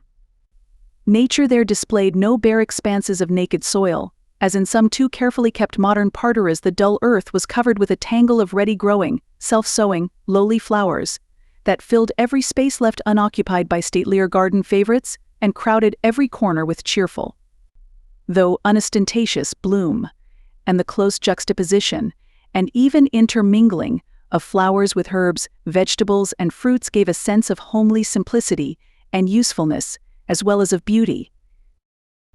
The soft purple eyes of the morning bride were no less lovely to us in our garden, because they opened under the shade of currant and gooseberry bushes, and the sweet alyssum and candytuft were no less honey-sweet. The delicate, pinky-purple hues of the sweet peas were not dimmed by their vivid neighbors at the end of the row of poles, the scarlet runners. The adlumia, or mountain fringe, was a special vine of our own and known by a special name, Virgin's Bower. With its delicate leaves, almost as beautiful as a maidenhair fern, and its dainty pink flower, it festooned the ripening corn as wantonly and luxuriantly as it encircled the snowball and lilac bushes. Though colored herbs were cultivated in England in the 17th and 18th centuries as carefully as were flowers, striped hollies, variegated myrtles, and bays being the gardener's pride, yet in our old American gardens few plants were grown for their variegated or odd-colored foliage. The familiar and ever-present ribbon grass, also called striped grass, canary grass, and gardener's garters, whose pretty expanded panicles formed an almost tropical effect at the base of the garden hedge, the variegated wandering Jew, the striped leaves of some varieties of day lilies. The dusty miller, with its frosty pow, which was properly a house plant, fill the short list. The box was the sole evergreen. And may I not enter here a plea for the preservation of the box edgings of our old garden borders? I know they are almost obsolete, have been winter-killed and sunburned, and are even in sorry disrepute as having a graveyard association, and as being harborers of unpleasant and unwelcome garden visitors. One lover of old ways thus indignantly mourns their passing. I spoke of box edgings. We used to see them in little country gardens, with paths of crude earth. Nowadays, it has been discovered that box harbors slugs, and we are beginning to have beds with tiled borders. While the walks are of asphalt. For a pleasure ground in Dante's Inferno, such materials might be suitable. For its beauty in winter alone, the box should still find a place in our gardens. It grows to great size. Bushes of box in the deserted garden at Vaucluse in Newport, Rhode Island, are 15 feet in height, and over them spread the branches of forest trees that have sprung up in the garden beds since that neglected pleasance was planted, over a century ago. The beautiful border and hedges of box at Mount Vernon, the home of Washington, plead for fresh popularity for this old-time favorite. Our mothers and grandmothers came honestly by their love of gardens. They inherited this affection from their Puritan, Quaker, or Dutch forebears, perhaps from the days when the famous hanging gardens of Babylon were made for a woman. Bacon says a garden is the purest of human pleasures. It is the greatest refreshment to the spirits of man. A garden was certainly the greatest refreshment to the spirits of a woman in the early colonial days, and the purest of her pleasures too often her only pleasure.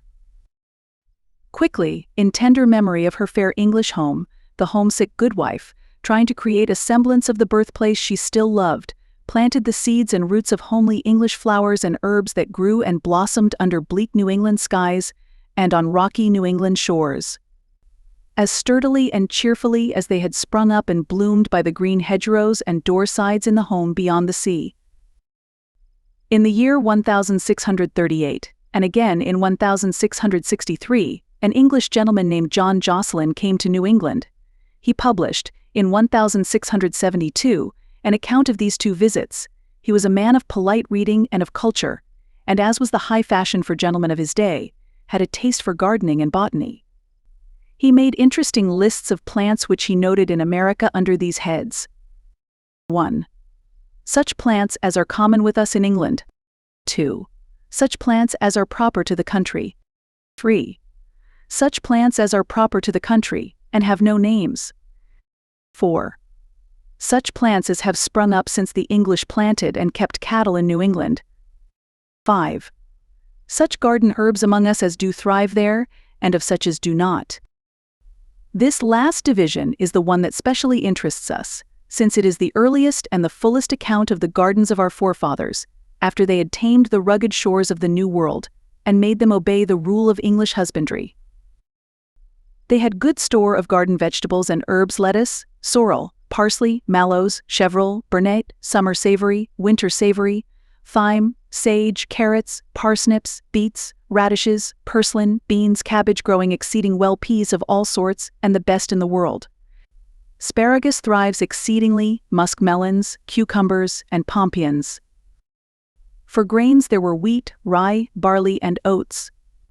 There were other garden herbs and garden flowers: spearmint, pennyroyal, ground ivy, coriander, dill, tansy, feverfew prospereth exceedingly, white satin groweth pretty well, and so doth lavender, cotton, gillyflowers will continue 2 years, horseleek prospereth notably, hollyhocks. Comfrey with white flowers, clary lasts but 1 summer, sweet briar, or eglantine, celandine, but slowly, bloodwort, but sorrely, but patience and English roses very pleasantly. Patience and English roses very pleasantly, in truth, must have shown their fair English faces to English women in the strange land. Dearly loved had these briar roses or dog roses been in England, where, says the old herbalist, Gerard, children with delight make chains and pretty gewgaws of the fruit, and cooks and gentlewomen make tarts and such like dishes for pleasure thereof. Hollyhocks, feverfew, and gillyflowers must have made a sunshine in the shady places in the new home. Many of these garden herbs are now common weeds or roadside blossoms. Celandine, even a century ago, was common by fences and among rubbish. Tansy and alecampagne grow everywhere. Sweetbriar is at home in New England pastures and roadsides. Spearmint edges our brooks. Ground ivy is a naturalized citizen. It is easy to note that the flowers and herbs beloved in gardens and medicinal waters and kitchens at home were the ones transplanted here. Clary water was a favorite tonic of Englishmen of that day. The list of such plants as have sprung up since the English planted should be of interest to every one who has any sense of the sentiment of association or interest in laws of succession. The Spanish proverb says, "More in the garden grows." than the gardener sows. The plantain has a history full of romance. Its old northern names Wegetrit in German, Weegbrie in Dutch, Wiebred in Danish, and Weybred in Old English, all indicating its presence in the much-trodden paths of man, were not lost in its new home. Nor were its characteristics overlooked by the nature-noting and plant-knowing red man. It was called by the Indian the Englishman's foot, says Jocelyn, and by Kalm also, a later traveler in 1740, for they say where an Englishman trod, there grew a plantain in each footstep. Not less closely did such old garden weeds as motherwort, groundsel, chickweed, and wild mustard cling to the white man. They are old colonists, brought over by the first settlers, and still thrive and triumph in every kitchen garden and backyard in the land. Mullein and nettle, henbane and wormwood, all are English emigrants. The Puritans were not the only flower lovers in the new land. The Pennsylvania Quakers and Mennonites were quick to plant gardens. Pastorius encouraged all the Germantown settlers to raise flowers as well as fruit. Whittier says of him in his Pennsylvania Pilgrim, "The flowers his boyhood knew smiled at his door, the same in form and hue, and on his vines the Rhenish clusters grew." It gives one a pleasant notion of the old Quaker, George Fox, to read his bequest, by will of a tract of land near Philadelphia for a playground for the children of the town to play on, and for a garden to plant with physical plants, for lads and lassies to know simples, and learn to make oils and ointments. Among Pennsylvanians the art of gardening reached the highest point. The landscape gardening was a reproduction of the best in England. Our modern country places cannot equal in this respect the colonial country seats near Philadelphia. Woodlands and Bush Hill, the homes of the Hamiltons, Cliveden, of Chief Justice Chew, Fairhill, Belmont, the estate of Judge Peters, were splendid examples.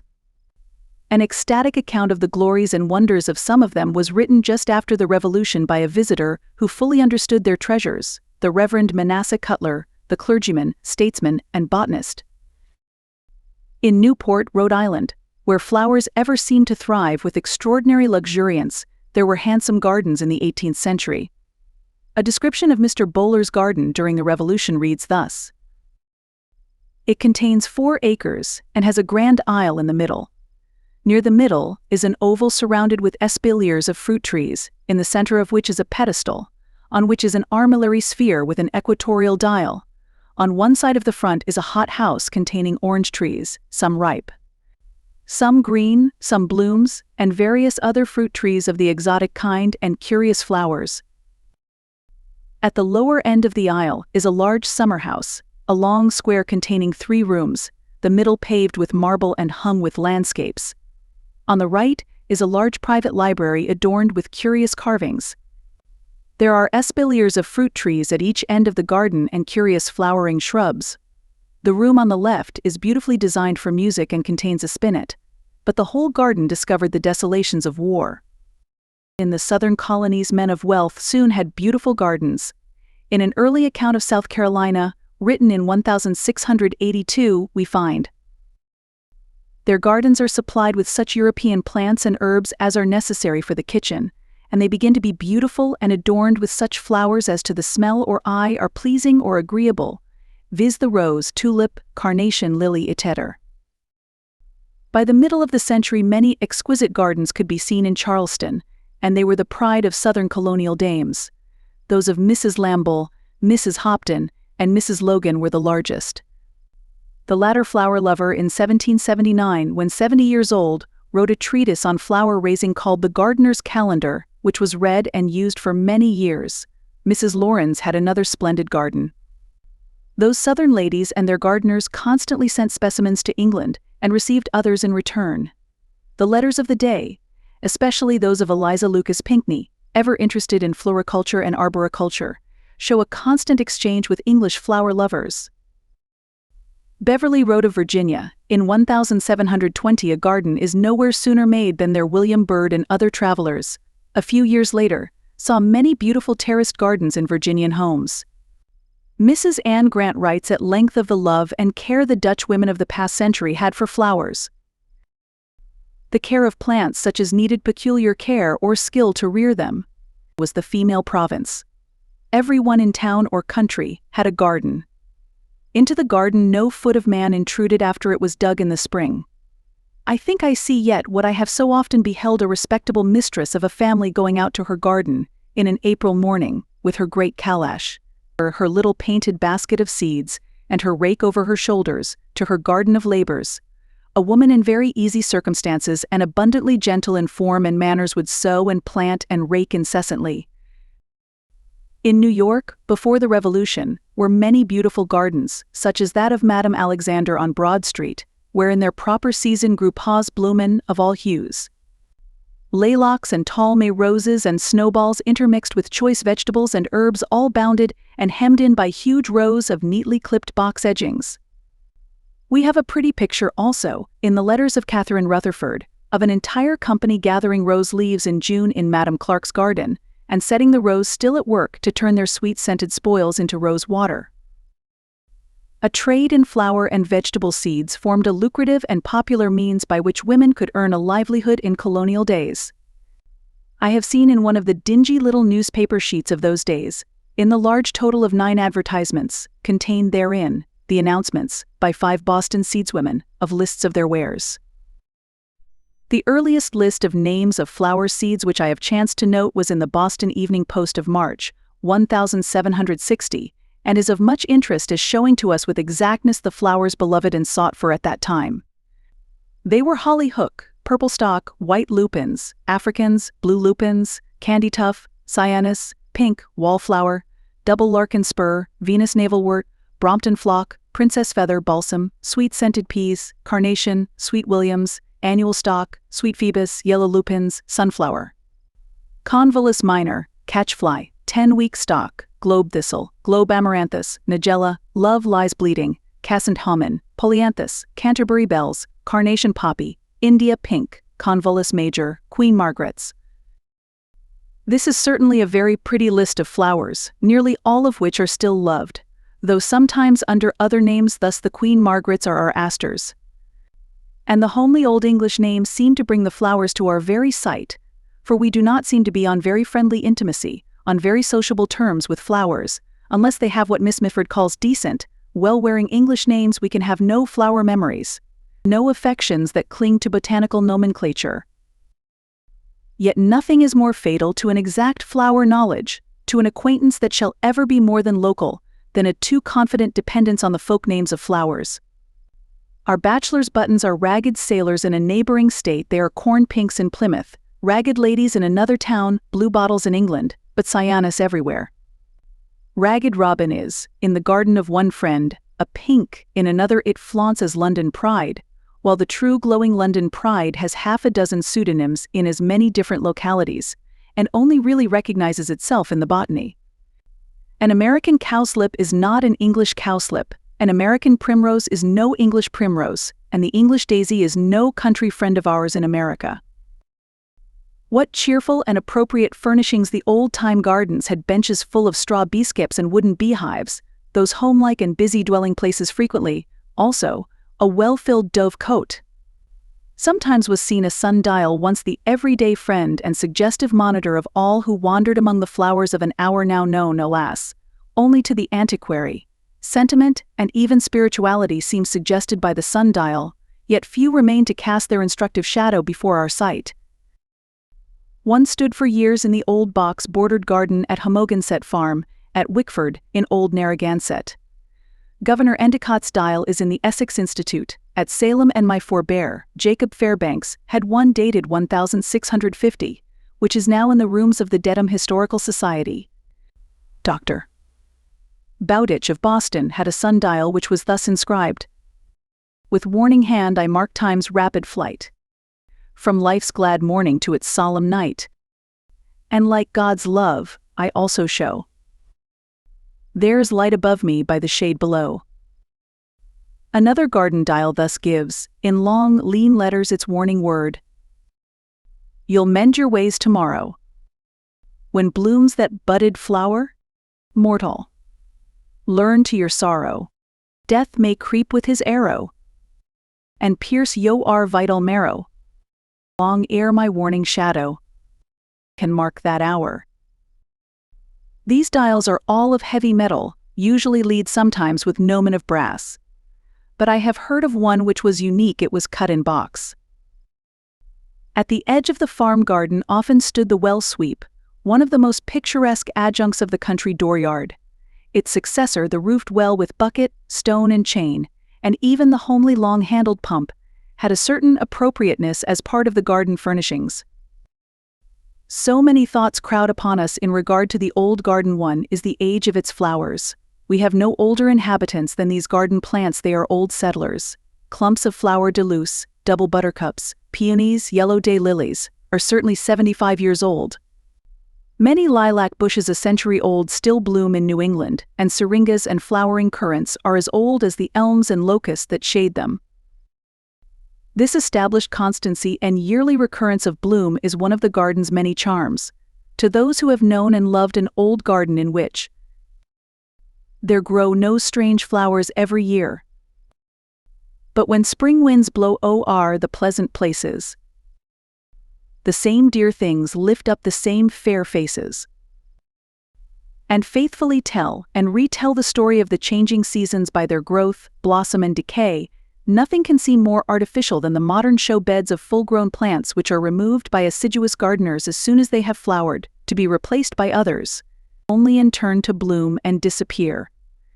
These seem to form a real garden, no more than does a child's posy bed stuck with short-stemmed flowers to wither in a morning.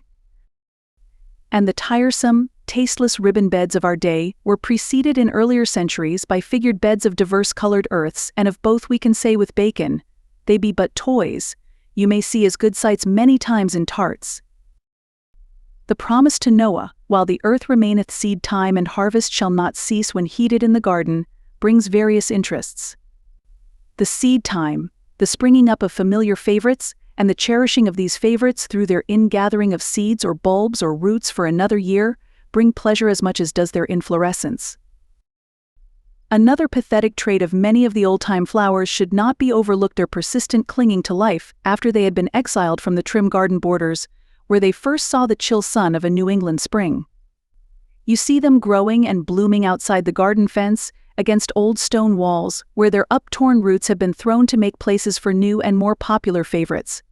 You find them cheerfully spreading, pushing along the footpaths, turning into vagrants, becoming flaunting weeds. You see them climbing here and there, trying to hide the deserted chimneys of their early homes, or wandering over and hiding the untrodden footpaths of other days. A vivid imagination can shape many a story of their life in the interval between their first careful planting in colonial gardens and their neglected exile to highways and byways, where the poor bits of depopulated earth can grow no more lucrative harvest. The sites of colonial houses which are now destroyed, the trend, almost the exact line of old roads, can be traced by the cheerful faces of these garden strays. The situation of old Fort Nassau, in Pennsylvania, so long a matter of uncertainty, is said to have been definitely determined by the familiar garden flowers found growing on one of these disputed sites.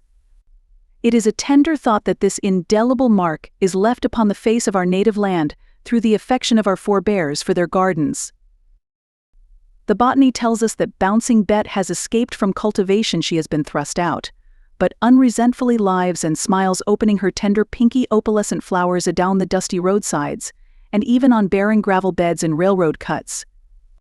Butter and eggs, tansy, chamomile, spiked leucostrife, velvet leaf, bladder campion, cypress spurge, live forever, star of Bethlehem, money vine, all have seen better days, but now are flower tramps. Even the larkspur, beloved of children, the moss pink, and the grape hyacinth may sometimes be seen growing in country fields and byways. The homely and cheerful blossoms of the orange tawny ephemeral lily and the spotted tiger lily, whose gaudy colors glow with the warmth of far Cathay, their early home now, make gay many of our roadsides and crowd upon the sweet cinnamon roses of our grandmothers, which also are undaunted garden exiles. Driving once along a country road, I saw on the edge of a field an expanse of yellow bloom, which seemed to be an unfamiliar field tint. It proved to be a vast bed of coreopsis, self-sown from year to year, and the blackened outlines of an old cellar wall in its midst showed that in that field once stood a home, once there a garden smiled. I am always sure when I see Bouncing Bet butter and eggs, and tawny lilies growing in a tangle together, that in their midst may be found an untrodden door stone, a fallen chimney, or a filled-in well. Still broader field expanses are filled with old country plants. In June, a golden glory of bud and blossom covers the hills and fields of Essex County in Massachusetts from Lynn to Danvers, and Ryleside to Beverly it is the English gorse or woad wax. And by tradition it was first brought to this country in spray and seed as a packing for some of the household belongings of Governor Endicott. Thrown out in friendly soil, the seeds took root and there remain in the vicinity of their first American homes. It is a stubborn squatter, yielding only to scythe, plow and hoe combined. Chicory or blue weed was, it is said, brought from England by Governor Baudouin as food for his sheep. It has spread till its extended presence has been a startling surprise to all English visiting botanists. It hurts no one's fields, for it invades chiefly waste and neglected land, the dear common flower, and it has redeemed many a city suburb of vacant lots, many a railroad ash heap from the abomination of desolation. Whiteweed or ox-eye daisy, a far greater pest than gorse or chicory, has been carried intentionally to many a township by homesick settlers, whose descendants today rue the sentiment of their ancestors. While the valleyed garden of our old neighbors was sweet with blossoms, my mother's garden bore a still fresher fragrance, that of green-growing things of posies, lemon balm, rose geranium, mint and sage. I always associate with it in spring the scent of the strawberry bush, or calycanthus, and in summer of the fraxinella, which, with its tall stem of larkspur-like flowers, its still more graceful seed vessels and its shining ash-like leaves, grew there in rich profusion, and gave forth from leaf, stem, blossom, and seed a memory-sweet perfume, half like lavender, half like anise. Truly, much of our tenderest love of flowers comes from association, and many are lovingly recalled solely by their odors. Balmier breath than was ever borne by blossom is to me the pure pungent perfume of ambrosia, rightly named, as fit for the gods. Not the miserable weed ambrosia of the botany, but a lowly herb that grew throughout the entire summer everywhere in our garden, sowing its seeds broadcast from year to year, springing up unchecked in every unoccupied corner, and under every shrub and bushy plant, giving out from serrated leaf an irregular raceme of tiny pale green flowers, a spicy aromatic fragrance if we brushed past it, or pulled a weed from amongst it as we strolled down the garden walk. And it is our very own. I have never seen it elsewhere than at my old home, and in the gardens of neighbors to whom its seeds were given by the gentle hand that planted our garden and made it a delight. Goethe says, "Some flowers are lovely to the eye, but others are lovely to the heart. Ambrosia is lovely to my heart, for it was my mother's favorite." And as each spring comes slowly up the way, I say in the words of Solomon, "Awake, O north wind, and come, thou south blow upon my garden, that the spices thereof may flow out, that the balm and mint, the thyme and southern wood, the sweetbriar and ambrosia, may spring afresh and shed their tender incense to the memory of my mother, who planted them and loved their pure fragrance, and at whose presence, as at that of Eve, flowers ever sprung, and touched by her fair tendance gladlier grew." The end. Please consider subscribing to Best Audiobooks for free, so we can keep bringing wonderful content like this.